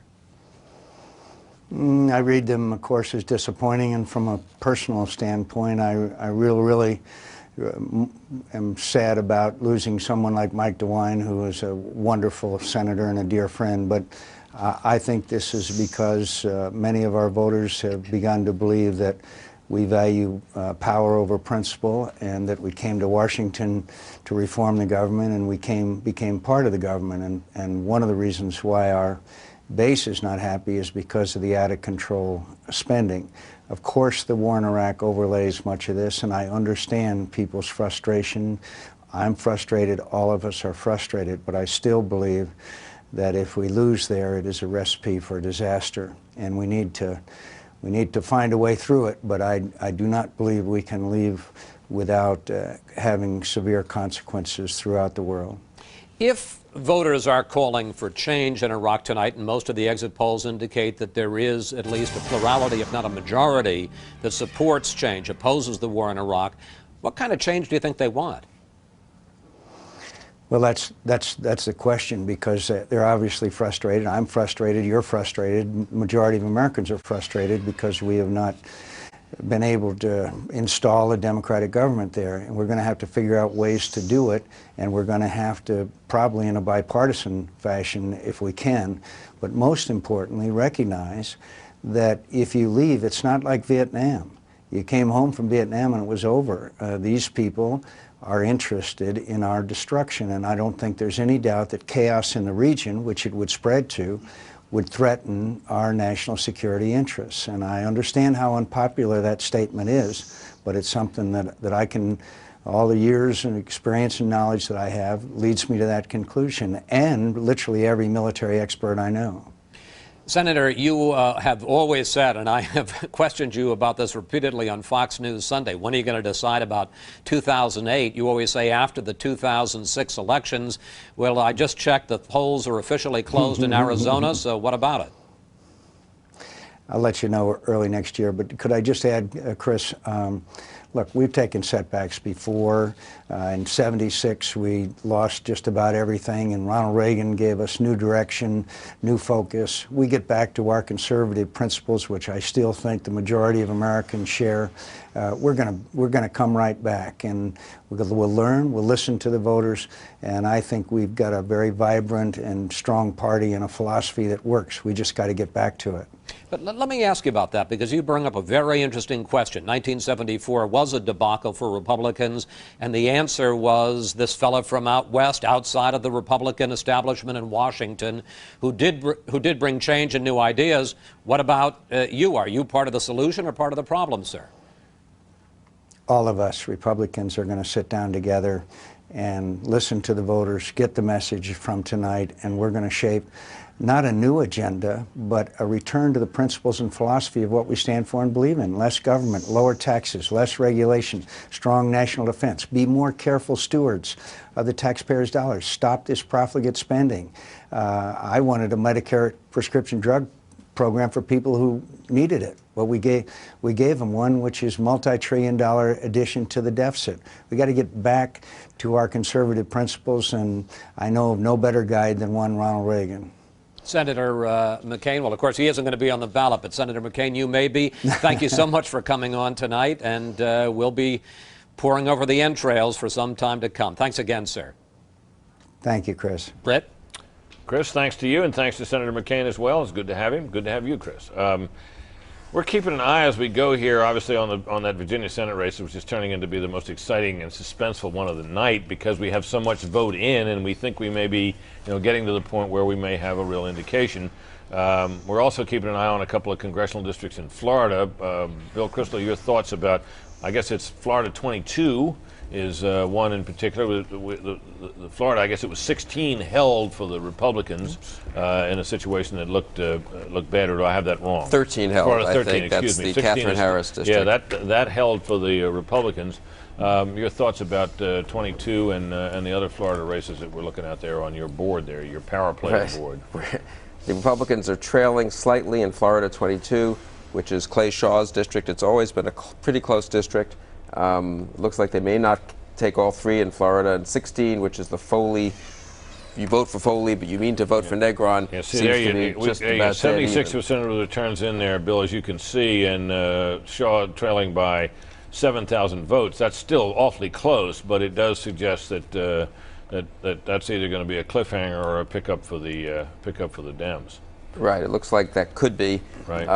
But equally striking are these two Georgia seats, really the only possible Republican pickups from the Democrats, Georgia 8 and Georgia 12, where I believe the real vote now is a slight edge for the Republicans. If we can look at the real vote, that would be interesting. Well, it may come up in the cycler. We may be here. We got a couple of boards here. Right. Yeah, you see, that's a 3,000 vote margin with 56% in. I'm not sure what the population of that district is, but that's very close. But you see 3,000 amounts to 4 percentage points, so it's meaningful. Right. So it may be that, as you say, that could be a pickup. Also, CD 12 there, that's Max Burns running there to try to knock off the incumbent Democratic Congressman Barrow. And he's similarly, roughly the same number in. He's up by 4 percentage points and 58% counted. So what just strikes me again is the degree to which it looks like the South may save the Republicans, minimize the worst case scenarios in the House. People like me who thought they were going to lose 40, they may not lose quite as many. And in the Senate, of course, if they hold the Senate, it will be because of Virginia and Tennessee, it looks like, if Allen hangs on, and in the Virginia and Corker hangs on in Tennessee. Right, so the South and the border states. Possibly the border state of Missouri, right. Yeah. Right. The blowout belt, which is now extends from the Northeast, Connecticut, through Pennsylvania, Indiana, Ohio.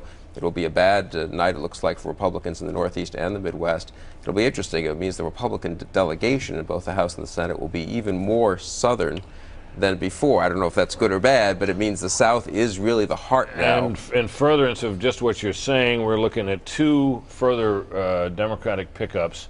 One is in the 24th District in New York, where we're predicting that the Democrats will pick that seat up. And I'm not sure that's been one of the ones that's been thought to be particularly embattled, but we would now project that one for the Democrats, adding yet one more. And in New Hampshire, where veteran Republican Congressman Charlie Bass has been in the fight of his life, we predict that he loses tonight. So that's a further pickup for the Democrats, adding to their already growing total. We're going to take a brief break now. We'll be back with more in a moment. Stay tuned.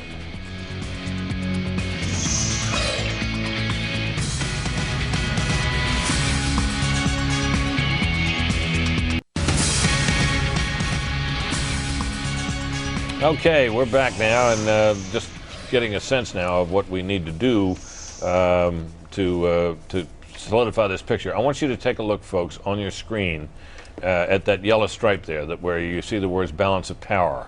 And as we watch that through the evening, that will tell you what the two parties still need.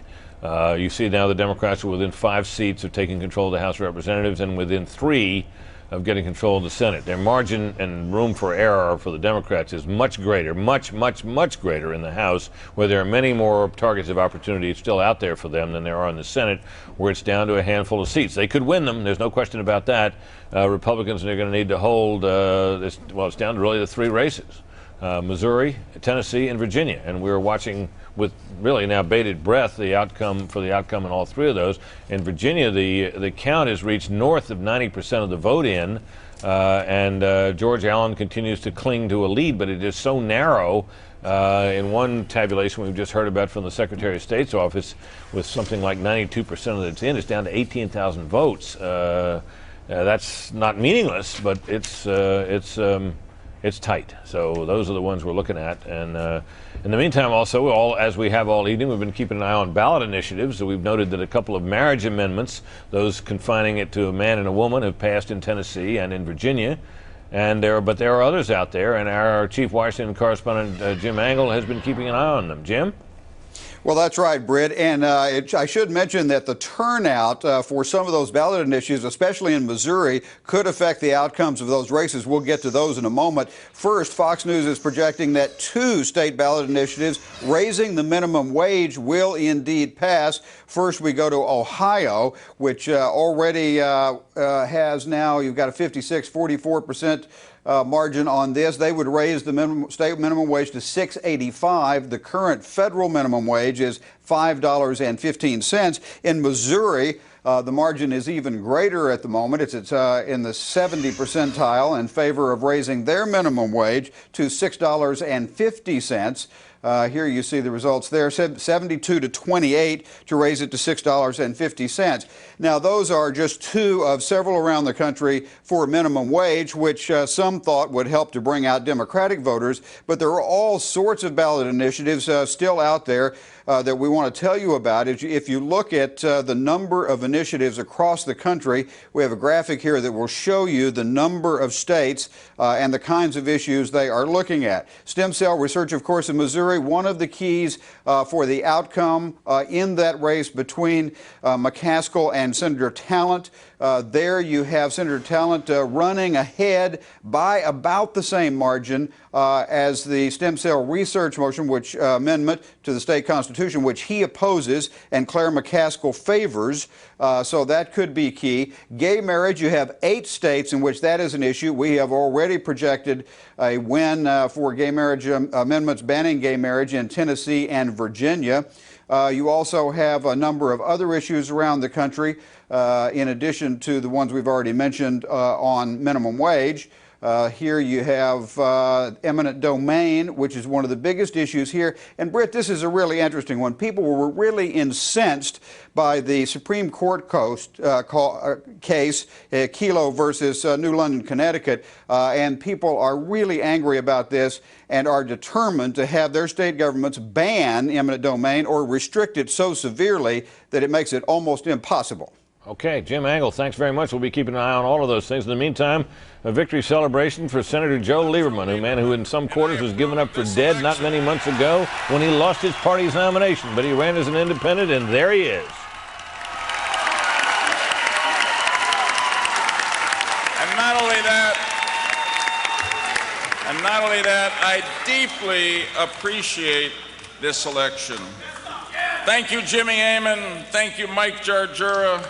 Thank you, John Picard, Kevin Cunningham, Mike Coffey, and Herb Grant, and the group from the Norwalk Common Council, and so many others from public life who are up here. Dear friends, thanks to the labor leaders who are with me, and the firefighters of Connecticut,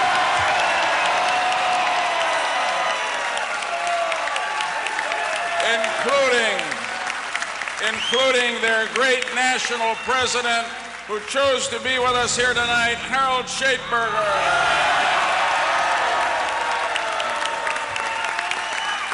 Thank you. Dear friends, this year's campaign, to say the obvious, was a long journey on which you, my dear supporters, and I were tested like never before. But we never wavered in our beliefs or in our purpose, did we?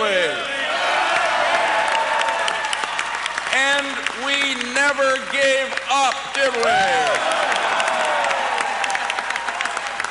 And tonight, thanks to the voters of Connecticut, our journey has ended in victory and hope and the opportunity to make a difference for 6 more years. And so Senator Joe Lieberman, basking in the glory of victory on a year in which he suffered what many thought would be a humiliating and possibly crushing defeat at the hands of Ned Lamont, who took the Democratic nomination away from him on a wave of anti-war in Iraq votes. Senator Lieberman returned to the Senate as an independent. All of us know Senator Lieberman, have known him for a long time. He's one of the members of the Senate who is particularly comfortable around reporters, has done a bit of writing in his own time, including a biography of the great Democratic state chairman from the 60s, John Bailey of Connecticut. So Joe Lieberman is a man that all of us know and many of us like. And it has been an interesting saga indeed. And it is fair to say he's thanking the unions and the firefighters and all kinds of state officials there, which shows you that a lot of the politics still is local. Right. But I think it's fair to say that if the Republicans hadn't backed him and the Republican Party in the White House had not cut off the air hose of the poor Republican in that race so that he had virtually no support, Joe Lieberman would not be coming back to the U.S. Senate. I don't think there's any question, and I think that when Ned Lamont looks at this, he says if the Republican hadn't been in the race, I think the Republican got like 10% of the vote. That would have put Ned Lamont over the top. But so what you're looking at here is it's a kind of a difficult victory for the Republicans. Yes, Joe Lieberman's going back, but they say he's going to caucus with the Democrats. And I don't think he's going to be very welcomed by Democrats. This is a guy who left behind the Democratic Party, did not accept the judgment of Democrats. And again, we come back to the war issue. This was his issue. He says he's above politics now. You're not above politics in Washington. So Joe Lieberman's a terrific guy. But in terms of the politics of this moment, I think that he has run in a way that benefited Republicans. It reminds me a little bit of the White House support of Lincoln Chafee in Rhode Island. No, look, well, wait a second. On every issue except the war and other foreign policy issues, Joe Lieberman is a Democrat. He's a Democrat on the environment. He's a Democrat on what's the big issue in this campaign? Choice. Well, okay. Iraq was a big issue in the campaign, but he is not. He is going to caucus with the Democrats. If the Democrats shun him in any way, I think it's crazy, and I don't think they will, because I think they need all the support that they can get. Well, if they only pick up the Senate by a vote or two, they're sure not going to shun Joe Lieberman. Absolutely. And he he's been a Democrat all his life, but I think he's got the formula that both parties ought to be working on in Washington, which is to get problems solved on a bipartisan basis, on an independent basis, instead of this polarization stuff. I think the country is fed up with it, of constant warfare between the parties, fighting over so you think everything, and you think the countries are divided because the politicians are divided and not the other way around? I think it's both, but the politicians do not contribute to solving the public's problems like entitlements, the energy problem, the environmental problem. You got to solve it on a bipartisan basis. Hold it, Bill Kristol. 2 points apart from all this edifying sermon here from Ward about how everyone should be nice to everyone. Lieberman got a lot of advice from some Democrats. Don't mitigate or mute your support for the war in Iraq, and mute your support for victory, and move towards a kind of get out, a modified get out type message. He refused to do that. He rejected that advice. He stayed a strong supporter of the war, a critic of the tactics, but a strong advocate of the need to win in Iraq.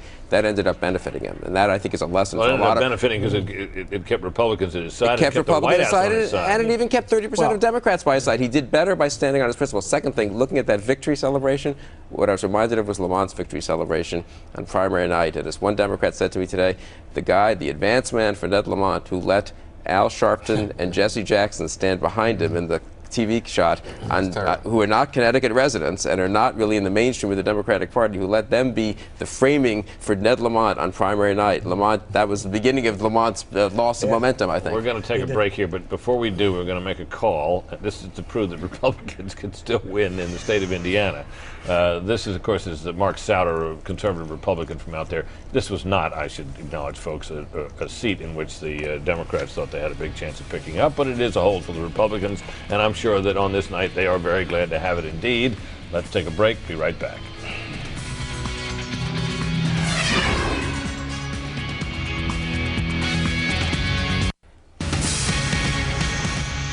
Oh my goodness, Fox News, you decide 2006 coverage up in lights above Times Square. Let's hope that when we pop up, we don't frighten the horses. Got to take a look now at three races, which are the key races for the Senate. This is Talent McCaskill in Missouri, 29% of precincts in. Talent leading by some, 55,000 votes there, according to that. Not enough to make a call, and we don't expect to be able to make one for some time. In the Ford Corker race in Tennessee, that's 56,000, now 59,000 votes with nearly 70%. And it looks like Corker's got a very good chance of winning, still too close to call.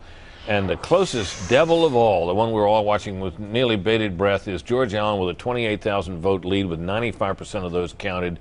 There's some tallies that are a little forward of this that show it has tightened even further. and we're going to check in with somebody who may be able to tell us a little bit about why, even at this late stage of the game, we can't call the race. It probably has something to do with where the outstanding vote still yet to be counted is. Michael Barone, what do you know? Well, Brett, I've been looking at the state of Virginia's election board website to try and figure out where the outstanding precincts are out. And what I see is a balance. Now, precincts are not necessarily the same size in Virginia. They seem to be much bigger than precincts in some other states. But on the one hand, you've got a set of precincts in the 3rd Congressional District. That's the black majority district that goes from Hampton Roads to Richmond. So you've got a certain amount of districts there, 3 in Newport News, 4 in Portsmouth. You've got several in 16 in Richmond. Those are likely to go heavily for Jim Webb. I think we can be pretty clear of that. On the other hand, you've got some rural Virginia ones. You've got 11 in the Northern Neck areas, a Republican area, 3 in Virginia Beach, which Allen has been carrying the rest of, 8 in Chesapeake, which is another suburb there in the Hampton Roads area that Allen's been carrying, 7 in Henrico County. That's mostly a Republican area, but there's some middle-class blacks there that vote heavily Democratic. 11 in Craig County on the West Virginia border. That's heavily Republican. Henrico County, Michael, that's Richmond suburbs, right? Richmond suburbs, yeah. So those areas tilt Allen. Maybe those 2 areas will counterbalance. And what else have we got?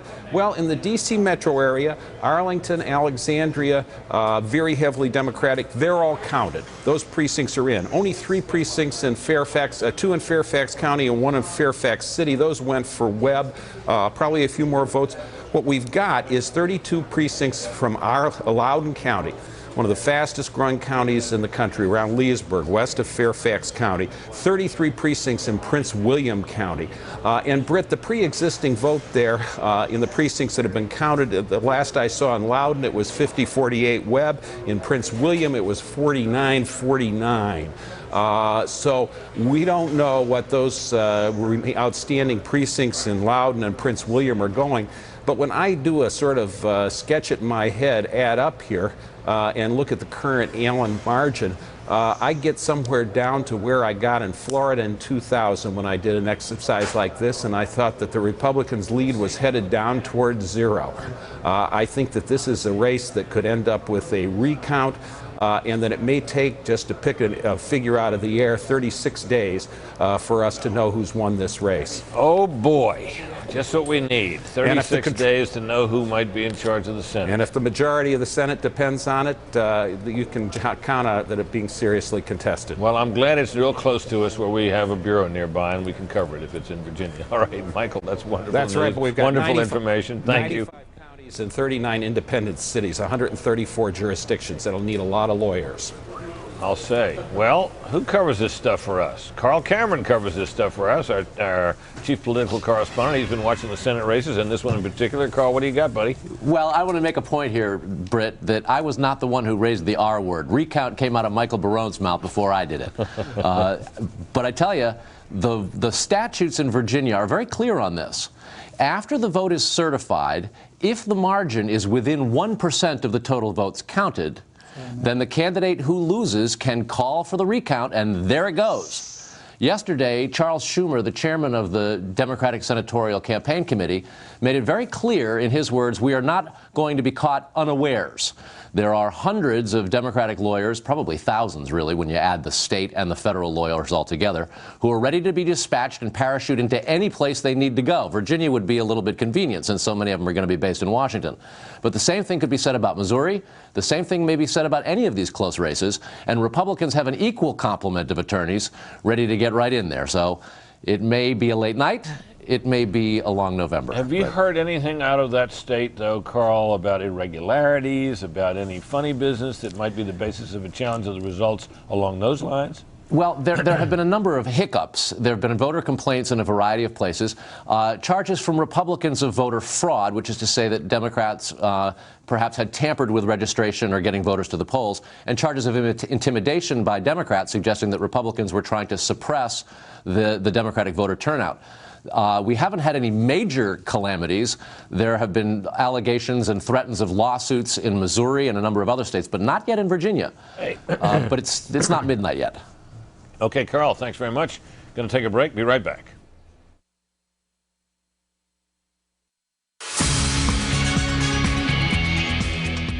Among the things being decided tonight, some of the governor's races. 36 are up for grabs in total, and 10 of those were open, 9 held by Republicans. And we can report to you now that one of those houses in Iowa has now been decided. A Democrat in that case had been stepping down. Fox News now projecting that a Democrat will reclaim the seat. Chet Culver prevailing, according to our polling, by over Jim Nussle by a healthy margin. Again, in Arkansas, another Democratic pickup.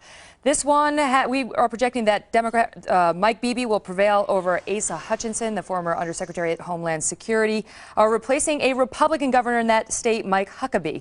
And finally, in Colorado, Fox News projecting another Democratic pickup. Democrat Bill Ritter has prevailed over Republican Bob Beaupre. Republicans very much wanted that Colorado seat. Beaupre had been running strong in the polls initially, petered out at the end, and was basically 19 points behind as of yesterday. So the Democrats with 2 pickups there, Arkansas and Colorado. In total, that gives the Democrats at this point 6 pickups among the governorships, including in Maryland, in Massachusetts, Ohio, New York, Arkansas, and Colorado. 6 Democratic pickups, and that means, Britt, that if the Democrats don't lose another single seat tonight, or if they do lose 2 seats and no more, that they will have reclaimed, I should say, the majority of the nation's governorships for the first time since 1994. Britt. Megan Kendall, thanks very much. You bet. We got a call we can make. This is no big surprise. Dennis Hastert has won re-election. He was not thought to be in any serious trouble. He, of course, is now the Speaker of the House, but if the present trend continues, he will no longer be the Speaker of the House. And there are all kinds of questions about what role he would play in the leadership of the Republicans as a minority, many people believing he wouldn't play much of a role at all. For more on the Senate and the situation there, Carl Cameron is in a position now to talk to the Senate Minority Leader, who is, of course, has high hopes tonight. He may be, before it's all over, the Senate Majority Leader. Carl? Thanks, Britt. Speaking of legislators who aren't exactly sure what their role might be in the upcoming Senate, the Senator from Nevada, Harry Reid, thank you very much for joining us, sir. Well, I know what my role will be. I'm going to be the Democratic leader. That's for sure, but we don't know if it's a minority or a majority. Well, I've never predicted that we'd be in the majority. I mean, it's still possible, but I think it's going to be, we have 4 seats that still haven't been decided. We'd have to win most all those, and a couple of them are looking a little weak right now. So we'll have to wait and see what happens. If someone had told you 2 years ago that we would not have to worry about the 2 Nelsons in Nebraska and Florida, and Minnesota would not be on anyone's lip this election period, and of course North Dakota would be no problem, and Senator Byrd would be no problem, they're no problem. Nobody even talks about those. And to think that we're already at a +3 is remarkable, what we've done in 2 years. I'm very happy about that. Reading between the lines in the politics of interpreting lowballing there, it sounds as though you're prepared to not make it to 6. Well, I've never been prepared to make it to 6. I can do the job. I'm happy to do that. As the Democratic whip, I've been in the majority, I've been in the minority, I've been tied. I've done it all. And so whatever the people decide, I'm ready to do that. But one thing the people decide tonight, they're in the air, there's change of direction. And I think that the message to the American people should be, a one-party town doesn't work. It simply doesn't work. The right wing control the Republican Party. They would not even treat their own moderates with civility. And so I have already reached out to Mitch McConnell. I did it before the break. I said, Mitch, no matter how the election turns out, you've got to do better than what we've done. We should explain that Mitch McConnell would be the Republican leader. He's my counterpart. And we need to recognize that the only way to legislate is on a bipartisan basis. And the president certainly should have the message that we got to change direction in Iraq and here at home. When you have the Army Times, the Air Force Times, the Navy Times editorialize against Rumsfeld yesterday, the president has to get the message. We've got to change direction in Iraq and here at home. Let's talk about the practical effect of the Democrats potentially taking over the House, and if the Senate were to remain Republican. We now have even more divided government in that the 2 chambers would be controlled by opposite parties. What is the practical effect of that in terms of the president's perspective? Can Democrats actually change anything? He still has the power of the veto pen as well as the bully pulpit. The president has to realize that these past 6 years have not been days of progress for our country. And the president, I believe, and I certainly am willing to work with him. We've had a few rocky roads in the past, but I'm willing to work with the president. I really want to do what he said he wanted to do when he came to town. I want to be a unifier, not a divider. And I hope that we can do that. Let's talk a couple of things about what the new Senate might look like in terms of the issues that are likely to come up. First of all, investigations. If Democrats do have the majority, there's an expectation that you'll be required by Democrats across the country to look into what happened. Is that part of the investigative agenda? What we need to do is realize that for 6 years we've had no legislative branch of government. Under the Constitution, we have 3 separate and equal branches of government for checks and balances. The number one thing we need is congressional oversight. This doesn't mean the flurry of subpoenas. It means basic congressional oversight to find out what's going on with the war in Iraq, with Halliburton. We'll find out what's going on in the various departments within this government. Regular congressional oversight. And from that, do some legislation that's good and bipartisan. And we still don't know who will have the control to have that subpoena power regardless of party. Britt, we're going to send it back to you in New York. Thank you very much, Senator Reid, the Democratic leader. I'd pass along my thanks as well to Senator Reid, and thanks to you, Carl. In the meantime, our colleague Steve Brown is in the town of Frontenac, Missouri, right near St. Louis at Talent headquarters, where we got a real cliffhanger. Steve, what can you tell us? Well, Britt, this is turning out to be a classic Missouri election night, especially when you're talking about statewide races. In this case, the Republican Jim Talent, just like almost every election year, when you're running statewide in this state, the Republican districts or the Republican areas and Republican counties come in early, spot you a lead, and then the Democratic votes come in.